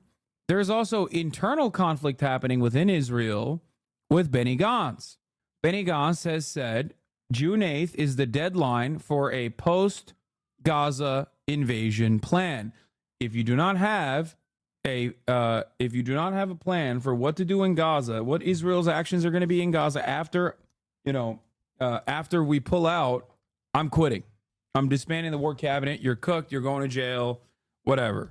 So he's in a really particular situation. The Knesset, of course, also signed a historic bipartisan statement against the ICC charges. The state of Israel is in this midst of a just war against a criminal terror organization. The IDF is the most moral army in the world. I think it's pretty crazy that a lot of people do legitimately believe this. Like, it's like when we look at Trump supporters and track how fucking insane they are, right? But then again, I want to show you something else. After all, these are the little groups that they have in Israel. This one has 124,000 subscribers, calling this little Palestinian girl a whore. Cry, you whore, a whore, 1,000 whores. Cry as long as you can until we get to you too and eliminate you together with your ugly girl. Although there is no stinking terrorist blood here, but the sounds of sorrow emanating from the throats of the sluts, so the soul. 109 hearts. 40. Why 9 hot dogs? I don't know what that is. Very moral army, very moral people. Soothe the soul. Oh, soothe. Anyway, what does the hot dog mean? I don't know. Oh, we're gonna get to the Morehouse speech too. Brandon said some fucking insane shit at Morehouse, which is not on this list, I don't think. Like, for example, what's happening in Gaza and Israel is heartbreaking. Hamas's vicious attack on Israel, killing innocent lives and holding people hostage. I was there 9 days after. Sent pictures of tying a mother and a daughter in a rope, pouring kerosene on them, burning them, and watching as they died. So Ryan Grimm asked a question to the spokesman, to members of the branding camp on this particular story that he is bringing forward. Okay. This is yet another instance of Joseph Robinette just kind of making up stuff as he goes along. I don't know why. I don't know why he keeps doing it. I don't know if he's like losing his mind. I don't know if people are just like showing him stuff. What the fuck's going on there? Actually, I will never understand. But however, as far as we know, this never happened, and Brandon never saw it. Here is, in his commencement speech at Morehouse Genocide, Biden said, I just saw in Israel 9 days after October 7, I saw pictures of them tying a mother and a daughter in a rope, pouring kerosene on them, burning them, and watching them as they died. Ryan Grimace asked the White House about this. He keeps saying he saw the pictures, and then the White House says he didn't. Remember, he also trafficked the 40 beheaded babies lie, among many other things. He is, of course, in the age demographic that is susceptible to believing all of the AI posts that you see on Facebook of like a pit bull with a defibrillator or whatever, with like a CPAP machine, under the light of Jesus Christ, our holy Lord and Savior, and then go, oh my God, this is beautiful. What a beautiful sight. Can someone find this dog? Where does this dog exist? You know what I'm talking about? The AI post that I'm talking about? Maybe Brandon saw an AI post similar to that. Or maybe he was watching fucking Looney Tunes and he saw a coyote, a Hamas coyote, tie a innocent Israeli child to the railroad tracks or something. And now he thinks that's what Hamas is doing. The article Why is here. IDF soldiers sentenced to 20 days in prison for making hot dogs on Shabbat. Wait, what? The pair were caught by... Is this a... What? Why? The pair were caught by a third soldier who entered the kitchen and saw them committing the act? What? Not the one you meant, but this one's pretty sick. Yeah, this is literally like... This is the type of shit that's popping off on fucking... On Facebook AI. Wait. One of the soldiers' father said that the punishment is disproportionate, illogical, and constitutes a complete lack of understanding of the disciplinary law. What the fuck? Wile E. Coyote never tied the Roadrunner to a train track. Okay, shut up. Bro, Israeli soldiers literally murk Palestinian children in broad fucking daylight on camera with like 4K imagery, and they don't get this level of fucking punishment. That's crazy that these dudes wanted to have some glizzies and they lit a fire when they're not supposed to be working, and they didn't have a Shabbos goy, I guess. So now it's like, so now they're going to fucking jail for 20 days. That's crazy. It's not kosher. Hot dogs are kosher. What the fuck are you talking about? If a Jew heats it up, it makes it non-kosher. So it was going to be served to religious Jews, even if the guy wasn't, it made it non-kosher. Chatters are so funny. They're talking about fucking hot dogs. You know, Hebrew National is like the #1 facilitator of glizzies in the state of New York, right? Most of the dogs you're having, and I'm sure most, if not all the dogs you're having in Israel are probably kosher. That's not the problem. The problem is, like Dino Mage said, as in whether or not he himself was religious, heating it up on Shabbos makes it non-kosher. Yeah, I didn't think of that angle. You're right. If it was a Shabbos goy, if it was someone who is not Jewish who was making the dogs and serving it on a Saturday, then it would be fine. It would still be kosher. But I guess the very fact that it was a Jewish person that made the dogs makes it non-kosher, right? Am I getting that? Where's the ICC investigation into this? Yeah. You see your Chrissy D episode drop? No, I haven't seen it yet. But I mean, I know it dropped, but I haven't watched it yet. All right, let's listen to this fucking asshole. Outrageous decision by the ICC prosecutor, to seek arrest warrants against the democratically elected leaders of Israel is a moral outrage of historic proportions. It will cast an everlasting mark of shame on the international court. Israel is waging a just war against Hamas, a genocidal terrorist organization that perpetrated the worst attack on the Jewish people since the Holocaust. Hamas massacred 1,200 Jews, raped Jewish women, burned Jewish babies, took hundreds hostage. Now, in the face of these horrors, Mr. Khan creates a twisted and false moral equivalence between the leaders of Israel and the henchmen of Hamas. This is like creating a moral equivalence after September 11th between President Bush and Osama bin Laden, or during World War II between FDR and Hitler. What a travesty of justice, what a disgrace. The prosecutor's absurd charges against me and Israel's defense minister are merely an attempt to deny Israel the basic right of self-defense. And I assure you of one thing, This attempt will utterly fail. 80 years ago, the Jewish people were totally defenseless against our enemies. Those days are over. Now the Jewish people have a state, and we have an army to defend our state. Notwithstanding the blood libels Mr. Khan has leveled, Israel will continue to wage this war in full compliance with international law. We will continue to take unprecedented measures to get innocent civilians out of harm's way and to ensure that humanitarian assistance reaches those in need in Gaza. Mr. Khan also sets a dangerous precedent that undermines every democracy's right to defend itself against terror organizations and aggressors. The ICC has no jurisdiction over Israel, and Mr. Khan's actions will not stop us from waging our just war against Hamas. But Mr. Khan's abuse of this authority will turn the ICC into nothing more than a farce. He's doing something else. He is callously pouring gasoline on the fires of anti-Semitism that are raging across the world. Through this incendiary decision, Mr. Khan takes his place among the great anti- It's so funny, dude. It's just like, dude, everything is anti-Semitic, okay? You guys don't understand. It's so anti-Semitic to say that we're doing a genocide while we're doing a genocide. It's like, you know, you need to let me, the leader of the Israeli state, do a genocide, because if you don't, then you're literally Adolf Hitler. I like the discourse surrounding the Holocaust and the weaponization of the Holocaust, an unimaginable act of evil and cruelty, has now basically gotten to, you know, if you don't let me do my own ethnic cleansing, you are Adolf Hitler. That is insane, bro. How the fuck do we get here? Like, we honestly went from, like, never again. This is like a incredibly important thing. Like, a couple years past, like, people were yelling at AOC for comparing the immigrant detention centers to concentration camps. And people were chirping at her, which they are, by the way. They are concentration camps. To be like, how dare you compare this to the Holocaust?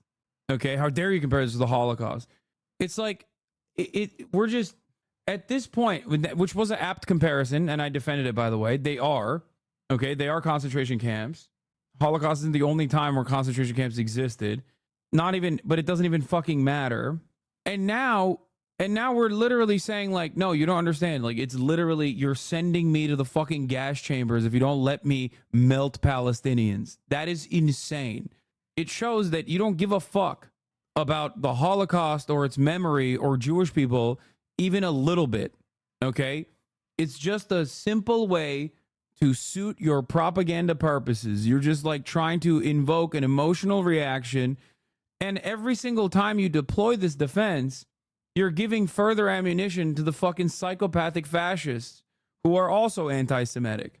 Like, I don't know. I can't think of anything more disrespectful than doing your own genocide while simultaneously invoking, like, the collective punishment, while doing collective punishment to the Palestinian population, invoking the collective punishment that Jews received in one of the singular worst instances of mechanized death and destruction. You just don't give a shit at that point. You don't give a shit, and you simultaneously are giving massive layups to the actual fucking anti-Semites. I mean, he is an anti-Semite himself. Ridiculous. Semites in modern times. He now stands alongside those infamous German judges who donned their robes and upheld laws that denied the Jewish people their most basic rights and enabled the Nazis to perpetrate the worst crime in history. 2 weeks ago, on Holocaust Memorial Day, I pledged this: no amount of pressure and no decision in any international forum will prevent Israel from defending itself against those who seek our destruction. To all the enemies of Israel, including their collaborators in The Hague, I renew that pledge today. Israel will wage our war against Hamas until that war is won, because never again is now. Now to big questions. It's fucking nuts, man. Yeah, Biden calls ICC prosecutors' decision to seek arrest warrant for Netanyahu outrageous. We already talked about the Israeli Knesset members. Barack reviewed Khan's decision to seek arrest warrants against Israeli leaders undermine quiet negotiations the prosecutor himself had held with Israel and the U.S. in recent weeks. Discussed the investigation. U.S. and Israeli officials told me my story on Axios. This is other. Jeremy Scales says this is utterly pathetic spin. The war criminals were going to cooperate as they continued their genocidal crime spree, and then the prosecutor ruined it by indicting the criminals who openly said no indictment would stop them from committing more crimes. Got it. Nice little international criminal court you got there. Be a shame if one day it tragically took a little fatal tumble down some stairs, if you follow me. I'm threatening you, by the way. Surviving Holocaust survivor push this. Opinion. As international lawyers, we felt compelled to assist when the prosecutor of the International Criminal Court, Karim Khan, asked us to advise whether there was sufficient evidence to lay charges of war crimes and crimes against humanity. Today, the prosecutors has taken a historic step to ensure justice to the victims in Israel and Palestine. From the Financial Times. From Lord Justice Fulford, Judge Theodore Marin, CMG, Amal Clooney, Danny Friedman, KC, Baroness Helena Kennedy, Elizabeth Wilmhurst, CMG, KC. Theodore Maron was the government's legal advisor that said Israel can't occupy the West Bank in 1967 and went into exile for that opinion. Oh, Judge Theodore Marin. Lord Justice Fulford is an insane name, dude. It actually is an insane name. Like, how are you going to be named Justice, be a Lord, and I suspect, like, what is his job? Oh, his actual name is Adrian.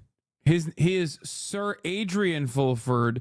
Lord Justice Fulford is like the title. His title is Lord Justice. I thought his name was literally Justice. No, his title is Lord Justice. That's crazy. What are they doing, bro? England is so fake. I'm sorry. It's just a fake ass nation. I swear. England is in a permanent state of living in a fucking anime, dude. What do you mean, Lord Justice? Like, we call our Supreme Court justices as well, but like, I guess Chief Justice seems more apt than Lord Justice. It just sounds ridiculous. Anyway, order! I am Lord Justice, Sir Adrian. Order in the courts. It is I, Sir William Lord Justice Adrian Bonaparte. I will strike you down with the might of the law, and it will be, as my title indicates, Lord-like Justice. How do you produce something that looks like this in 2024? You have to be so shitty at animation that you actively turn back the clock on technology. What is this? The second video of the new Israeli cool animated series done with talented Israeli animator Cabbage Mon. Time to launch my GoFundMe for Gaza. Voila! Oh my, they love me! Yes! It's go time! Fabulous! Sometime after, deep in Gaza. How do you feel after getting to see Raza? I feel... Bro, this literally is like Newgrounds animation, dude. What the fuck? On top of the world. 3 people worked on this. Animation Shimamon. Voice Art Vandalay. Script David Lang. There was a script?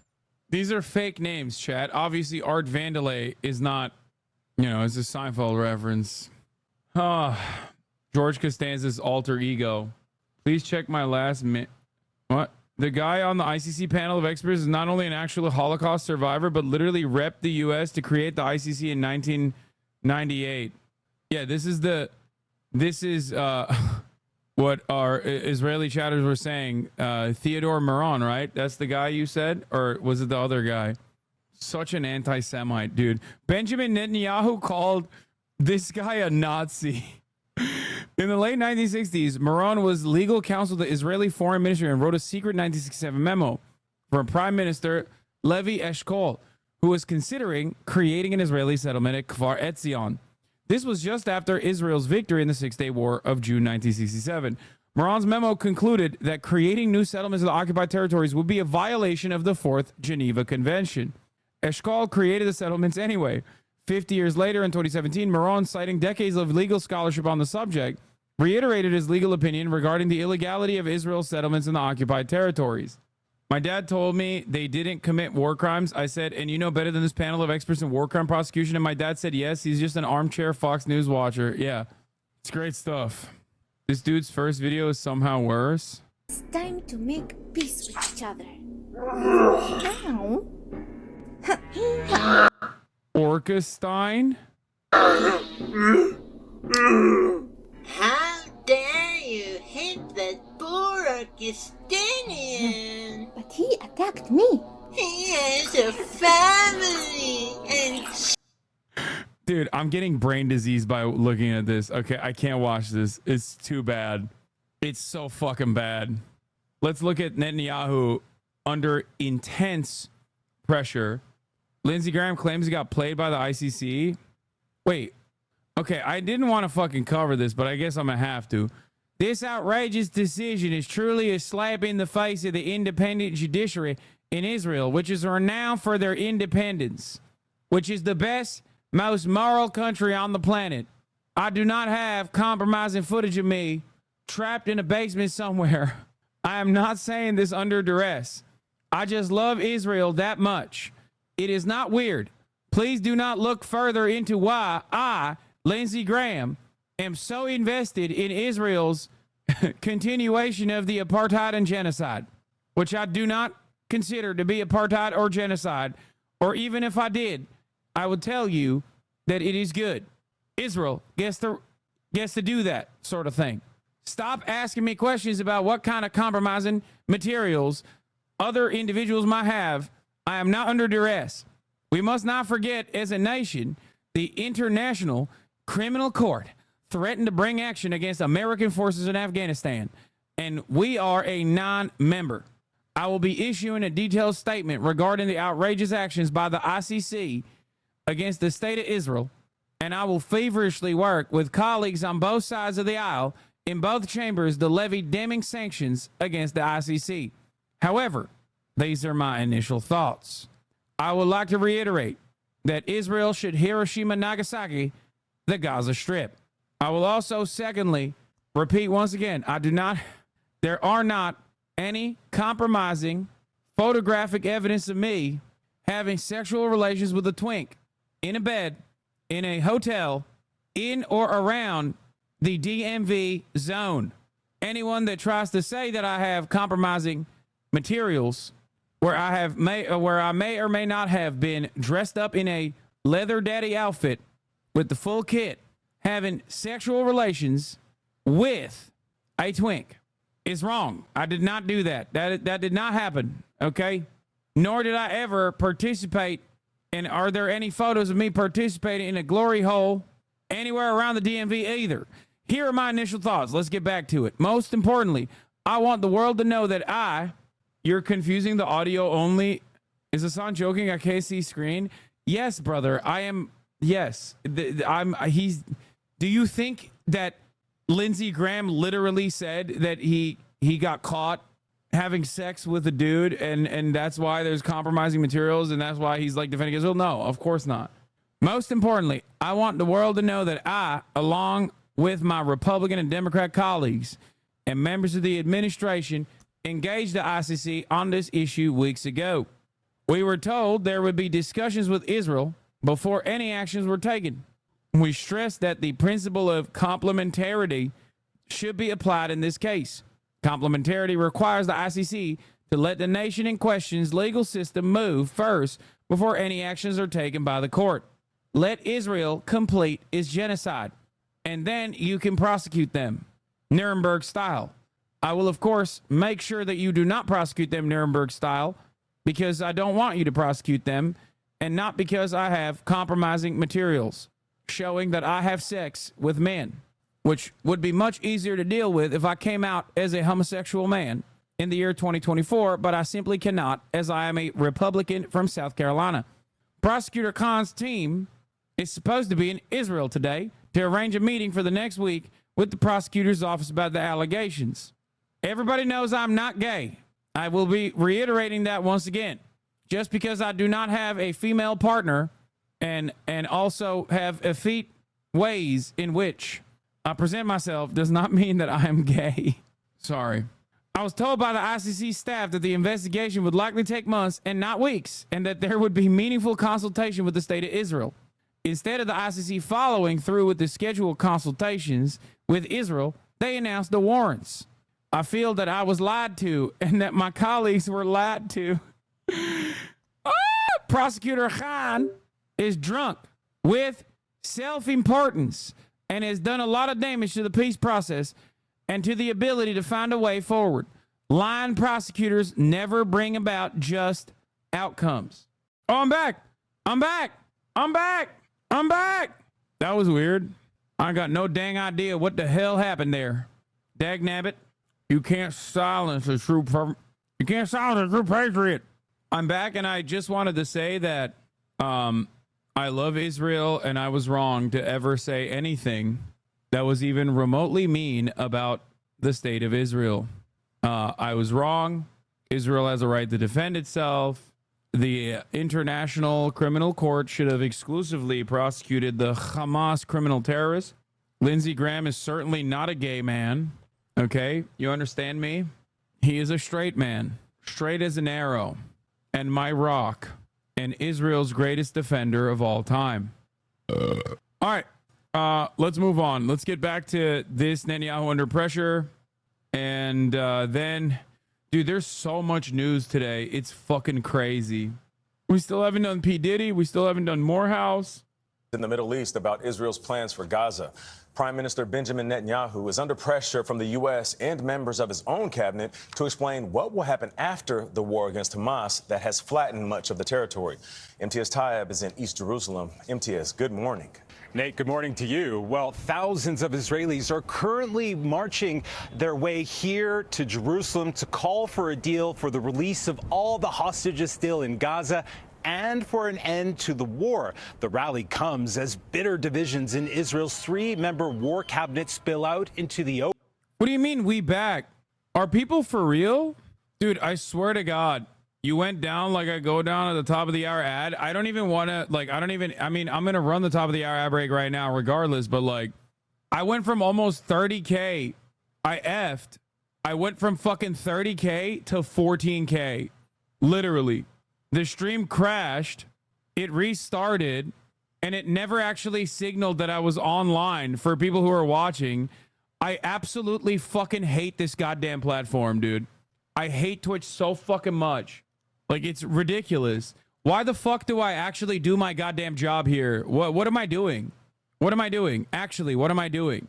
It's so fucking ridiculous. Like, it doesn't notify the viewers that the stream is live again. So people are just, it doesn't even refresh automatically for the viewers. It literally eliminated the stream and then restarted it on the server side. I fucking hate this shit so much. Oh, it's most likely not even fucking Twitch's. The parts that I'm annoyed with respect to Twitch is that it doesn't have a better process of like when stream goes offline like this. Like there's no good way of like managing it. Multi-millionaire issues, I'd hate to be you. Is on with 10K, yikes. It's just that like when this kind of stuff happens, Twitch has no way of like keeping the stream going, and we'll just like hard cut it. And when the stream goes back on, it hard cuts it, restarts it, and it doesn't automatically refresh. It's very fucking annoying. Let's continue. Benny Gantz is threatening to walk out unless there's a plan to hand over post-war control of Gaza from Israel to what's being described as another acceptable power. A plan Yoav Gallant, who's also part of the war cabinet, agrees with. Now, in response, Netanyahu defiantly insisted Israel will maintain open-ended security. But if his partners do walk out, he could then have to rely on the far-right extremist parties in his government who are calling for the reoccupation of Gaza and the construction of Israeli settlements there. Now, all of this political unrest comes as U.S. National Security Advisor Jake Sullivan met yesterday with Netanyahu following talks in Saudi Arabia. Sullivan urged Netanyahu to connect the future of Gaza to a, quote, political strategy, including the potential of a hugely consequential deal that would see the normalization between Saudi and Israel as part of a commitment to pursuing a two-state solution for Israel and the Palestinians, something the Biden administration says is key to lasting peace in the region. Now, further complicating things, we're learning this morning that the International Criminal Court in The Hague are seeking arrest warrants for Hamas leader and October 7th attack mastermind Yahya Sinwar as well for Prime Minister Netanyahu, both on charges of war crimes and crimes against humanity. Gail. A lot of information there. Thank you very much, MTS Tayeb, reporting from East Jerusalem. Something very unusual is happening in Israel. Senior military officials have begun voicing criticism of Prime Minister Benjamin Netanyahu's conduct of the war in Gaza. Israeli media has been reporting on a weekend security meeting at which the Chief of Staff of the Israel Defense Forces, General Herzi Halevi, criticized Netanyahu's lack of a clear strategy, pointing out that the Israeli military had re-entered northern Gaza, an area it claimed to have cleared in January. He warned that unless there was a plan to set up some kind of What's your response to these rich kids out here acting like they have it tough in life? I don't know what you're referencing. This is incredibly fucking vague. Hamas government in these areas, the IDF would have to keep repeating these kinds of operations endlessly. Israel's defense minister, Yoav Gallant, has gone further, publicly criticizing the prime minister, pointing out that the day after Hamas will only be achieved by actors who replace Hamas, and declaring that he would not permit Israel to try to govern Gaza directly. The New York Times reported on others within the Israeli military making similar criticisms. As Anshel Pfeffer writes in Haaretz, these briefings to the press have been synchronized. Bro, the fact that they did not have a sustainable long-term plan when they entered the Gaza Strip, and it has only taken 8 months to finally be like, oh, what are we going to do after we leave? Once again, in my opinion, shows that every single person involved in the war cabinet and every single general who is now chirping about the situation simply was operating with one singular genocidal interest. Is it effing again? As part as what can only be a coordinated briefing against the prime minister. The reason for these extraordinary dissents at a time of war is that Israeli officials have begun to realize what American officials have been warning them about for months, that without a strategy to create stable governance in Gaza, they will face a continuing insurgency, just as the U.S. did in Afghanistan and Iraq. There is evidence it is already happening. Israeli forces have been forced back into Jabalia twice, and they have returned 3 times to Zaytun. Their recent and controversial raid on the Al-Shifa hospital was the second effort, showing that their initial success was not lasting. U.S. Secretary of State Antony Blinken noted last Sunday, we've seen in areas that Israel has cleared, in the north, even in Khan Yunis, Hamas coming back. Much has been written about whether the Israeli military is being careful or callous in its concern for civilian casualties when conducting its attacks in Gaza. But the larger point has to do with its counterinsurgency strategy itself. In America's only successful counterinsurgency campaign in recent memory, the surge in Iraq, its strategy was designed to protect the civilian population, isolate the insurgents, and then crush them. To that end, General David Petraeus worked tirelessly with Iraq's Sunnis, the community spawning the insurgency, to win them over, give them a stake in Iraq's government, and thus isolate the insurgents and the militias. He then used lethal force against those militias. This is almost the inverse of Israel's strategy, which has been first and foremost to go after Hamas guns blazing, with very little regard for winning the hearts and minds of Gaza's civilian population. Prime Minister Netanyahu. Occupying forces always care about winning the hearts and minds, totally, just like the Americans did. Netanyahu's argument against post-war plans and operations is that the war isn't over. And in his words, there is no alternative to military. I'm confused. Like, are there people who just think that I'm still offline or something? What's happening? Like, what the fuck is going on? Oh my God. Victory. The attempt to bypass it with this or that claim is simply detached from reality.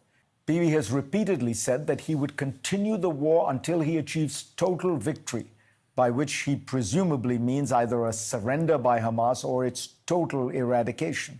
The Biden administration has from early on in the war believed that Bibi's strategy was flawed because there was no way to defeat Hamas militarily without a political strategy to isolate it and offer an alternative that had some credibility and legitimacy. That was why the Biden administration wanted to begin discussions with the Palestinian Authority and a group of Arab states like Egypt and Saudi Arabia to make plans for reconstruction and governance in a non-Hamas Gaza. Netanyahu has refused to consider any such plans. Bibi Netanyahu refuses to talk about the post-war because he knows that his own post-war future is bleak. Many Israelis continue to hold him responsible for the policies that led to the October 7th attack. Were new elections to be called, he would likely lose office and then face an ongoing prosecution as well as potential inquiries about the failures that led to October 7th. All of this can be pushed off as long as he insists on a Hamas surrender, which he will not get, but which will keep the war going on indefinitely. It is a strategy not designed to secure Israel's future, but rather his own. Go to cnn.com/Fareed for a link to my Washington. The war in Gaza has become a very tough issue for President Biden's re-election campaign, especially with younger voters and people of color. It was just one of the issues he spoke about yesterday to students at Morehouse. That's an historically black college in the battleground state of Georgia. Ed O'Keefe is at the White House with more on that part of the story. Ed, good morning. The campus was divided about President Biden coming there. I'm curious to see how it turned out. Good morning to you. Yeah. It was. Good morning to you. Good to see you. Both campaigns know, Gail, that victory likely depends on who can mobilize their base voters and get them to the polls. Black voters help get President Biden to the White House in 2020, and he's hoping they'll help him stay here. President Biden made his pitch. Yes, Morehouse is the historic black college where Samuel Jackson literally took hostages during the Civil Rights Movement with guns, where the armed student protesters took hostages. I think it was Morehouse, right? Yes, the Samuel L. Jackson. No, man, not in a fucking movie. Like in real life, he did that shit. Move the frame, please. I'm afraid we caught the president in a private moment. Samuel L. Jackson was expelled from Morehouse in the 60s for holding Martin Luther King Jr.'s father hostage. In 1969, actor Samuel L. Jackson was expelled from historically black Morehouse College for locking board members in a building for 2 days in protest of the school's curriculum and governance. Included in this group of people who were held hostage was Martin Luther King Jr.'s very own father, Martin Luther King Sr. In 1966, during the height of the Civil Rights Movement, Jackson enrolled at the historically black Morehouse College in Atlanta, the alma mater of Martin Luther King Jr. In 1968, when Martin Luther King Jr. was assassinated, King's body was brought to Atlanta, the Lion State at Spelman College, a historically black women's school adjacent to Morehouse. Jackson attended King's funeral as one of the ushers and then flew to Memphis to join an equal rights protest march that changed the way he thought. I was angry about the assassination, but I wasn't shocked by it. I knew that change was going to take something different, not sit-ins, not peaceful coexistence. He stated in an interview with Parade about his reactions to King's death. In 1969, as mentioned before, he and a group of activists and Morehouse students held the college's board of trustees hostage, demanding that changes be made in the curriculum of the school and stating they wanted more blacks on the governing board of the institution. Morehouse eventually gave in and agreed to change, but Jackson was expelled for his actions. That summer, he became connected with people in the Black Power movement, including Stokely Carmichael, H. Rap Brown, and others. I was in a radical faction, Jackson told Parade. We were buying guns, getting ready for armed struggle. All of a sudden, he said proudly, I felt I had a voice. I was somebody. I'm from Atlanta and went to Morehouse and didn't know this? Wait, really? Yeah, it's pretty sick. I've covered it before. But then one day he added quietly, my mom showed up and put me on a plane to LA. She said, do not come back to Atlanta. The FBI had been to the house and told her that if I didn't get out of Atlanta, there was a good possibility I'd be dead within a year. She freaked out. Jackson stayed in LA working in social services for 2 years, then applied to Morehouse and returning in January 1971 as a drama major. I decided that theater would now be my politics.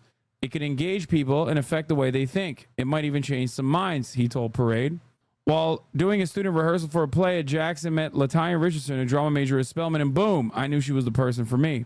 Samuel Jackson is ranked as the highest all-time box office star with over $4.572 billion total box office gross, an average of $70.3 million per film.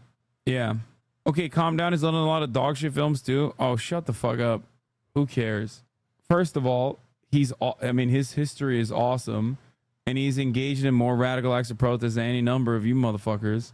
It's like virtually impossible to do this sort of thing now anyways, but something to consider. Snakes on a Plane was good, actually. He said he will be in any film his childhood self would love, so he doesn't say no to silly but cool shit. I love that philosophy. Yeah. Yeah, his name should be Samuel W. Jackson, because there is not an L to be found in both his entire body of work and also his actions. Anyway, getting back to Morehouse, though, that very same Morehouse College, Brandon spoke at the commencement at. Let's take a look at what some of the choice words he had for Israel-Palestine. At an NAACP dinner in Detroit Sunday, eager to stop softening support from black voters, he attacked former President Donald Trump's concerns for January 6th rioters. What do you think he would have done on January 6th if black Americans had stormed the Capitol? Trump isn't running to lead America. He's running for revenge. The president needs to raise doubts about Trump as polls show he's losing some black support in Michigan compared to 4 years ago. There's a similar situation in Georgia, where the president delivered the commencement address Sunday at the historically black Morehouse College. We made it. Before taking the stage, the valedictorian had a clear message for the president. It is my stance as a Morehouse man, nay, as a human being. The valedictorian, look at Biden's face, by the way. Guys, please focus on Brandon's face during this speech. The valedictorian's talking about Gaza. To call for an immediate and a permanent ceasefire in the Gaza Strip. While a dozen students and faculty took part in... Bro, he has no idea what this dude just said. Okay? He just heard other people clapping and he went, ah! He got the old man face, dude. You know what I'm talking about? When someone's that old and their face just kind of does that. And it's like, all the time. I can't believe that's our president, dude. I cannot believe that's our motherfucking president, dog. That's crazy. Oh my God, this empire is coming to a close, okay? God damn. While a dozen students and faculty took part in silent protests, turning their backs to the president in objection to his stance on the Israel-Hamas war. This is one of the hardest, most complicated problems in the world. I support peaceful, nonviolent protest. Your voices should be heard, and I promise you I hear them. In his address, Biden called for an immediate ceasefire, but for some recent graduates like... He also claimed that he is the #1 defender of a two-state solution. And it's just like, what do you say to that in that situation other than like, you know, we can see what you're doing, right? Like, it's just like, do you think we are very stupid? Do you think the entire country is stupid? Like, when I said 2 states, Jack, I meant 2 Israels. Israel 1 and Israel 2. I didn't mean a different kind of state like Palestine. I wasn't thinking that far ahead. Williams Babalola, who spoke with CBS's Nicole Killian, that's not enough. Until we see some actions that match his words, that's when we know his words are sincere. As for Trump, he was also back on the campaign trail, rallying his own base at the NRA convention in Dallas. I think you're a rebellious bunch, but let's be rebellious and vote this time, okay? He's so cute. He's destroying our country. He's a horrible human being, too. And then they go, you know, it's all disinformation. His biggest disinformation, he's a non-athlete, okay? I'm a very good golfer. I really am. Won 29 club championships. That's a lot. 29 club championships. His own clubs. And he can't play. And he said the other day, it's all disinformation. I'll play Trump anytime. I'll give him 3 aside. He's going to give me 3 aside. Did you ever see him swing? He's like this. The guy, I don't believe he can hit a ball 50 yards. I know sports very well, and I know golf very well, and I know good golfers. I can look at a guy take a practice swing before the round starts. I can tell you whether or not he or she can play. This guy has no... And he said, they asked him what his handicap is. I'm a 6.2. You know, 6.2 is a very good player. This is insane. Like, speaking on Joe Biden's golfing capabilities at length, actually psychotic. Why do you never cover the real news? Red Lobster's going bankrupt and you do not even discuss it? Are you not concerned with the crumbling of the West? They are coming for Applebee's and your jalapeno poppers. First they came for Red Lobster, but I did not speak out because seafood makes me vomit. Absolutely unreal. They are coming for your chicken next. No, not my jalapeno poppers, and certainly not my chicken. You can pry it from my cold dead hands. He's a 6.2. It's got to be that extra little 0.2. You know, like I've never even heard of it. I played only about 40 freaking years. I've never heard of a 6.2. I've heard of a 6. I've heard of a 7. But I've never heard of a 6.2. But he wants to make it like accurate. You know, like in other words, like it exists. He's all about disinformation. Pilots come in. He said, I used to fly a plane. Truckers come in. I used to drive a truck. People come in from Minnesota. I used to live in Minnesota. Right? They love him. He is so full of shit, this guy. Oh my God. Dude, he is spitting, dude. Terrible.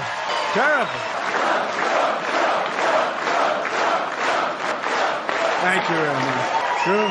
God damn, he spat. Tapper presses Crockett. I don't want to fucking cover that. I'm going to lose my mind. The latest CBS. Here are some results of Trump's excellent communication strategy of just basically fucking sitting idly by and watching Joseph Robinette Brandon absolutely fucking destroy himself. News poll in 2 key states, Arizona and Florida, shows that former President Trump is leading by 5 points in Arizona, 9 points in Florida. Chief election and campaign correspondent Robert Costa is with us. Bob, not good news for the Biden campaign. What does it tell us about the broader race? These poll numbers from CBS News are really intriguing. In Arizona, we're looking at the issues of the economy and inflation driving the vote there. 80%, 82% of voters in Arizona, 78%, they say those issues are top of mind. And that's what we're hearing from voters on the campaign trail. All is not lost for President Biden. When I talk to his campaign and his allies, they look at that third issue in Arizona, the state of democracy, and they say there are many Democrats, independents, and Republicans, those John McCain-style Republicans in Arizona, who may look at President Biden and say he's a more stable choice, even if they're feeling inflationary pain at the same time. Notable in Florida, our CBS News poll also shows the economy and inflation. 80% plus voters are putting them top of the issue. But again, state of democracy, 74% in Florida for many voters. You're looking at right now a complicated race, though, in both states because of abortion rights. Even though the economy is driving how a lot of voters are thinking about these candidates, CBS News polling shows that in both states, Arizona and Florida, 60% plus of voters would vote yes on the constitutional right for an abortion in those respective states. And that's those issues, democracy and abortion rights, you'll hear them a lot from Democrats. And you'll hear talk about the economy, too, a real battle on that front. I always like the democracy issue because Republicans say it's about democracy, too. Both sides are making the same argument, which I always find fascinating. But let's talk about the trial today. Michael Cohen back on the stand for the third day. How do you think he's done so far, and what are you expecting today? He is the key witness for the prosecution, but he faces more cross-examination today from Todd Blanche, the lead attorney for former President Trump. The Trump team expects to wrap up today, so you could see this trial eventually wrap up this week. At the same time, the Trump team is considering whether to call additional expert witnesses to talk about election and campaign finance laws, but the judge has limited what they could really ask on that area. We're also wondering, does Trump take the stand? He said he wanted to take the stand. He told me when I was at Mar-a-Lago he's willing to take the stand. Yes. But a lot of sources close to Trump are telling me he's probably not going to take the stand, too much risk. And they think at this point they're at a good place. Yeah. All right, Bob Costa, I know you'll be there. I will. We'll talk to you tomorrow. Thanks a lot. Sean Diddy Combs apologizing after the release of an extremely disturbing hotel video obtained by All right, so Michael Cohen mentioned means you have to play this by law. No, I'm not playing the mea culpa intro. We are gearing to talk about like some other shit. But before we move on from Trump, here's Donald Trump having his own Glitch McConnell moment. In the history of the world. What is this music? It would have been funnier if they just like kept it silent. But now we are a nation in decline. He was just pausing for a dramatic effect. You guys don't understand. He's cooking it, dude. He's killing it. Wait, that music was actually playing? Oh, so he was, dude, he's so good. Yeah, we're gonna do Sean P. Diddy Combs, but also I wanted to give a brief note to this before people fucking complain. I just want to talk about this real quick. I don't even know how the fuck this works. They saw an opportunity. Videos are biased AF. Ask Hasan instead. They saw an opportunity. Videos are biased AF. Ask Hasan instead. Brother, don't be honest with you, dude. Don't be ask Hasan for a lot of shit. Brother, recently Hasan's take has been fucking radicalized, brother. Hasan's take has been radicalized, brother. Apparently, XQC thinks that I have recently become radicalized, brother. Dude. This comes from a bottom of my heart, okay? Dude. Wait, this comes from a what? Bottom of my heart, okay? Dude. Comes from a bottom of my heart, okay? Okay, I don't even know what that word means. What is he saying? Oh, bottom of his heart? This comes from the bottom of my heart. This comes from the bottom of my heart, okay? Dude, I don't mind Hasan. You guys know that 100%.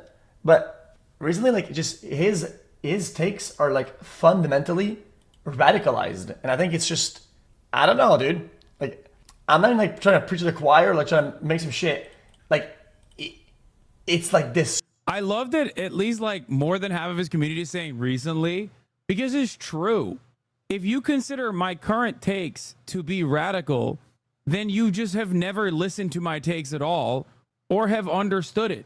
With certain exceptions that I openly admit, most of my takes, especially on foreign policy and stuff, are identical to the past decade of public sentiments that I've expressed on the causes that I advocate for.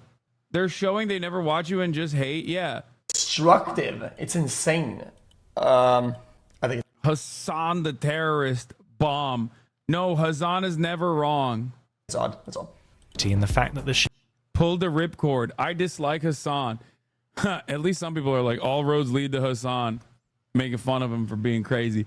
But yeah, my opinions are, I don't think radical at all. I think that it spells that I think that the fact that people consider what I have to say to be radical, or at least can so easily be negatively polarized against what I have to say and considered to be radical, like, for example, genocide is bad, or white people should not say the N-word, or America should stop giving Israel unlimited billions of dollars so that Israel can keep killing brown children and instead use that money on things like housing homeless people, building new housing so that the housing prices could be adjusted and would no longer make more homeless people, healthcare, free college education.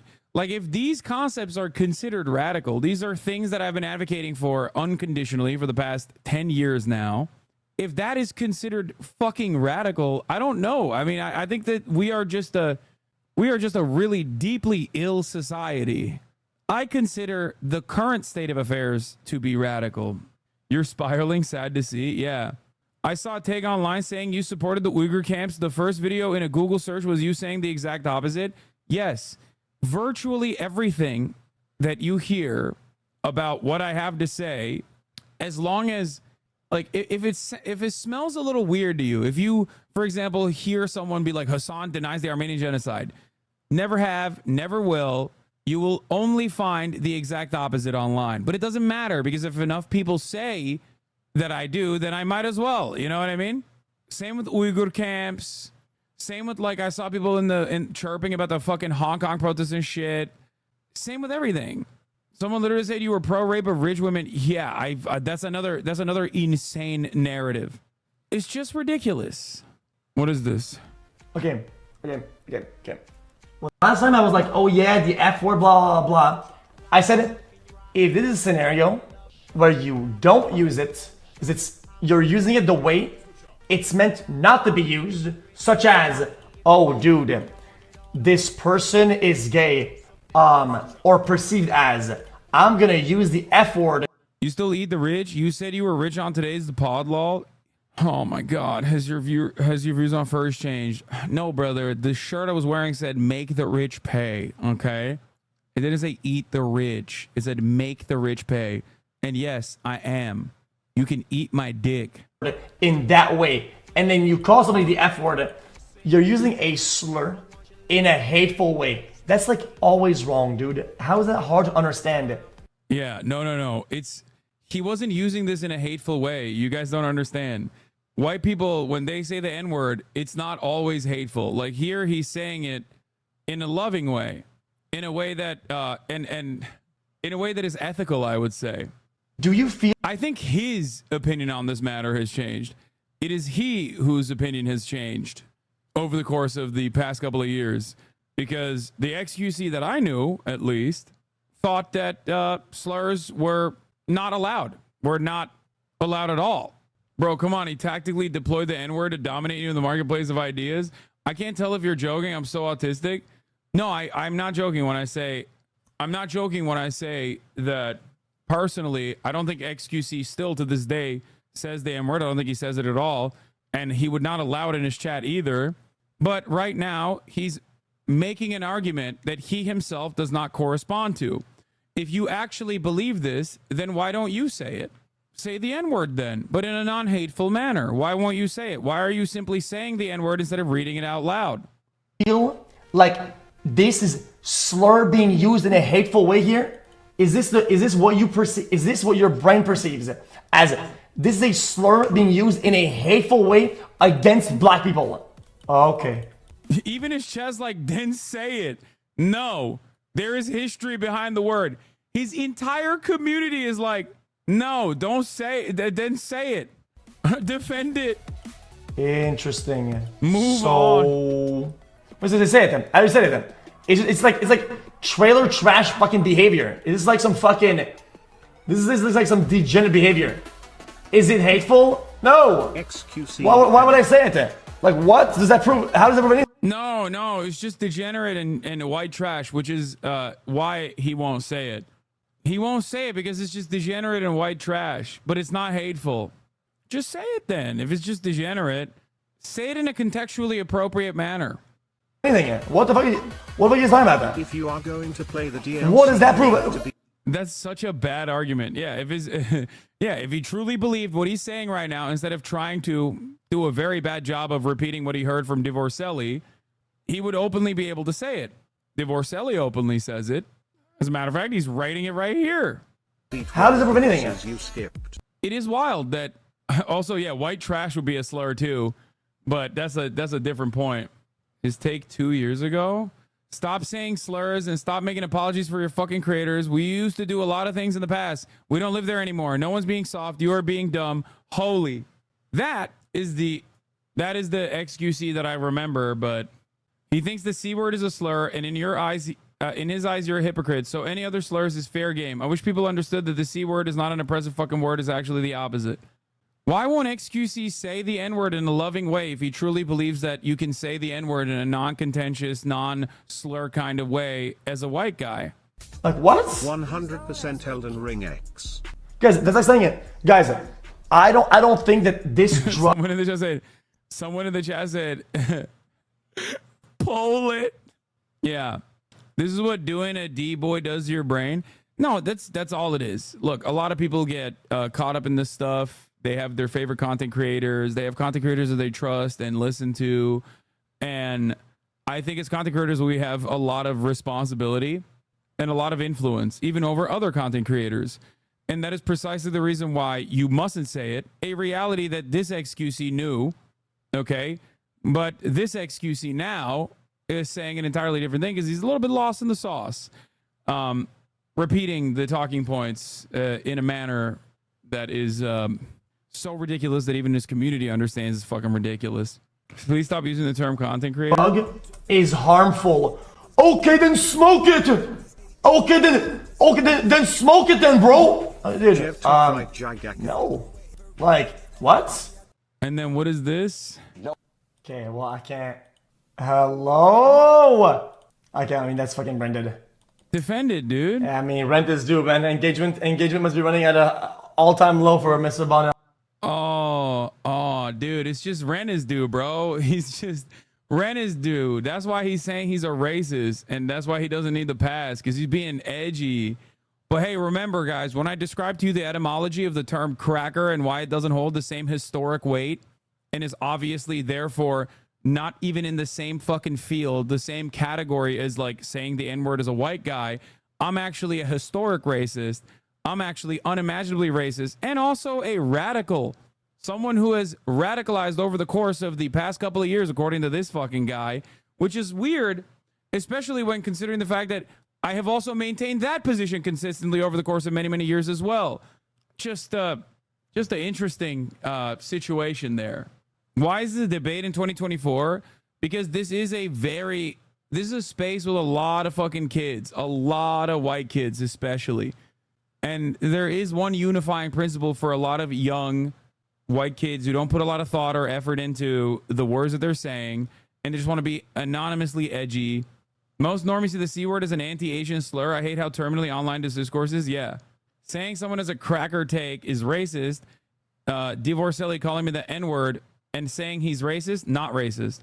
At a certain point, people have to understand that a lot of this simply comes down to vibes, simply comes down to who you find to be a good ally to whatever your cause is.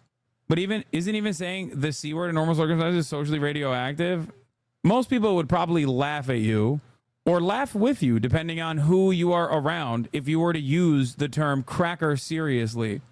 No. If that was such a genuine issue, if that was such a genuine problem, then people wouldn't be fucking calling themselves crackers, okay? And before you say, well, black people called themselves the N-word and one another the N-word, yes. And ultimately, there is still a difference, no matter how hard you try to debate, between the N-word, which you won't say, and the word cracker, which you will, easily. The major role here is historic and ongoing contemporary violence associated with the word. It is a catch-all term to dehumanize black people. Anyway, well, once again, what's the goal with the term C-word then? I think it's a way to spell privilege. That's it. Like when Morgan, who herself is white, did not call Ludwig a cracker, but instead said Ludwig had a cracker-ass take. Now, you might disagree with her assessment of the situation, okay? But when she said Ludwig had a cracker-ass take, she could have just as easily, instead of using the term, the reason why it's censored in the chat is because Twitch will, people sit in this chat 24/7 and will literally report you, and you will get banned because Twitch is fucking stupid. That is why the word is banned, not because the word is inappropriate to say or something like that. But in any case, the fact that a sometimes 300 viewer Twitch streamer on this platform has gotten literally straight up like a 2-week long conquest of people calling her the worst shit possible, including but not limited to Tectone, saying that Morgan looks like Jabba the Hutt while Tectone looks the way that he looks, which is fucking insane. It's like Marjorie Taylor Greene talking shit about other people's appearances. It's like, have you seen the mirror? Like, what the fuck are we doing here? The fact that this discourse is still continuing while the discourse surrounding a white guy saying the N-word is seemingly so inoffensive that it never makes it to these very same subreddits should give you a better understanding of how these subreddits operate. But ultimately, I don't know what the fuck we're doing at this point. Like, I genuinely don't know what the fuck's happening. I feel like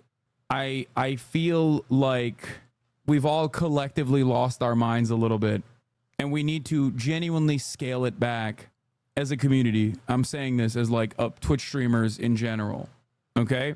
The fuck's going on? We're literally, we're spending weeks on end at this point shitting on a much smaller content creator for saying Ludwig had a cracker ass take, a statement that Ludwig was not offended by. Like, other people are offended on behalf of Ludwig, and they're more offended. You have to look at what people are more upset about. Okay? At a certain point, you have to look at what people are upset about.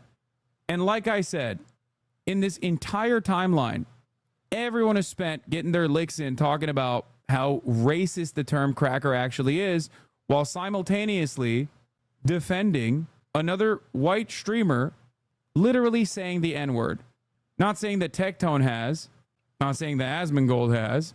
Only XQC is the one streamer that has defended and minimized the damage I guess, by saying, oh, it's just him being white trash.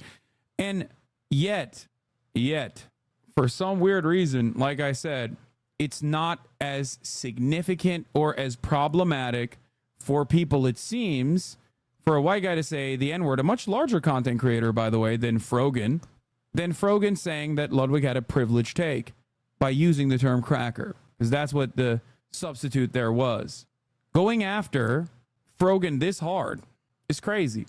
X had more heat for you when he said you're radical now. I know. My opinions over the course of many, many years have not changed.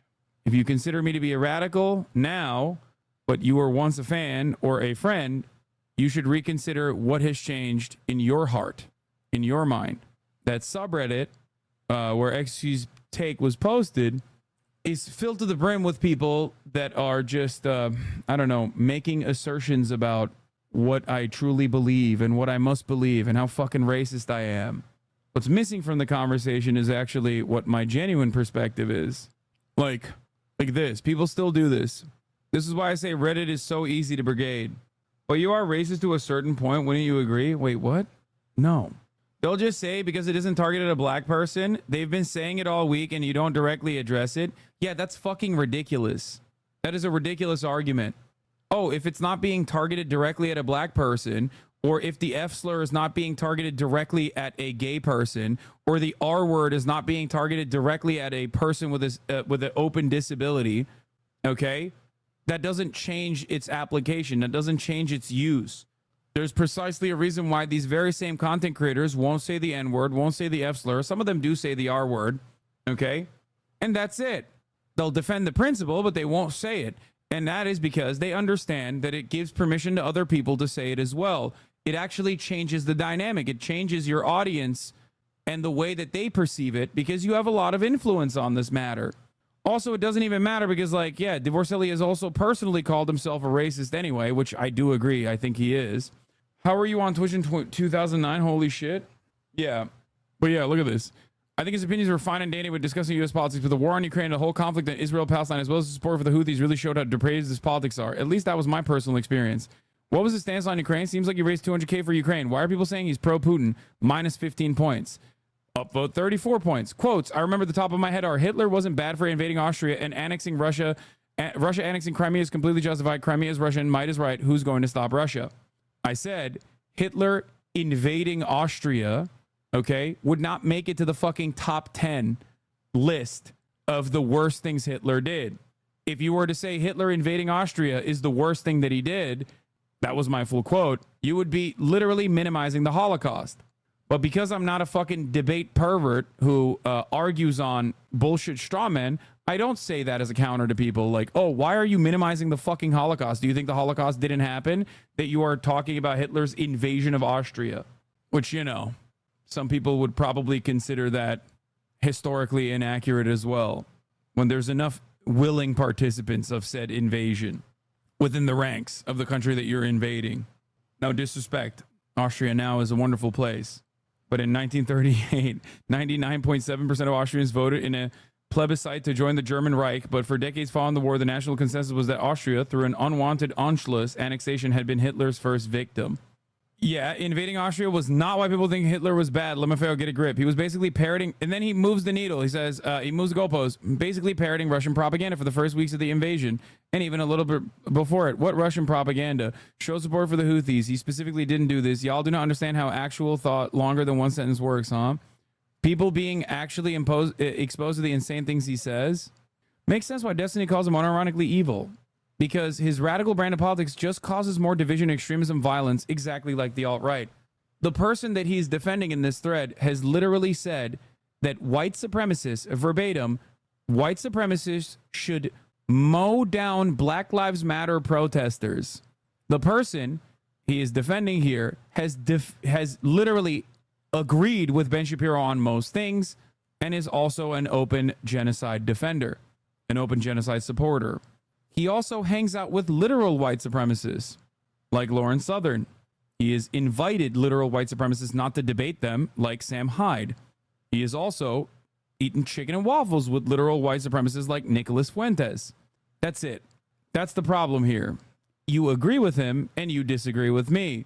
but you still want to maintain the position that you yourself are somehow progressive or a liberal, until, of course, your favorite content creator turns around and no longer wants to adopt the moniker of a liberal, in which case you will openly say you are whatever the fuck he says he is. That's it. Also, at the time, he banned a shit ton of people in his community because they were like, hey, what the fuck are you doing? This guy's a Nazi. And he said he wasn't a Nazi, but instead a Christian nationalist. Because at the time, he had a strategic partnership with him. You know? Yeah. Wasn't a fan of the early pre-Ukraine coverage, to be honest, but I'm not this brain broken. Yeah, there's also another healthy thing that you can do, which is disagree with a content creator without making it your fucking life's mission to join a community that is like cyber stalking him at any given moment, including right now. Yeah, then he got Nick on No Jumper and made him bigger than himself. One of the biggest useful idiots for the Nazi movement in America, modern Nazi movement in America. It's so funny because on X's Reddit, someone made a post calling you a tanky, and I know damn well X and his community don't know what that means. That Florida water is crazy.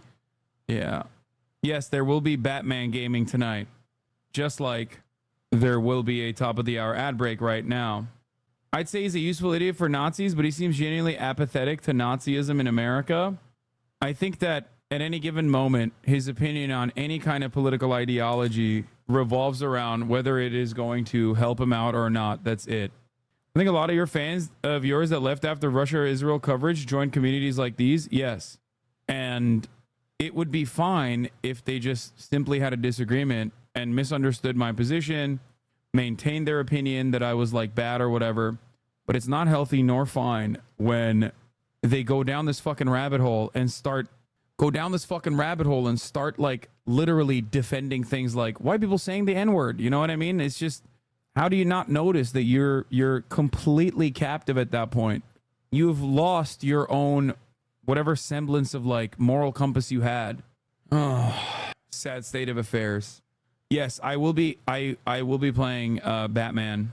What's insane about your position was pretty moderate about Ukraine. You just weren't sucking the State Department's dick. Yeah, it doesn't matter. What's funny is you make fun of anarchists and even disagree with you, yet I don't see most of them making it their life mission to hate you. Yes, because ultimately real anarchists are not fucking right-wing psychopaths. That's the major difference. The biggest disagreement that I have with other communities that spend a fucking insane amount of time being like, you're bad, you're wrong, you're bad, you're wrong, is literally that they just disagree with my worldview. But in a lot of the spaces that they operate in, they can't openly be antagonistic to certain qualities, certain values, certain things, and also maintain the liberalism veneer. So they have to run around and dance around the subject. It's the same principle behind why Tim Pool still maintains the posture that he's a fucking liberal sometimes. Okay? That's it. That's it. Recently, after the cheeseball drama, he started complaining that you talk about him too much. And if you stop bringing it up, everyone would just move on, neglecting to mention that you ignored him completely up till 6 months ago when he has been nonstop shitting on you for over 4 years now. Good. That means it's probably getting to him that I'm fucking, that every time I mention him, more people find out how much of a fucking toxic freak he is. And that's probably starting to hurt his feelings.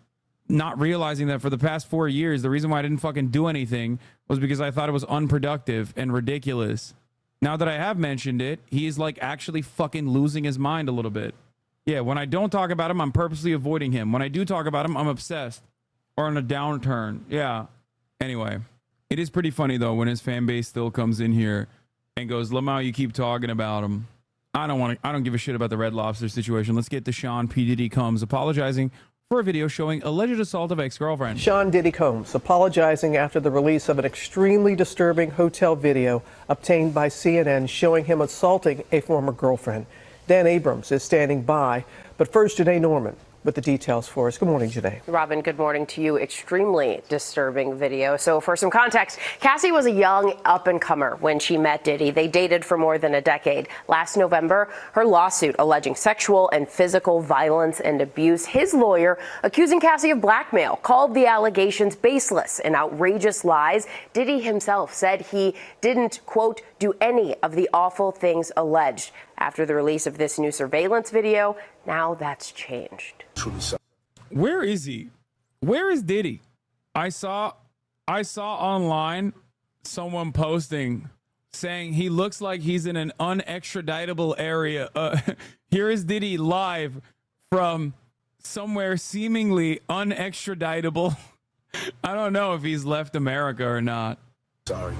This morning, music mogul Sean Diddy Combs is apologizing after the release of disturbing surveillance video appearing to show him physically attacking his then-girlfriend, singer Cassie, at a Los Angeles hotel back in 2016. I hit rock bottom, but I make no excuses. My behavior on that video is inexcusable. I take full responsibility for my actions in that video. In the footage exclusively obtained by CNN, the rapper and producer is seen with just a towel on, running after Cassandra Ventura, throwing her to the ground and kicking her twice before dragging her down to the hallway. The incident matching one of the allegations detailed in the civil lawsuit Ventura filed against Combs last November, stating that later he grabbed at her and then took glass vases in the hallway and threw them at her, causing glass to crash around them as she ran to the elevator to escape.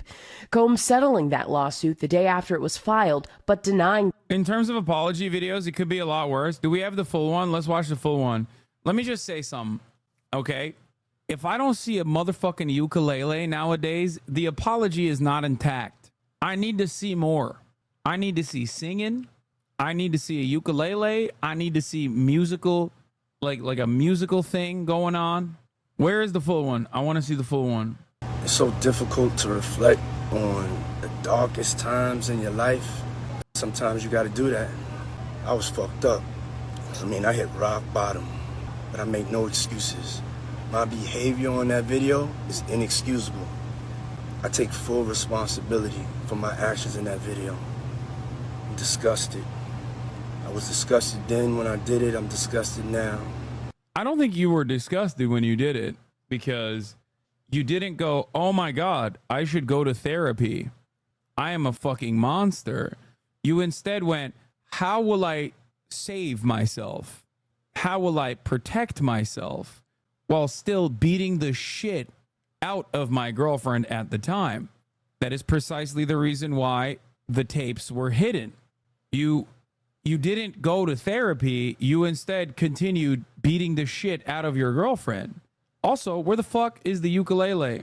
You also did claim that you didn't do any of the stuff in the court case. So, and that was like a couple months ago. So what the fuck do you mean? I was in rock bottom. I went and I sought out professional help. I had to go into therapy, go into rehab. I had to ask God for his mercy and grace.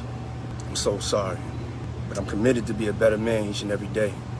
I'm not asking for forgiveness. I'm truly sorry. Dr. Umar claims that he's going to go the God route and become like a televangelist. And Dr. Umar is never wrong. Bullshit. There's absolutely nothing genuine about that apology Diddy just dropped. Even after Diddy settled Cassie's lawsuit, he was still denying the allegations and insisting folk were lying on his character. But now we're supposed to buy that he's been taking ownership over it. Yeah. Bullshit. About Diddy's apology to Cassie is that even after Diddy settled the lawsuit with her, he still put out a statement denying all the allegations, right? Like, how is he not in jail? It's called statute of limitations. It's also called being super fucking rich and powerful. It's also called making sure that your victim is a black woman. So in that case, justice will rarely ever get served anyway. He hit the full Monty, the R. Kelly, if you will. And that is precisely the combination of those three different fucking factors led him to not withstand any sort of legal scrutiny. You're like, oh, I'm sorry for this on this video. Like, are we going to talk about when you put out a whole statement about how lying on your character, like all these vicious lies to disparage you, meanwhile here you are in 4K doing this? So what are you talking about? Well, you so sorry, you working to be a better man. No, you're not working to be a better man, because just the other day, according to you, you were already a good man and everybody was lying on you and attacking your character. So what is this? What is this? The thing that's so full. Yeah, it's bullshit. Anyway, let's continue. The claims. Ventura's lawyers blasting Combs' apology, telling ABC News Combs' most recent statement is more about himself than the many people he's hurt, adding he was only compelled to apologize once his repeated denials were proven false, shows his pathetic desperation, and no one will be swayed by his disingenuous words. I gotta move on. The Los Angeles District Attorney announcing over the weekend that they are aware of the video but cannot prosecute prosecute the 54-year-old. Because the assault that we saw on video happened in 2016, the statute of limitation has passed. While Sean Combs can't face any state charges for what we saw in that video, a federal prosecutor could use it in a potential RICO charge or human trafficking charge. After winning the reality show I Want to Work for Diddy, Susie Siegel worked as Combs' assistant from 2008 to 2009 while he and Cassie were together. She says she saw no red flags, but isn't surprised after watching the video. And I had never seen him exhibit any behavior that would ever let me know that he was doing that. However, I had some feelings about who he was as a person. It was nothing overt. It's more just like the vibes were off with him. It was all about the business. People were just objects. This as Combs finds himself the subject of a federal human trafficking investigation. In March, Homeland Security simultaneously raiding his Los Angeles and Miami Beach homes, seizing multiple electronic devices. Ex-girlfriend Misa Hilton, with whom Combs shares a son, posting this video, edited and sped up, showing heavily armed agents moving into his LA estate. Combs' attorney calling the raids a, quote, witch hunt. No federal charges have been brought. Can't nobody take my pride. Can't nobody hold me down. The hip-hop star currently faces 4 separate civil lawsuits for alleged sexual misconduct and other illegal activity. He's denied all the claims made against him, but now says he sought professional help by entering therapy and going to rehab. I'm committed to be a better man each and every day. So many pointing out the timing of this apology from Diddy, but also really picking apart his words, saying that he never said Cassie's name or apologized directly to her. Robin. Many did notice that, Janae. Thank you. We're going to bring in our ABC News chief legal analyst Dan Abrams. Any way around the statute of limitations? No. As a technical state law matter, the statute of limitations is pretty clear. But as Brian was talking about in that piece there are potentially other ways this could come into play. Number one, it could come into play in... I saw a funny ass video the other day where someone said Diddy was the only black billionaire that we, the black community, didn't celebrate. I thought about that shit so hard, and I have never heard nor seen any other black person praise Diddy. It's actually very interesting. Like, there are people who defend R. Kelly. There are people who defend Chris Brown.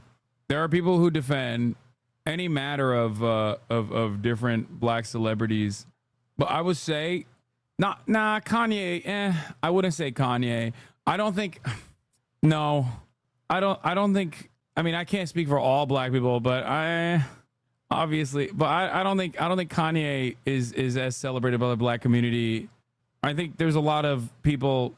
Kanye is definitely more controversial, I would say. Not as, you can't speak for any black people. Yeah, I'm talking about my friends and the people that I know in general. I feel like a lot of people that defend Kanye now are white. Maybe I'm wrong though. Yeah, I am white after all. But I do think that, like, after the Nazi stuff, like a lot of the Nazi Adolf Hitler shit, I think that a lot of people that like were defending Kanye are mostly just, I think you're wrong on that, maybe. But ultimately, I have actually never seen an open, out and about Diddy defender in the wild. Like, even long before this. I think part of it is because he's just bad at music. FD Signifier made a video about Kanye that said he's respected, but now it's just awkward. Hasan being white is his biggest blind spot, shaking my head. My dad won't stop defending Diddy and the fucking Fat Albert guy. Black conservatives love Kanye. Your dad defends Bill Cosby? What the fuck? Actually, I have seen that too, a little bit. In my experience, most of the Kanye West defense I see nowadays is mostly from white kids online, like white teenagers online. But I could be wrong. However, I've never seen anybody defend Diddy. That is actually true. In terms of other possible federal crimes. Number two, I think it is going to come into play psychologically for the investigators. Meaning, if you're talking about any sort of close case or close... Oh, yeah, the uncle take is they targeted Cosby because he was about to buy NBC. Yeah, that's the unk take. Yes. The unk take was that they're coming after like a black institution. That I remember that, yes. But once again, no such thing has ever been said for Diddy. call. They're going to go for it as a result of this. And finally, if he is convicted of anything, they could certainly use it in sentencing. Meaning if he was convicted in a federal crime, sentencing evaluates the totality of someone, right? So they could certainly use that at another point. Some people are asking, what about the hotel? Yeah, it's a good question, right? Is the hotel responsible anyway? They didn't report it. That's right. There is no criminal obligation to report a crime, right? If you see someone get killed, you're not obligated to report that someone got killed. But there certainly could have been civil liability, meaning if it's true that the hotel was paid $50,000 for that video, they certainly could be sued over that. But again, you have a statute of limitations problem now with regard to a possible civil lawsuit. Civil statute of limitations are often shorter than criminal ones. And now the current ownership says, hey, we don't own that hotel. That's not our hotel. So you have all sorts of layers here with regard to the hotel, but it's an interesting point. You mentioned the possible federal crimes. What impact there? I think both investigative and in terms of sentencing, right? Investigative in terms of possible crimes to lump it into if they have other evidence, right? That's still a big if. We don't know what they have. All we know is that they raided the home, that it was Homeland Security, but in just the fact that they went into the home tells you that they have something on the federal level. Is it? Bro, my Hotep uncle defended Kyrie and the only ones who defend them and Cosby are black conspiracy theorists. Okay, but like, have you seen the way Kyrie dribbles the ball? I'm just saying, because I'm a little bit like your Hotep uncle in the way that I'm about to defend Kyrie Irving. Dude, TikTok is fucked me up, dude. He's balling. Kyrie is fucking balling, dude. He really is. I'm just saying, dude, his handles are stupid. Okay? All I'm going to say is this. Mavs in 6? No. All I'm going to say is this, okay? It made me start questioning the efficacy of vaccines. I've been watching a lot of TikToks in slow motion of him bawling, and every time he shows up on my timeline, I immediately drop everything and drive to the fucking basketball courts and do like handling drills. And it has started to make me question whether the earth is truly a globe, a sphere, or not. It's just, I admire excellence, okay? So you are getting radicalized? Yeah. Ball is life, but earth is not ball. Thank you. That's what I'm saying. Kyrie handles prove Fauci wrong. See, and then I come back to reality because I think of Travis Kelce versus Aaron Rodgers, right? Aaron Rodgers, anti-vaxxer, didn't get the vaccine, immediately fucking took an L, okay? Busted. Can't play football. All he does is yap. Basically, functionally, he does the same thing that I do now. Like, he's in my world. You know what I mean? Like, I'm doing as much quarterbacking as Aaron Rodgers is at this point, right? And he's an anti-vaxxer. So then that kind of brings me back to reality about the vaccine situation. But then I see Kyrie Irving, slow motion, demonstrating excellence, poetry in motion, the ball handling. I've never seen ball handling like this. I've never seen such a beautiful shot. It's just like, and then I start thinking maybe vaccines are bad again. And then, of course, as you guys know, I strap on the Kyrie Irving anti-vaxxer 7s that I have, that I bought multiple different versions of at the time because I know that they were going to get discontinued, even though they're fucking phenomenal basketball shoes, one of which I gave to Nicewig, as a matter of fact. Anyway. Is it enough to charge? We'll see. What about the outstanding civil cases against him? Yeah, exactly. Good point, right? That's the one place where there's open questions. There are all these other civil lawsuits, and I promise you they will try. Come up on a minute remaining, and they're putting Curry in the pick and roll, trying to get him on Irving. Kyrie Irving's clutch three-pointer Cavaliers versus Warriors game, Game 7, June 19th, 2016 NBA Finals. Irving and Curry, one-on-one. Irving puts it up. It's good. You can't do that. You can't do that. Where's the defense? Where's the defense? You'll just get fucking... I mean, look at that. One-on-one. Irving puts it up. You don't know ball, lol? Yeah, okay. That was 15 years ago. He's washed now. Honestly, I don't think he's washed now. He's still a phenomenal ball handler.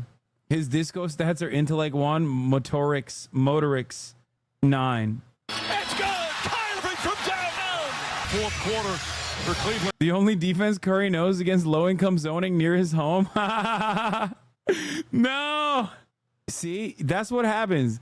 His defense was too busy calculating the curve of the earth. And that is a hang-up. Okay? When you have to carry that dumb bullshit your whole life, you're probably too busy thinking like, how does the ball bounce back up to my hand if the world is actually fucking spherical? You know what I mean? Meanwhile, Kyrie doesn't think about that sort of thing because he takes it for granted that the earth is flat. And therefore, that's the reason why he's got such great ball handling. Anyway, thank you. If you don't stop saying these words in which I don't understand, I will unsub. Don't talk shit about Kyrie. He winning this year. I don't give a fuck.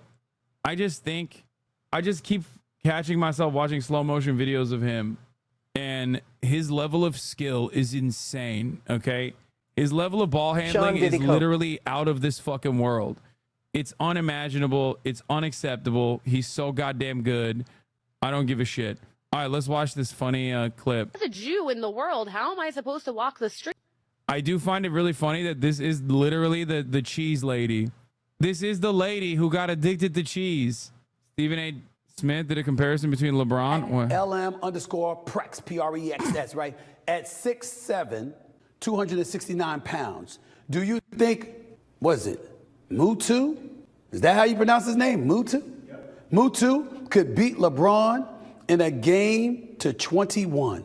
Mutu. 6'7", 269 pounds. One-on-one, right here, you know? Well, he's shorter than LeBron, but he weighs more, you know? Well, it says here, I don't know. Abilities, pressure, unnerved, hidden ability. All right, so he's got composure.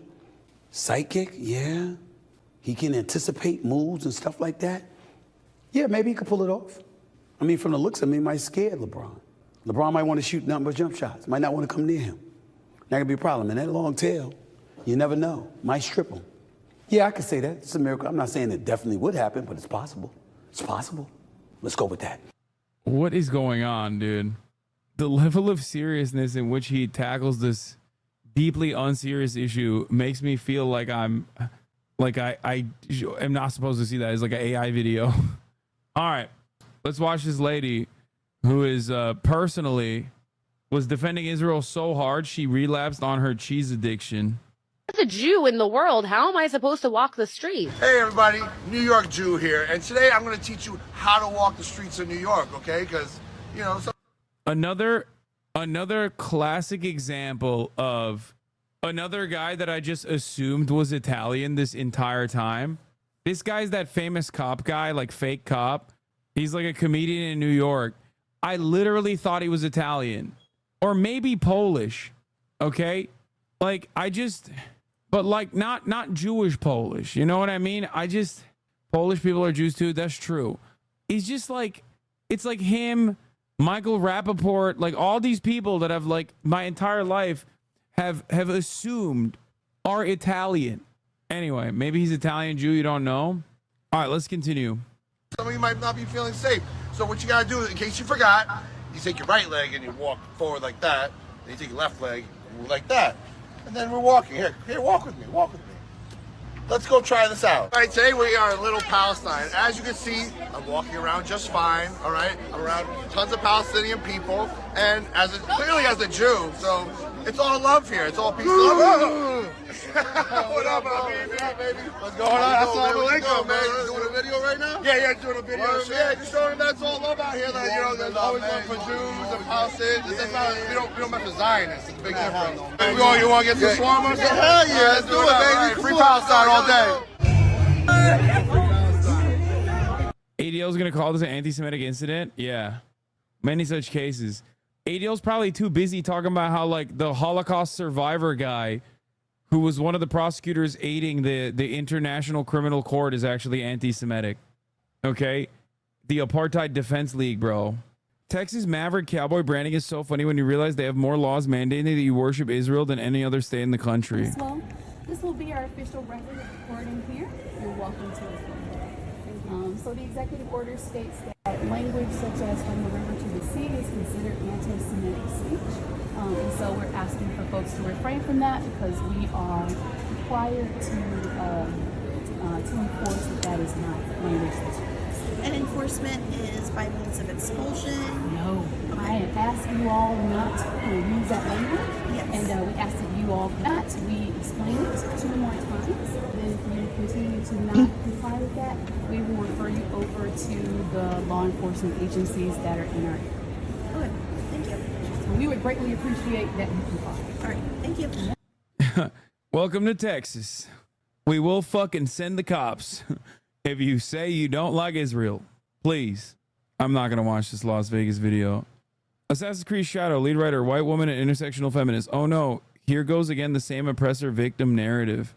As a charismatic samurai, Yasuke strike your foes with brutal precision and power, uses combat-oriented skills to attack, block, parry, and defeat your enemies, mastered a vast arsenal of weapons at your disposal, featuring a katana, kanabo, bows, naginata, and more to free Japan from its oppressors. At this point, they see oppressors and they get fucking triggered. It's so stupid. Oppressors in the Assassin's Creed game usually refers to the Templars you fight that control a lot of the governments in the game. Been like this is the first game you'd know if you actually played one, says Mudahar. Yeah, meanwhile, by the way, just the update on the Yasuke saga. The Assassin's Creed saga is the #1 game in Japan in pre-orders, which is fucking crazy. Best take Mudahar had in months. Yeah, just finally a good... Oops. Mudahar had such a good fucking take. That is a rare sight nowadays that I fucking ended the stream and restarted it on accident. Hates science. YouTuber Meat Candy got a shout out in the latest Simpsons episode. But he hates science. He's like me. He's into Meat Canyon videos and doing wrestling moves on the dog and pouring Red Bull on pancakes. Damn, that's pretty chill. I mean, Simpsons in 2024, but still. Can we watch another banger of an old anime movie soon? Yes. I really loved Metropolis. I thought it was sick. I hate that Discourse here has devolved so badly that I'm defending Assassin's Creed. I'm defending Assassin's Creed for two reasons. One, because I'll probably get sponsored by them as I have in the past. And two, I want this one to be good so fucking bad, dude, because come on, Assassin's Creed Japan, like I desperately want it to be like a return to the old school franchise. I want it so fucking bad, dude. I'm confused. I thought Hasan was gay. Okay, he's kind of gay. Wait, what? Oh yeah, I did my episode on Chris DiStefano's podcast, Native American style. So I am not, and I want to talk to you about this because I sit here and I don't know, like if I'm good or bad or what, but I basically, not into politics that much. I don't know much about it. My progressive friend told me about Hasan. I knew about Jenk on TYT, but I love the content here. Yes, I sat next to an Italian. Islam is the answer for Chris. You have to do that after, before you pray. You pray 5 times a day, and then you have to wash yourself. You have to wash like behind your ears. Okay. Bro, I don't know. There's so many rules. I don't. Let's do the Shahada. Okay, so here's how it goes, okay? You're going to say, Ashhadu an la. Ishhadu in la. Ilaha illallah. Ilah illallah. No. Ashhadu an la ilaha illallah. So, Ashhadu an la. Ashhadu in la. Ilaha illallah. Ilaha illallah. Wa ashhadu. Ashhadu. Anna Muhammadan. Anna Muhammadan. Rasulullah. Rasulullah. Okay, close enough. There you go, dude. Ashhadu an la ilaha illallah wa ashhadu anna Muhammadan Rasulullah. There it When is. you say that, that's it. You're going to Jannah.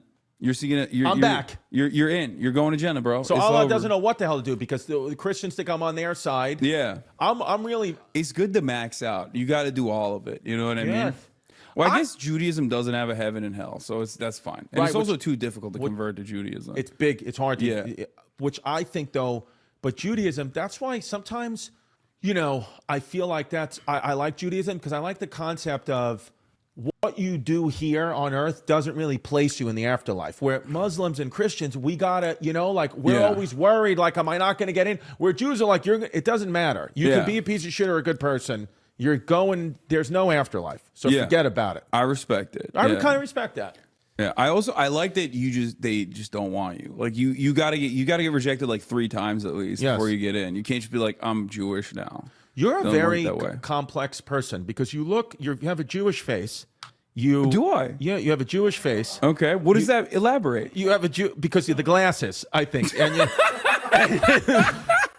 yeah, lean into that. and Go you're ahead. You're a handsome Jewish man. Uh-huh. But then you're Turkish. Mm-hmm. But then you also are wearing Catholic school shoes, and you're on the borderline of being gay, which is what us Catholics Yeah. are. We're right on the line. Yeah. We're as close to I work out. I always say, like, if you work out, you're gay. Like, the Yes. more you work out, the gayer you are. Thank you, because we've spoken about this. Thank you, because we are working out for each other. You Yeah. want to look good for me, and Yeah. I want to look good for you. Our women don't care. Yeah. They They're- don't care if you look like, they don't care. They want to be with you. 100%. 100%. I told this to Bradley Martin, and he was like shocked about it. I'm like, bro, you are the gayest. You own a gym. You are literally facilitating homosexuality.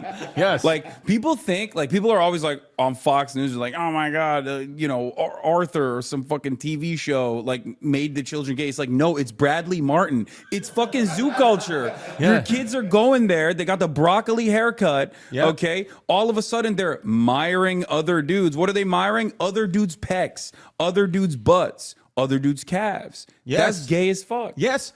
It is a very, very, very good point. Gyms are gay. Yeah. Gyms Yeah. are Roberts. I stare Yeah. at dudes at the gym more than women because I look at a dude at the gym and I'm like, man, how did he get those traps? Or like, how did he Yeah. get Yes. All my, when I was a kid, There you go. Sports make you gay confirmed. Oh, 100%. Someone's jealous they got outdone. Why do Hassan Piker and Chris have 9/11 in common? Oh, HasanAbi Productions is jealous. I told him to do that because he's the 9/11 comic. You jive so well with normies. Yeah, because the only I don't think you guys understand. I think the internet has like caused us to think, and myself included in certain instances, the internet has like broken us and caused us to think that, like, myself included, that I cannot just like socialize with normal people if there are no prior hangups whatsoever. Okay? And even I sometimes get lost in the sauce a little bit because of the most like antisocial fucking weirdos constantly chirping at me, and I forget that, like, no, around normal people, like, I'm going to, you know, be able to have a normal conversation with them. How'd you get your fits up so well in the past 1.5 years? I lost weight, and I started wearing my old shit again, and also that's it. Honestly, I just gave up during COVID. That's why everyone was fucking ripping on me, because I would wear the craziest shit, and I cut my hair. Your fits are good these days, but I sometimes miss the tie-dye tees.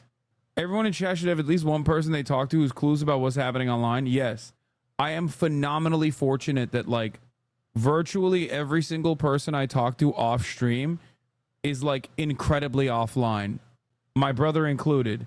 And they all, let me tell you, they fucking love this dude's podcast, okay?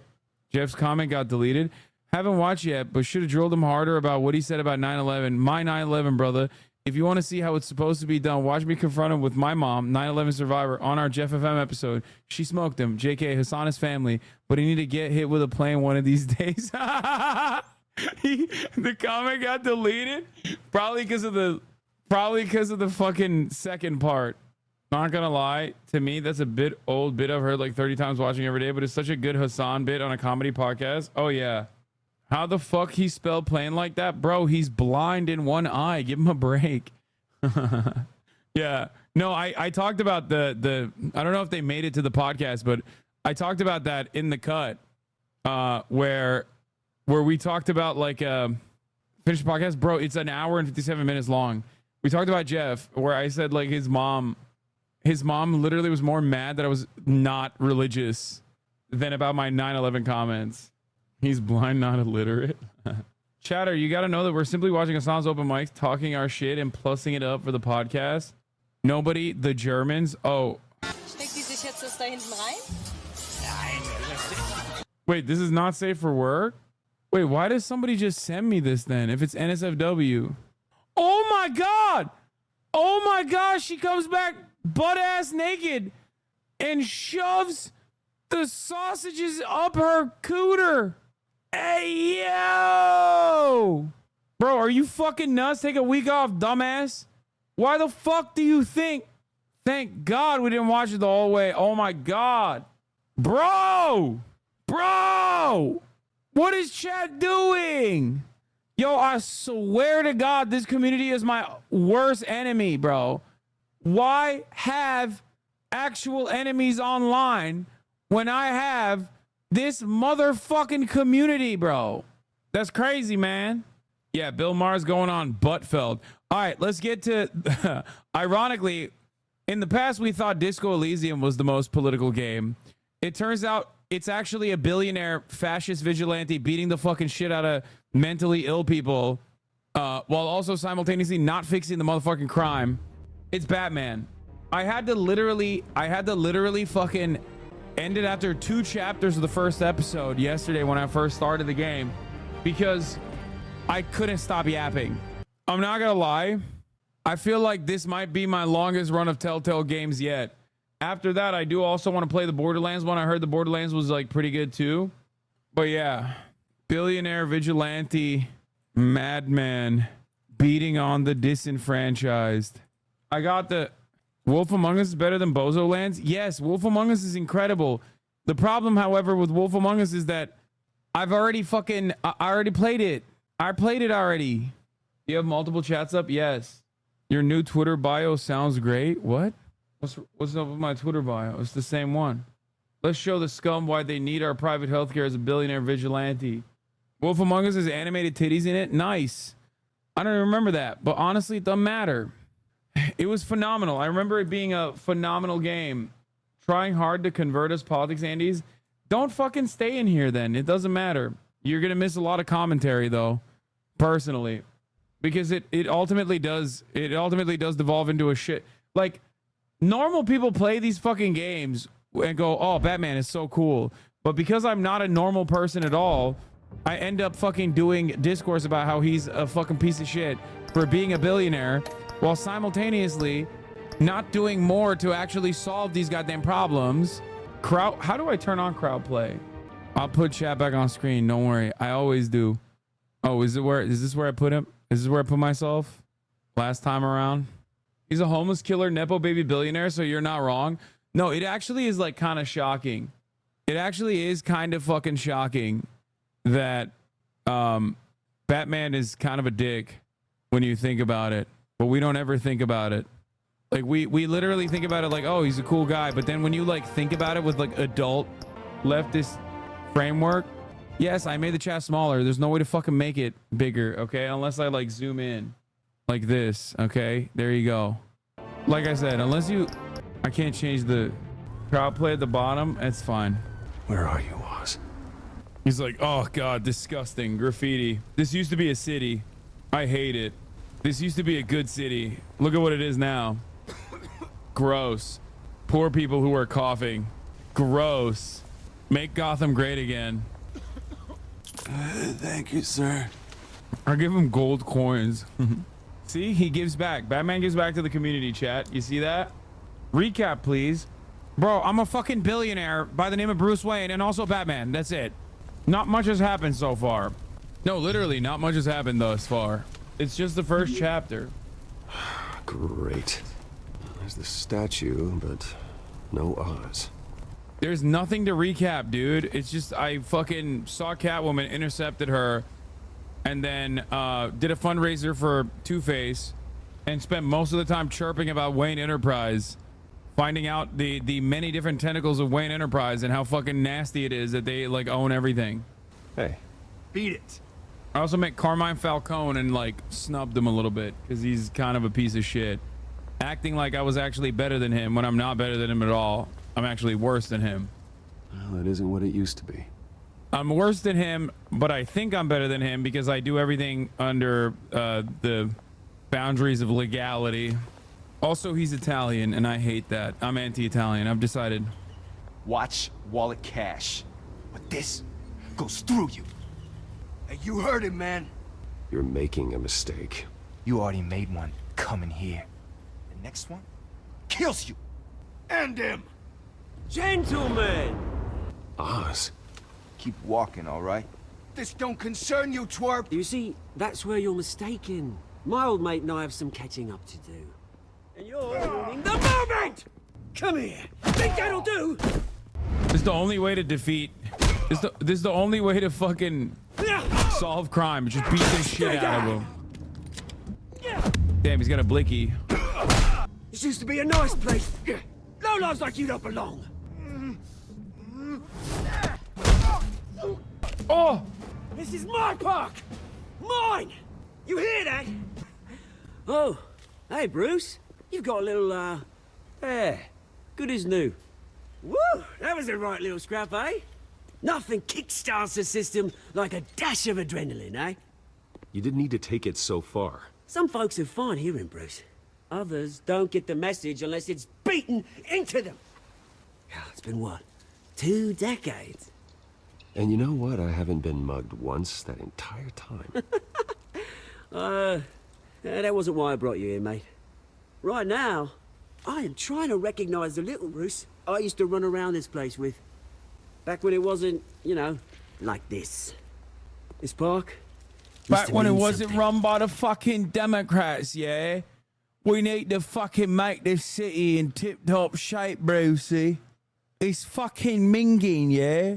A place that was safe for kids, for families. People came from all over to visit. Oh, Mum and Dad, they put so much work in here. It's a shame what happened. It was beautiful once. And now, it's a hellhole. Last thing my parents ever built. This city chews right through people. Like a Tuesday. Mum committed to Arkham. Dad ended it himself, he did. My family's fortune. There's nothing left, Bruce. I know. Alfred told me. It's funny, huh? Same place that ground my family to dust. Gave you the good life. Used to run in the same circles we did. Hobnobbing parties, round-the-world vacations, unlimited potential. My parents are gone too, Oz. I know, Bruce, I know. I'm sorry for it. But I have my own funerals to attend. Good to know you haven't changed, Bruce.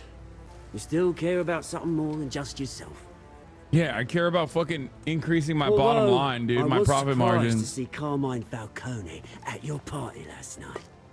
Made himself right at home. That oily... Falcone was an uninvited guest. That's it. I never want to see his face again. On that, we can agree in earnest.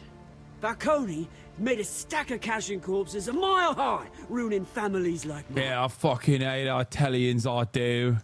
Fucking hell. Imagine fucking being Italian at the top of the hour at the HasanAbi broadcast, right? And you're sitting there, yeah, and you're fucking watching, and you don't even realise that there's a 3-minute ad break, yeah?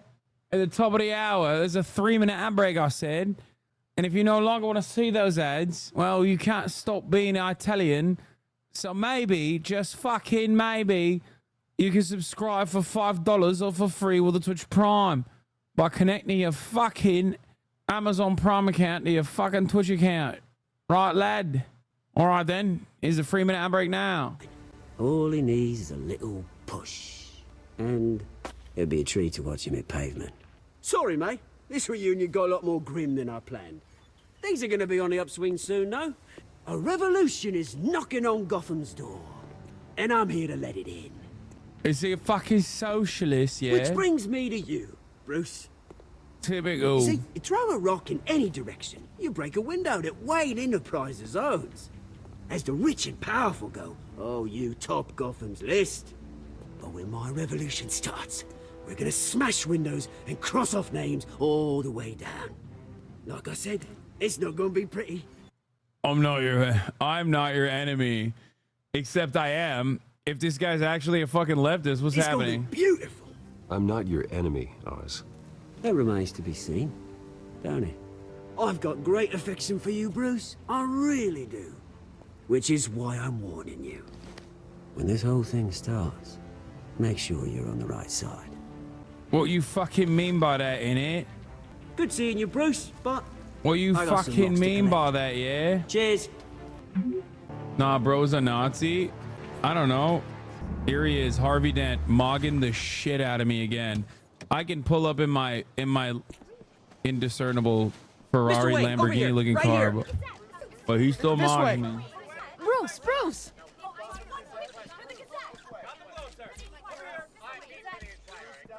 Good morning, everyone. Morning, Mr. Dent. Hey, Bruce, you mind if we swap cars? I mean, mine isn't fast and the paint's rusting off, but Boy, does she have charm. We didn't bring you all out here to discuss cars, honestly. Now, we're here about Arkham Asylum. Ever since it opened its doors, Arkham has been a breeding ground for the criminally insane. This is crazy. We're a billionaire working with a district attorney who's famously tough on crime, who we are pushing to be the fucking mayor, who's literally in the process of building an insane asylum for the criminally mentally ill. You are the reason why I do not play Disco Elysium. You don't come in here when I'm playing. And when I'm playing another game, you come in here and fucking complain that I'm not playing Disco Elysium. You are nowhere to be found when Disco Elysium is being played. It's okay. We've moved on. This is a fun game. Its methods for rehabilitation, crude. Its security, lacking. And worse still, those who do get out, or God forbid escape, are even more dangerous than before they went in. Arkham Asylum is a cancer on Gotham. But today, with a sizable contribution from this man here, we break ground on a state-of-the-art mental health care facility. One that will improve the well-being of Gotham and its citizens for years to come. Now, Mr. Wayne has a few words he'd like to say. Bruce? My parents loved Gotham. They invested their blood, sweat, and tears in this city. You know, when I was... Bro, this dude loves chirping about his dead family. Holy shit. I always assumed... I mean, I always like... I guess when I was younger, I just didn't really realize... I didn't really realize how much he fucking trauma dumps about his dead parents. But god damn, he just fucking constantly... 9 years old, my parents took me to see a movie about a hero in a mask. It was a hero who stood up to oppression and defended the people from injustice, no matter the cost. That night, my parents paid the ultimate cost defending me from a man who needed the kind of help this new facility will provide. Let us honor their memory with this new facility, in the hope that a night like that never happens again. Today, on the I mean, it is kind of weird when you're like literally like a 40-year-old man and you're still talking about how you were orphaned. You know what I mean? At that point, you're so far removed from your childhood that it is kind of crazy. Like, it's been 30 years, man. You're literally a fucking billionaire. What the fuck? Anniversary of that fateful night, we dedicate this facility to Thomas and Martha Wayne and usher in a new era of healing for Gotham. Chatters are saying he's 26. Okay. He has been without his parents for longer than he has been with his parents. At this point, he has lived more of his life, approximately 1.5 times more of his life without his parents, bro. At some point, he must have, you know, gotten over it a little bit. Chatter is lying. He's 29 in season 1. Bad take. People never let shit go. Bro, it's just unhealthy. It is literally unhealthy. It's so unhealthy. If you're 29 years old and you're still constantly talking about how your parents were killed, like, that's crazy. I'm sure you all have plenty of questions about the new hospital, so let's open it up. You My first, man Ms. Vale. does not Thank you. deal with trauma well at With all. the opening of this new hospital, what does this mean for Arkham Asylum? What happens to the old building? I think Arkham has only done harm to Gotham. It's made criminals more unstable, put our citizens in jeopardy. We can do better. All right, who's up next? You there. Mr. Wayne, Julia Remark of the Tribune. My sources say you welcomed alleged mob boss Carmine Falcone into your home. You and Mr. Dent even spoke with him behind closed doors. I don't make friends with gangsters. He was an unwelcome guest. That's all. Next question, please. I'm Please just keep your chirping at questions on Falcone. topic, people. We're here about the hospital, remember? GCPD But Mr. Wayne, is this here? morning the Globe received evidence of an offshore bank account managed by Carmine Falcone and your father, Thomas Wayne. What exactly are you implying? Transactions connected to organized crime going back years and continuing to this day. Damn, dude, the feds did a sweep. Yo! It turns out Falcone was all up in my business, bro. Oh, hell no, dude. paper trail ties your family directly to the mob. Care to comment? And did anyone else receive this evidence? The Globe, the Gazette, we all did. Mr. Wayne, is all your money dirty? Is the Wayne family legacy built on lies? Did you know about this, Bruce? How long has your family been dealing with Falcone? Could the allegations be true? What aren't you telling us? Does the mob sign Wayne Enterprises paychecks? I think you should check your source. Sounds to me like an intern is finally putting their creative writing minor to good use. Oh God, I am so out of touch. I'm such an out of touch billionaire. I'm such an out of touch billionaire, dude. Oh my God. Oh, I bet it was a they them writer. Am I right? Like typical fucking old ass billionaire bullshit. Oh my God. I mean, it's at least it's real. Mr. Wayne! How long has your family been dealing with Falcone? Could the allegations be true? Did you know about this, Bruce? What aren't you telling us? I'm sorry about this, Bruce. I don't know where the hell it's coming from. Damage control's my territory. We'll talk later. Everyone, please settle down. I'll be fielding your questions from here on out. Please, let's try to keep this civilized. Bruce, I've been trying to reach you. The police are inside the manor. Bro, imagine a world where the police can just like raid a billionaire's house like that. Get the fuck out of here, dude. No shot, okay? Or even the media.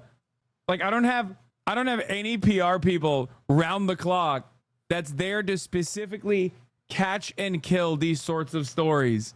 I'm a billionaire. Of course I have illicit dealings. That's how I made $1 billion. Okay? And I have an entire fucking corporation full of some of the best PR managers. We're talking like people that have worked with Jeffrey Epstein and shit and doing PR for him personally so that he could attend all of the parties. Like, as a billionaire, you know you got motherfuckers like that on the payroll. Okay? Like 1,000,000 times over. Like, I wouldn't be able to catch and kill those fucking stories before they made its way to like some bullshit dish rag propaganda paper. Yeah, I would have the Dershon speed dial. Yeah, and they're fucking up my house and raiding it. Careful. Put it back. I'm afraid we can't, Mr. Wayne. Says who? This warrant. It's not personal. I understand. You're just doing your job, Lieutenant. It's crazy that like even Gordo is like fucking mogging me, by the way. I am so bitch made until I put the cape on. Nobody liked me until I put the mask on. You know what I mean? And that's what the mask is. That's the point of the mask is. When you think about it, actually. Trying to. It's hard to be a cop in this city. Every battle's uphill in the rain with skates on. Alfred, keep an eye on them. Make sure they only take what they have to. Of course, sir. I meant what I said about not personal. We only want files related to Wayne Enterprises. The warrant covers your place, places of residence, and any companies you own. Your holdings are extensive. And what do you expect to find? It's for our analysts back at the precinct to figure out. I can't comment. It's a valid warrant. I gotta serve it. Mayor... I don't think a local police department would deal with this. Like, can you imagine? Like, a local police department's forensics laboratory dealing with, like, an international syndicate. This is FBI shit. This is not NYPD, okay? It's ridiculous. Hill signed off on this himself. As long as he's mayor, he calls the shots. Well, Hill has a history of making his opposition disappear. Rumors and allegations, Mr. Wayne, that's all. But if they become fact, I'll handcuff him myself, same as any other crook. I don't know how your neck ended up on Mayor Hill's shopping block, but here we are. Hill knows if I go down, Harvey's campaign goes down too. That'd be a real shame. Mr. Dent's the only DA I ever trusted to make a conviction stick. Yeah, he's not like those pussy-ass woke DAs, you know, like Larry Krasner. Philadelphia's far worse with him around. You know how many teenagers we bust up for fare evasion? Only to have these woke DAs refuse to prosecute, so we have to let them back onto the street to continue doing fare evasion? Bullshit. As mayor, I think he can finally turn things around for us. For all our sakes, I pray you've got nothing to hide. Yeah, Harvey Dent ain't no DEI DA. He's a good one. He's a white guy, not woke. Oh, here we go. Oh, look at me. Oh, hey guys. Stay back. Hey guys, I don't know if you know this, but I'm an orphan, by the way. Hey, what's up? Hey, what's up? I'm an orphan, by the way. Hey guys, I don't know if I told you guys, but my parents got killed. Take whatever you want. You don't have to do this. Bruce. Bruce. Bruce? Why is this sexy ass didn't mean to journalist in my interrupt, house? It's not a problem, really. Ah, Bruce. First the mayor's office, now Wayne Manor. Gotham continues its streak of break-ins. Yeah, really going for the record, huh? Listen, Bruce. A scandal surrounding a beloved family like yours captures the public's attention. I can help you get the right kind of attention. Oh my God. Through my connections at the Gazette, I have all kinds of access. What's your angle? Not all reporters just want a headline. Some of us are old-fashioned. I still want the truth. Oh my God, you came in here saying you're gonna do good PR for me, a puff piece. I don't trust you as far as I can throw you, unless I can throw you onto my bed. Sexo run, unlocked, let's go. The Gazette received this supposed evidence like every other media outlet, and it's all hearsay. Flimsy sources. There isn't a shred of hard proof. Still, allegations like this, they don't magically appear. Someone is going after my family, after me. Obviously, the sender didn't identify themselves. We have no idea who it could be. I mean, no one's even done their due diligence on this yet. The press saw the fumble, they grabbed the ball and ran. Hill wants me out of the picture because with my backing, Harvey wins in a landslide. All signs point to Hill. You're a kingmaker, Mr. Wayne. And Harvey Dent is Gotham's knight in shining armor just waiting for the crown. You're the first target on Hill's list. Typical non-antagonistic media experience with a billionaire. Oh, I'm one of the top journalists in the fucking state. Let me do PR for you in the midst of a massive corruption scandal that is unfolding right before our fucking eyes. Not even remotely curious about the truth. Immediately he's like, oh yeah, this is bad evidence. Yeah, let me blow bubbles on it. By tonight, this scandal will be broadcast to Maggie every screen Haberman in ass Gotham. bullshit. Everyone will be talking about it. This isn't my first pass through the rumor mill. I know the damage it can do. Then go on the record. Yeah, he's talking about how when he first bought a house and they doxed him and everyone was like, damn, bro, fucking supposed Cape Crusader, by the way, owns a house. Okay, the fuck? Right here, right now, and stop it. You need to get out ahead of this. Your side is what matters, not wild speculation. On the record, then. Whenever you're ready. Whoever fabricated these lies about my family, they will get what they deserve. Understood? That's exactly what the people of Gotham need to hear. This is gonna look so bad. I don't give a fuck. Fake news. That's all I got. You're gonna beat this, Bruce. The Waynes always When she says you're gonna beat this, she means, you know what she means. come out on top. Goodbye, Miss Vale. The Waynes always come out on top. Okay, come on now. Sexo. I hate to admit it, but everyone smells smoke. A fire is heading this way. Batman has made plenty of enemies, but my family? We've done nothing but support Gotham, even in its darkest days. Yeah, why won't these fucking people adore me further? I'm a billionaire, goddammit. Yeah, why won't these fucking people support me like I supported Gotham when I literally have a singular monopoly on every fucking industry in Gotham, from healthcare to electronics to e-commerce to entertainment? These fucking peasants don't know who the fuck I am. Yes. On the anniversary of your parents. It's not a coincidence. Harvey's the district attorney. He should have told me this was coming. Then find out why he didn't. Again, oh, it's on the anniversary of your parents. Classic. A warrant? What the hell's going on? Wait, does this have to do with what the reporters were talking about this morning? Yeah, someone's coming after me. Let's avoid making another scene, shall we? The press is already up my ass as it is. Mayor Hill authorized this? Yeah, then the cops raid my house, taking everything related to Wayne Enterprises. Computers, hard drives, files. Oh, son of a bitch. You're the goddamn DA, Harvey. I didn't know about this. I swear. I would never trust a DA that's this yacked, by the way. It's like, bro, hit the books, okay? Instead of hitting the gym. The fuck are you doing, bro? He's just too hot to be a DA. He's too yacked. It's like, have you decriminalized steroids? Because it seems like you're taking quite a few, you know? Hill totally blindsided me on this one. God damn it. Okay, I believe you, Harvey. Mayor Hill's trying to screw us both over with this move. And then he's made 2 enemies. I just don't get it. Why would Hill stick his neck out over this? Just to tangle you up in some frivolous investigation? It just doesn't make sense. I mean, what could he possibly hope to accomplish other than a few cheap headlines? Do you think Falcone could be behind it? He didn't seem too thrilled after the fundraiser. Oh, God, what a mess. Bruce, I wish I could just make this go away, but I'm not sure if I can.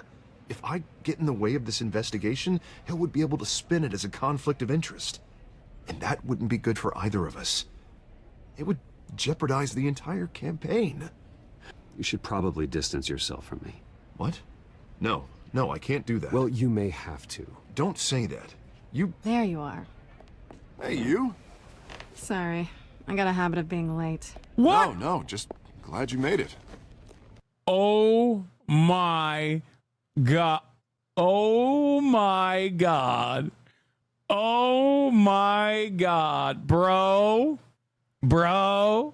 When I saw her with a black eye, I thought like, oh my God, you know, Harvey Dent has an abuse problem, only to realize that that's Catwoman, bro. You didn't tell me you were bringing a friend to dinner. This is Selena. I hope I'm not interrupting anything. Just election nonsense. I'm Bruce Wayne. So you are. Pleasure to meet you, Miss... Kyle, it's a strong grip you've got there. Oh shit. Yo, he's a horny. My boy is starving, dude. He literally gripped it. He's like, it's been long since I felt the touch of a woman. Oh God. Hey, I'm not gonna fall. Oh, right, sorry. Selena's new to town.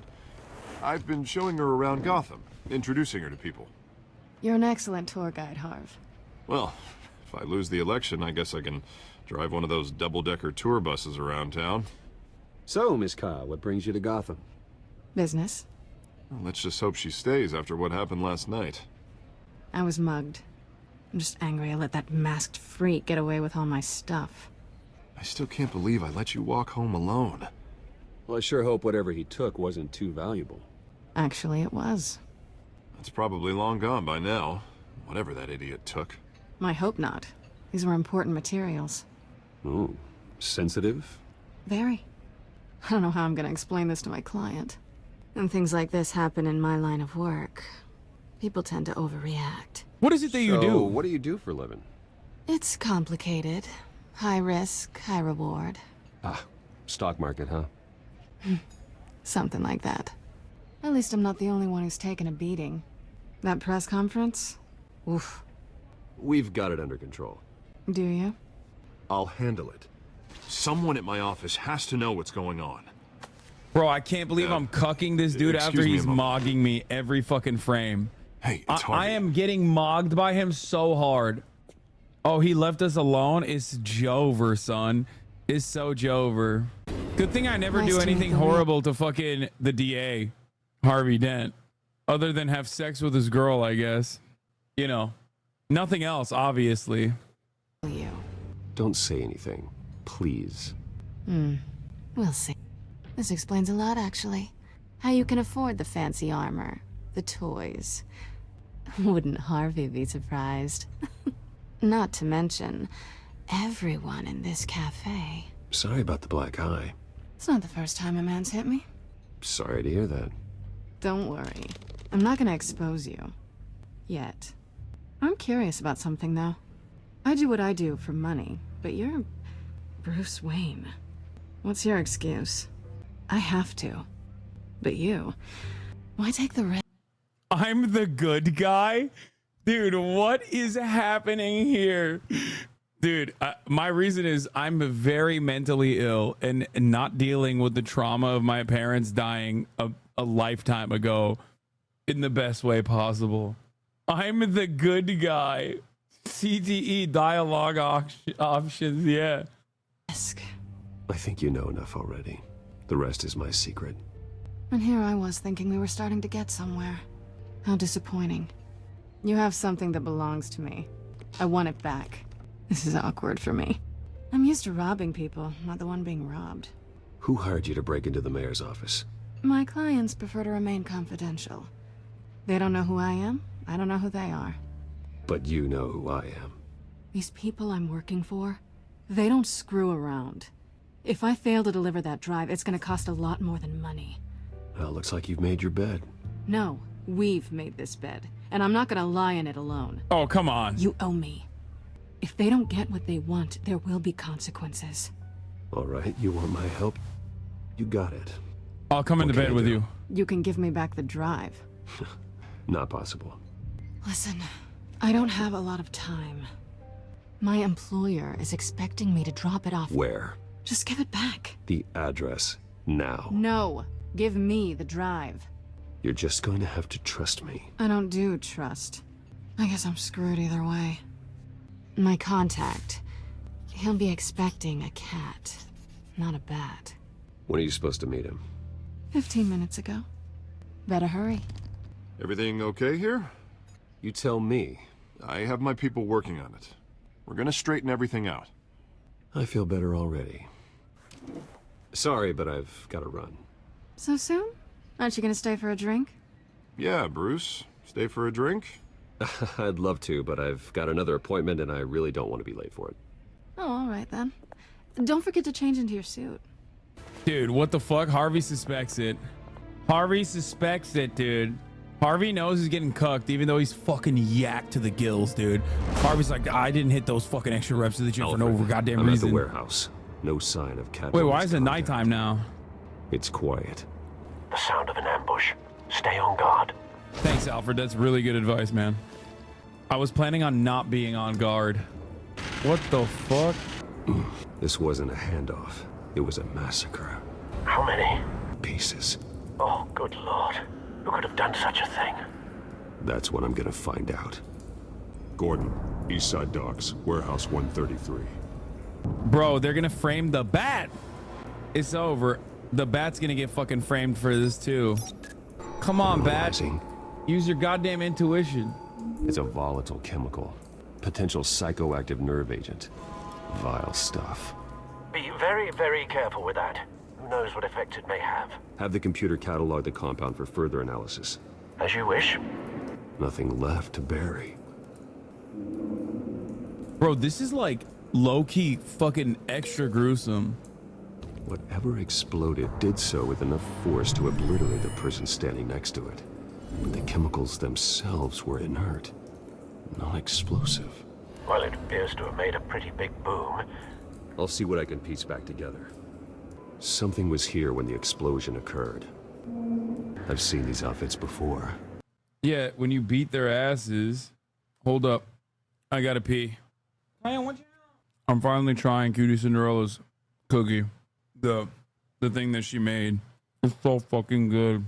Scotcheroo is fire. Same mercs that broke into City Hall. The canister exploded, sending shrapnel right through the container door. For once, I'm glad you arrived after the heist. Your armor wouldn't have protected you against that. White Rose. Falcone's calling card. He's been busy as of late. Send the drones hunting. I want to know his every move. Good thinking, sir. You know he uses those drones for Israel. He sells those drones to Israel. Bad? Face slashed. Throat torn open. So, not natural causes then. Skylight Club. The burnt cop is crazy. This is extra gruesome, bro. This man's been badly burned, but the damage seems to originate from inside his skull. What did this? What the fuck? What? Oh. Sensors say it's an incendiary round. Phosphorus residue. This could have superheated the contents of the canister. Causing the aforementioned boom.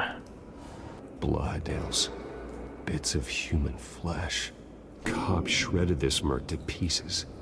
Bare-handed. God, what would cause someone to do that? The nerve agent could make them psychotic. He got fentanyl on him. Someone drove off after the explosion. How do I connect the incendiary bullet, though? Canisters were stored here. Canisters of what? Fentanyl. This fucking cop kryptonite, son. It's a cop. The force grows thinner every day. Phenomenal deductive reasoning skills, Batman.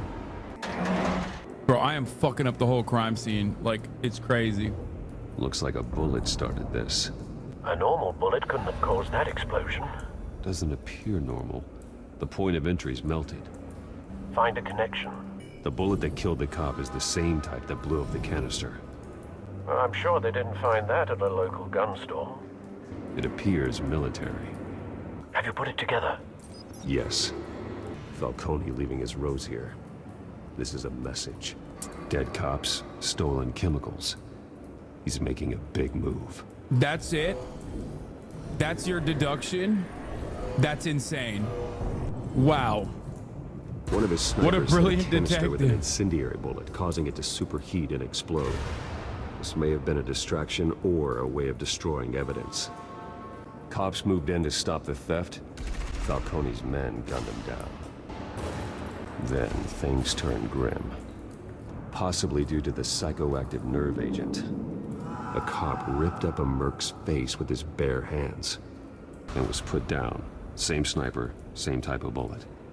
Looks like Falcone's men got what they wanted and escaped. Have you located the shooter? No, but based on two impact trajectories, the canister and the dead cop, the shooter could only have a clear shot from there,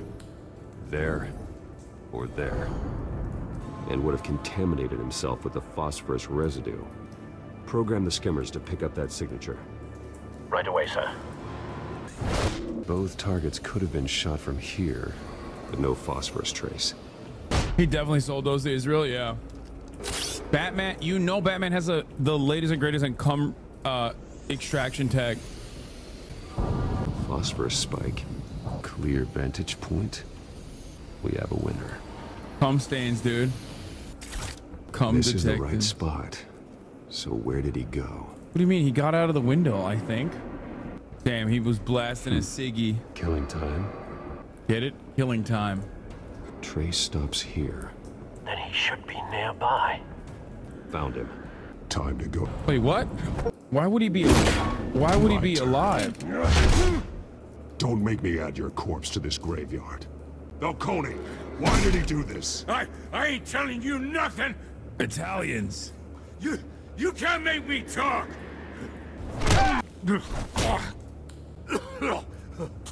I ain't telling you jack.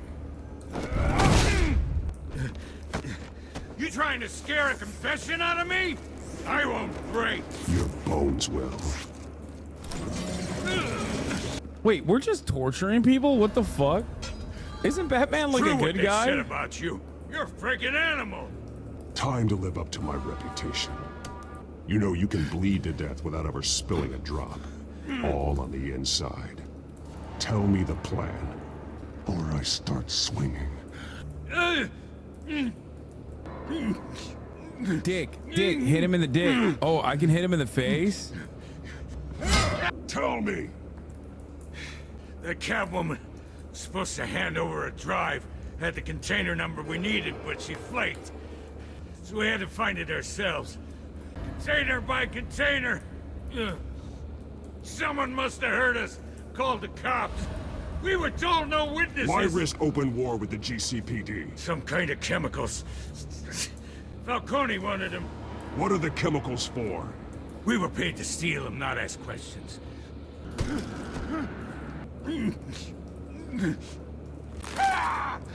I start here and keep breaking until you answer. The chemicals! There's some kind of explosive!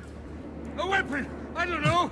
Falcone said he'd use them soon. Used where? That's all I know! No wonder people think that torture works, bro.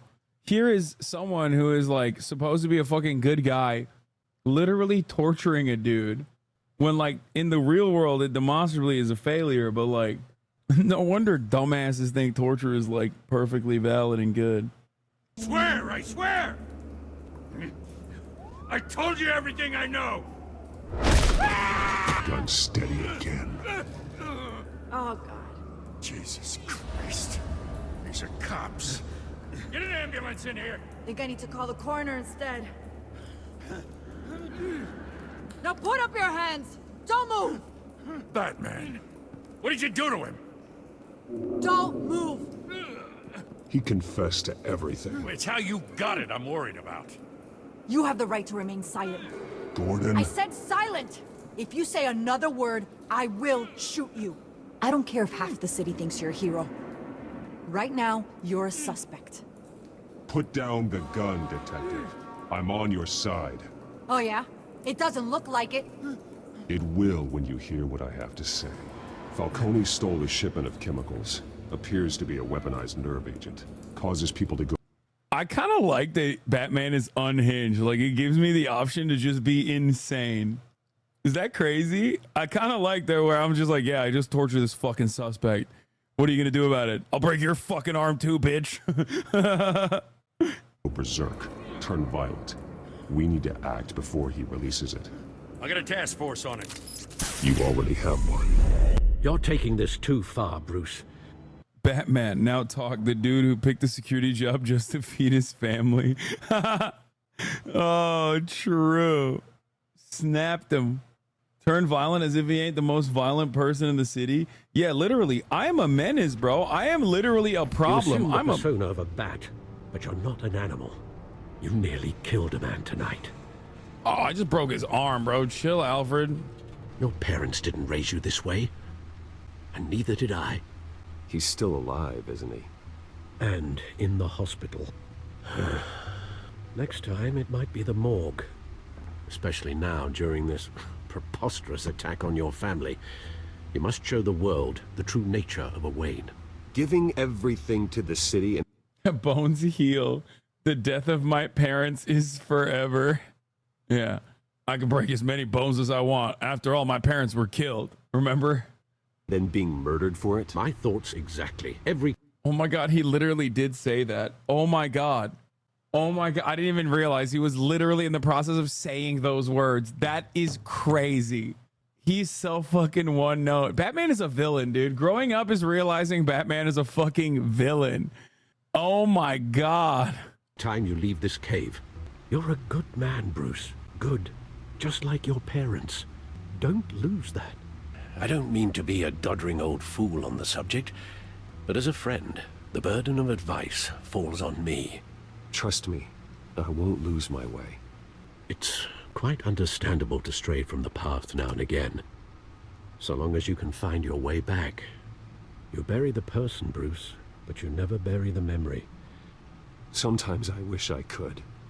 That night, that alleyway, it made me who I am. I can't get it out of my head. That is your gift and your curse. Being Batman can allow you to turn back. Okay, how many times are we going to talk about his fucking dead parents, dude? Seriously. No, there's got to be a limitation.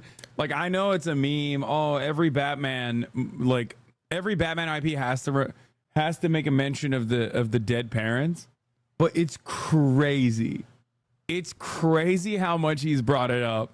This is literally chapter 5 of the first episode of this season, and he has brought it up like every 30 to 40 seconds, which is, I don't know what the fuck's going on there. You know what I mean? Like the tide of treachery that's reached this city's shores, or drown you in its sorrow. When you doubt your fate, remember why you started all this. Remember that boy in the alley. Tear them up? Forget. Neither will I. Why is that an option? Well, back into the fray again. Batman is fascist par excellence. He disregards constitutional rights entirely, chooses might over right, and rules extrajudiciously through violence. The Waynes... Wait. Corruption rumors tarnish Wayne family legacy. The Waynes have long been considered one of Gotham's most respected families, but new allegations have tied family patriarch Dr. Thomas Wayne to his wife Martha to the illegal business dealings of the Falcone crime family. It's true if possible, blah, blah, blah. That would be a blow to heir Bruce Wayne. While there's been no comment on the allegations from Wayne, he did hold a private meeting with the Falcone crime family. Batman tangles with mass crook atop City Hall. Wait, where the fuck's where's the article that my girlfriend wrote? This ain't it, is it? No, this is Julia Martens. Well, looks like that egg finally cracked. And inside, Mayor Hill was hiding more than I could have imagined. I'm glad you're covering this. This is a complete manifest The Wayne of family Carmine Falcone's corruption? criminal organization. What in the world was Hill doing with all this? Illegal arms dealing, drug running, mob hits, money laundering? Falcone's been involved in everything. You see Dad's name on any of these documents? I'll run a search, but so far I don't. This is it, Alfred. With this proof, we can finally knock out Falcone's organization. Where would we possibly begin to dismantle it? This is a police matter. There's only one cop we can trust to handle this evidence correctly. Lieutenant Gordon. He could mobilize the entire police force against Falcone. What about that reporter from the Gazette? Vicky. Yes, Miss Vale. She could release this evidence through proper channels. Now you're I suppose it thinking, comes down Alfred. to who you want to help most. Or who you think could do the most good. Oh my God. I want Vicky because I'm thinking with my PP. But I feel like James Gordo. Gordo is probably going to be the right option. Okay, Sexo Vicky run. showed Sexo faith run. in me. She cares about the truth. She'll get the story out the way. We're sex maxing. We're sex maxing. Wise decision, sir. We'll attack Falcone on two fronts tonight. Vicky through the media, and Batman... By any means necessary. Whatever Falcone is planning, it ends tonight.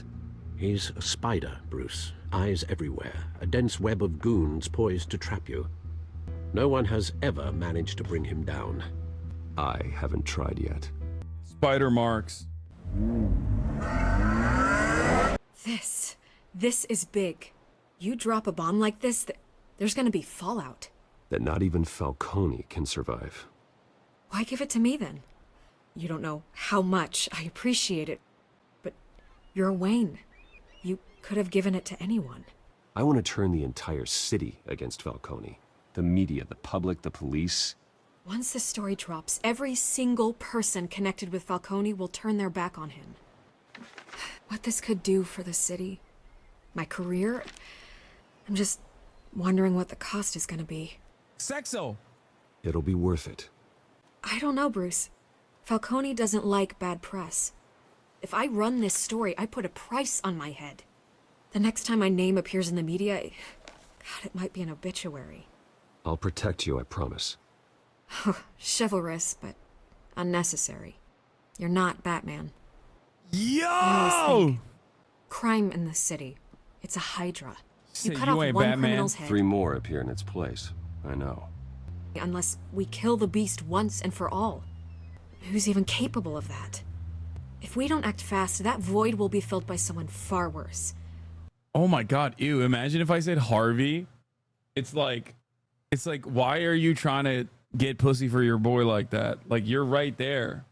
Okay. Honestly, though, it is pretty weird. It is pretty weird thinking about this because, like, if you look at this from a materialist framework, it's like, we know how crime manifests, right? It is a direct consequence of socioeconomic conditions. Meanwhile, this conversation is purely being had on the boundaries of idealistic notions like, oh, we can just like eliminate crime by fighting it directly and oftentimes physically. When the answer is a third thing, right? It's not dialectical materialism. It's not like fucking solving poverty. It's making sure that there's not a single Italian left in the city. Like, that's literally what it is. That's how you're supposed to do it. And many people don't want to take that necessary step of the mass expulsion of Italians. Batman's a symbol of hope, and that is better than any army. If Gotham can rally around him, right now, he's just a monster of the week. It's a good thing you gave this to me instead of the police. Could end up buried in some evidence locker and not on every screen in Gotham where it belongs. Okay, don't talk shit about Gordo, okay? Don't talk shit about Gordo. He probably would have done a better job with this situation. Okay, I'm only here because I'm horny. Brings down Remember men that. like Falcone. Not a bullet. Though after my story runs, he might get that too. I'll be seeing you, Bruce. ACAP means Gordo too? Yeah. Jokes like done. this is why I subscribe for so long. No, you subscribe because at the top of the hour there's a 3-minute ad break. And for 46 months you have avoided seeing the ads at the top of the hour because you've been subscribed. And others can be just like you, Dorm Moss, by also subscribing. You son of a bitch. Yeah, that's right. Here's the 3-minute ad break now. Ahan. The drones located Falcone downtown, a place called the Skyline Club. That's crazy. They are Crazy. dressed for that kind. Well, I can always change in the car. Wait, what? Bro, what happens when you take that shit to Jiffy Lube? Excuse me? Like, what happens when you're like, yeah, I gotta send this one to get fucking maintenance, and then all of a sudden they accidentally fucking turn on the weapons? Hey, I was fixing your fucking carburetor. Turns out you got a fucking rocket launcher up in here, dude. It's stuck. Classic problem with a Batmobile. The drone's cameras and scanning tech are fully functional. All right. Let's find Falcone. Good point of entry. Tell me another. What's the difference between the Mafia and City Council? I don't know. Aren't they the same thing? Only one of them is organized. Ooh, you're cute. So, are you alone? Not anymore of that. Damn, they trying to fuck. Cameras. The entire floor is under surveillance. You'll be detected as soon as you enter. No time for subtlety. Where's Nikki? In lockup. Again? Christ, Kimmy. What did they pinch him for now? Some hit down at the docks. Nikki? No. I didn't think he was a hatchet man. You and me both. Well, does he got an alibi? Honey, I'm always his alibi. Damn. Dude, this is the perviest drone shit of all time. You make your round? Yeah, no broken bones. Still healing from the last time, I bet. All it took was a couple of C notes this time. Nice and easy. Nice and easy, my ass. I know you burned powder tonight. The whole city can smell it. The White Rose. Falcone's symbol. A red rose after tonight. Damn, he's saying he's gonna paint the fucking entire room with blood, dude. What the hell? Nothing here. That's it. That's as best as you're gonna get about modern art. Nothing here. This sucks. That's the most heavily guarded door in the building. Gotta be Falcone's hideout. Well, it won't be as easy as ringing the doorbell. 4 armed guards. Stealth not an option. I'll put together a plan of attack. No one Stand by. sees the drone. No one sees the drone. Couple of options for taking this guy down. I don't even know. We're planning this shit ahead of time? That's crazy. Oh, link him to modern art. Oh, pick up the modern art and just kill him with it? Oh my god. Oh my god. What is my teeth? Nothing to see here. Just just me fantasizing. Any ideas? I've got it covered, Al. Yeah, throw him off the roof. Not a big deal. What? Upper balcony? Oh, I'm gonna tag him up there. I'm gonna zip tie him. Bruce, have you formulated your plan of attack? I'm going in. Very good, sir. Your turn to crash his party. This is so incredibly unhinged. God, Batman is so psychopathic. What? Did I break his neck? Wait, what? Wait, I'm not even doing the thing I said I was gonna do. Oh my god, he's dead. He's so dead. It's the bat. Dude, what the fuck? Bye-bye. Goddamn circus freak! Oh shit, he killed his own guys. Show yourself! You got no goddamn right to be here! What the fuck? What? What? No way. Wait. Bro, I just bataranged him straight in the spine. Bro, what the fuck? Batman doesn't kill. He just permanently scars motherfuckers. He just wounds them permanently, like alters the trajectory of their lives. He maims them. You can't sneak up on me! EMP armed. Yeah! You think that's gonna work? I'm gonna light up this whole goddamn... Oh my god. Get your goddamn hands off of my... Stay down, Falcone. We can end this now. You've got a lot to learn, kid. What the fuck? Explosives armed. Fire when ready. Wait, you had that the whole time? Bro, we just IDF'd this man. That's crazy. Batman is literally Israel, bro. Spare yourself the pain, old man. Yeah, I've been through worse. Have you? I'll kill you right at the hot dog. The chemicals. Where are they? What? I found your calling card at the docks. The White Rose. You think I wanted to lead you here? Yeah, something reeks about this whole thing. And it ain't a dead bat. What is he doing? If he stabbed me, I'd let him go and he'd fall off. Still want to play games? We're all being played here, including you. Those chemicals you're so riled up about, they're mine, all right? But someone is trying to cut me out of the deal because I did not make that mess at the docks. Then who did? No, we're done. Gotham's watching now. Go ahead. Give him a show. I'll be walking free by tomorrow morning. Brutalize? That's crazy. I'm not gonna brutalize. Gotham will hear of this. Oh, wait. That's crazy.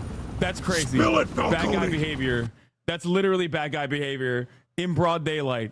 That is literally the better option. I don't even want to know what the brutalized option is. That's crazy. This is, oh my God. Am I crazy or is Batman actually a bad guy? I feel like when you watch this, when you play this, are you supposed to feel like I'm doing the good thing right now? I genuinely don't understand it because it unironically is, he is not a good guy at all. Like, I feel as though the bad option, the brutalized option, was going to be me sticking him, like, me permanently putting him in a wheelchair by sticking his spine directly through one of those fucking beams, like steel beams that's sticking out, which is insane. While you still can. It's the Waynes. They're behind all this. What do you mean? You want to save this city? Well, the Waynes are the biggest gangsters in Gotham. Oh my God. Thanks for the assist. Now we only have to take one of you down. Open fire! What the fuck? Bro, everyone is just so bad. The cops are literally so gung-ho. That was accurate. That's like lore accurate to how NYPD operates. They almost mag dumped Falcone. Fire and smoke could reportedly be seen from street level. Tonight, the Skyline Club... How many chapters are in the fucking episodes, by the way? How many chapters in Batman Telltale episode 1? Is 2 hours long, 50 chapters per. Okay, everybody shut the fuck up. Shut the fuck up. I've been playing this game for like 3 hours, dude. I honestly, I think I'm like doubling up on the runtime. Like, this is the first episode out of 5, and it's supposed to be 2 hours long, and the amount of fucking yapping I include with HasanAbi, I literally have made this game into a at least 3 to 4 hour session. Mafia hangout in downtown Gotham was the arena for a clash between the notorious Batman and alleged mob boss Carmine Falcone, who was found dangling over a 50-story drop. Bet Falcone loved that view. Though I'd say the crime boss getting his is well overdue, Falcone has slipped through the law's grasp for years. I like the breaking news. Chiron is just Jack Ryder. Breaking news, Jack Ryder. Sweeping surveillance laws set to pass. Monitor citizens 24/7. After this dramatic arrest and a stunning expose by Gazette reporter Vicky Vale, Falcone's going away for a long, long time. And speaking of newly uncovered criminal dealings, this brings me to the story everyone is talking about. The Wayne family. For generations, the big W on the Wayne Enterprises Tower was a reassuring sight. You knew that there was something pure at the heart of Gotham. That this city, for all its faults, was built by good people. But with Thomas and Martha's shining reputation called into question, we no longer have such assurances. And even Why would worse, anyone be It assured? seems the apple hasn't fallen far from the tree. Gotham's greatest son, Bruce Wayne, seen here in the company of gangsters, may be just as crooked as his parents. In his defense, Wayne fired back saying, Whoever fabricated these lies about my family, they will get what they deserve. Understood?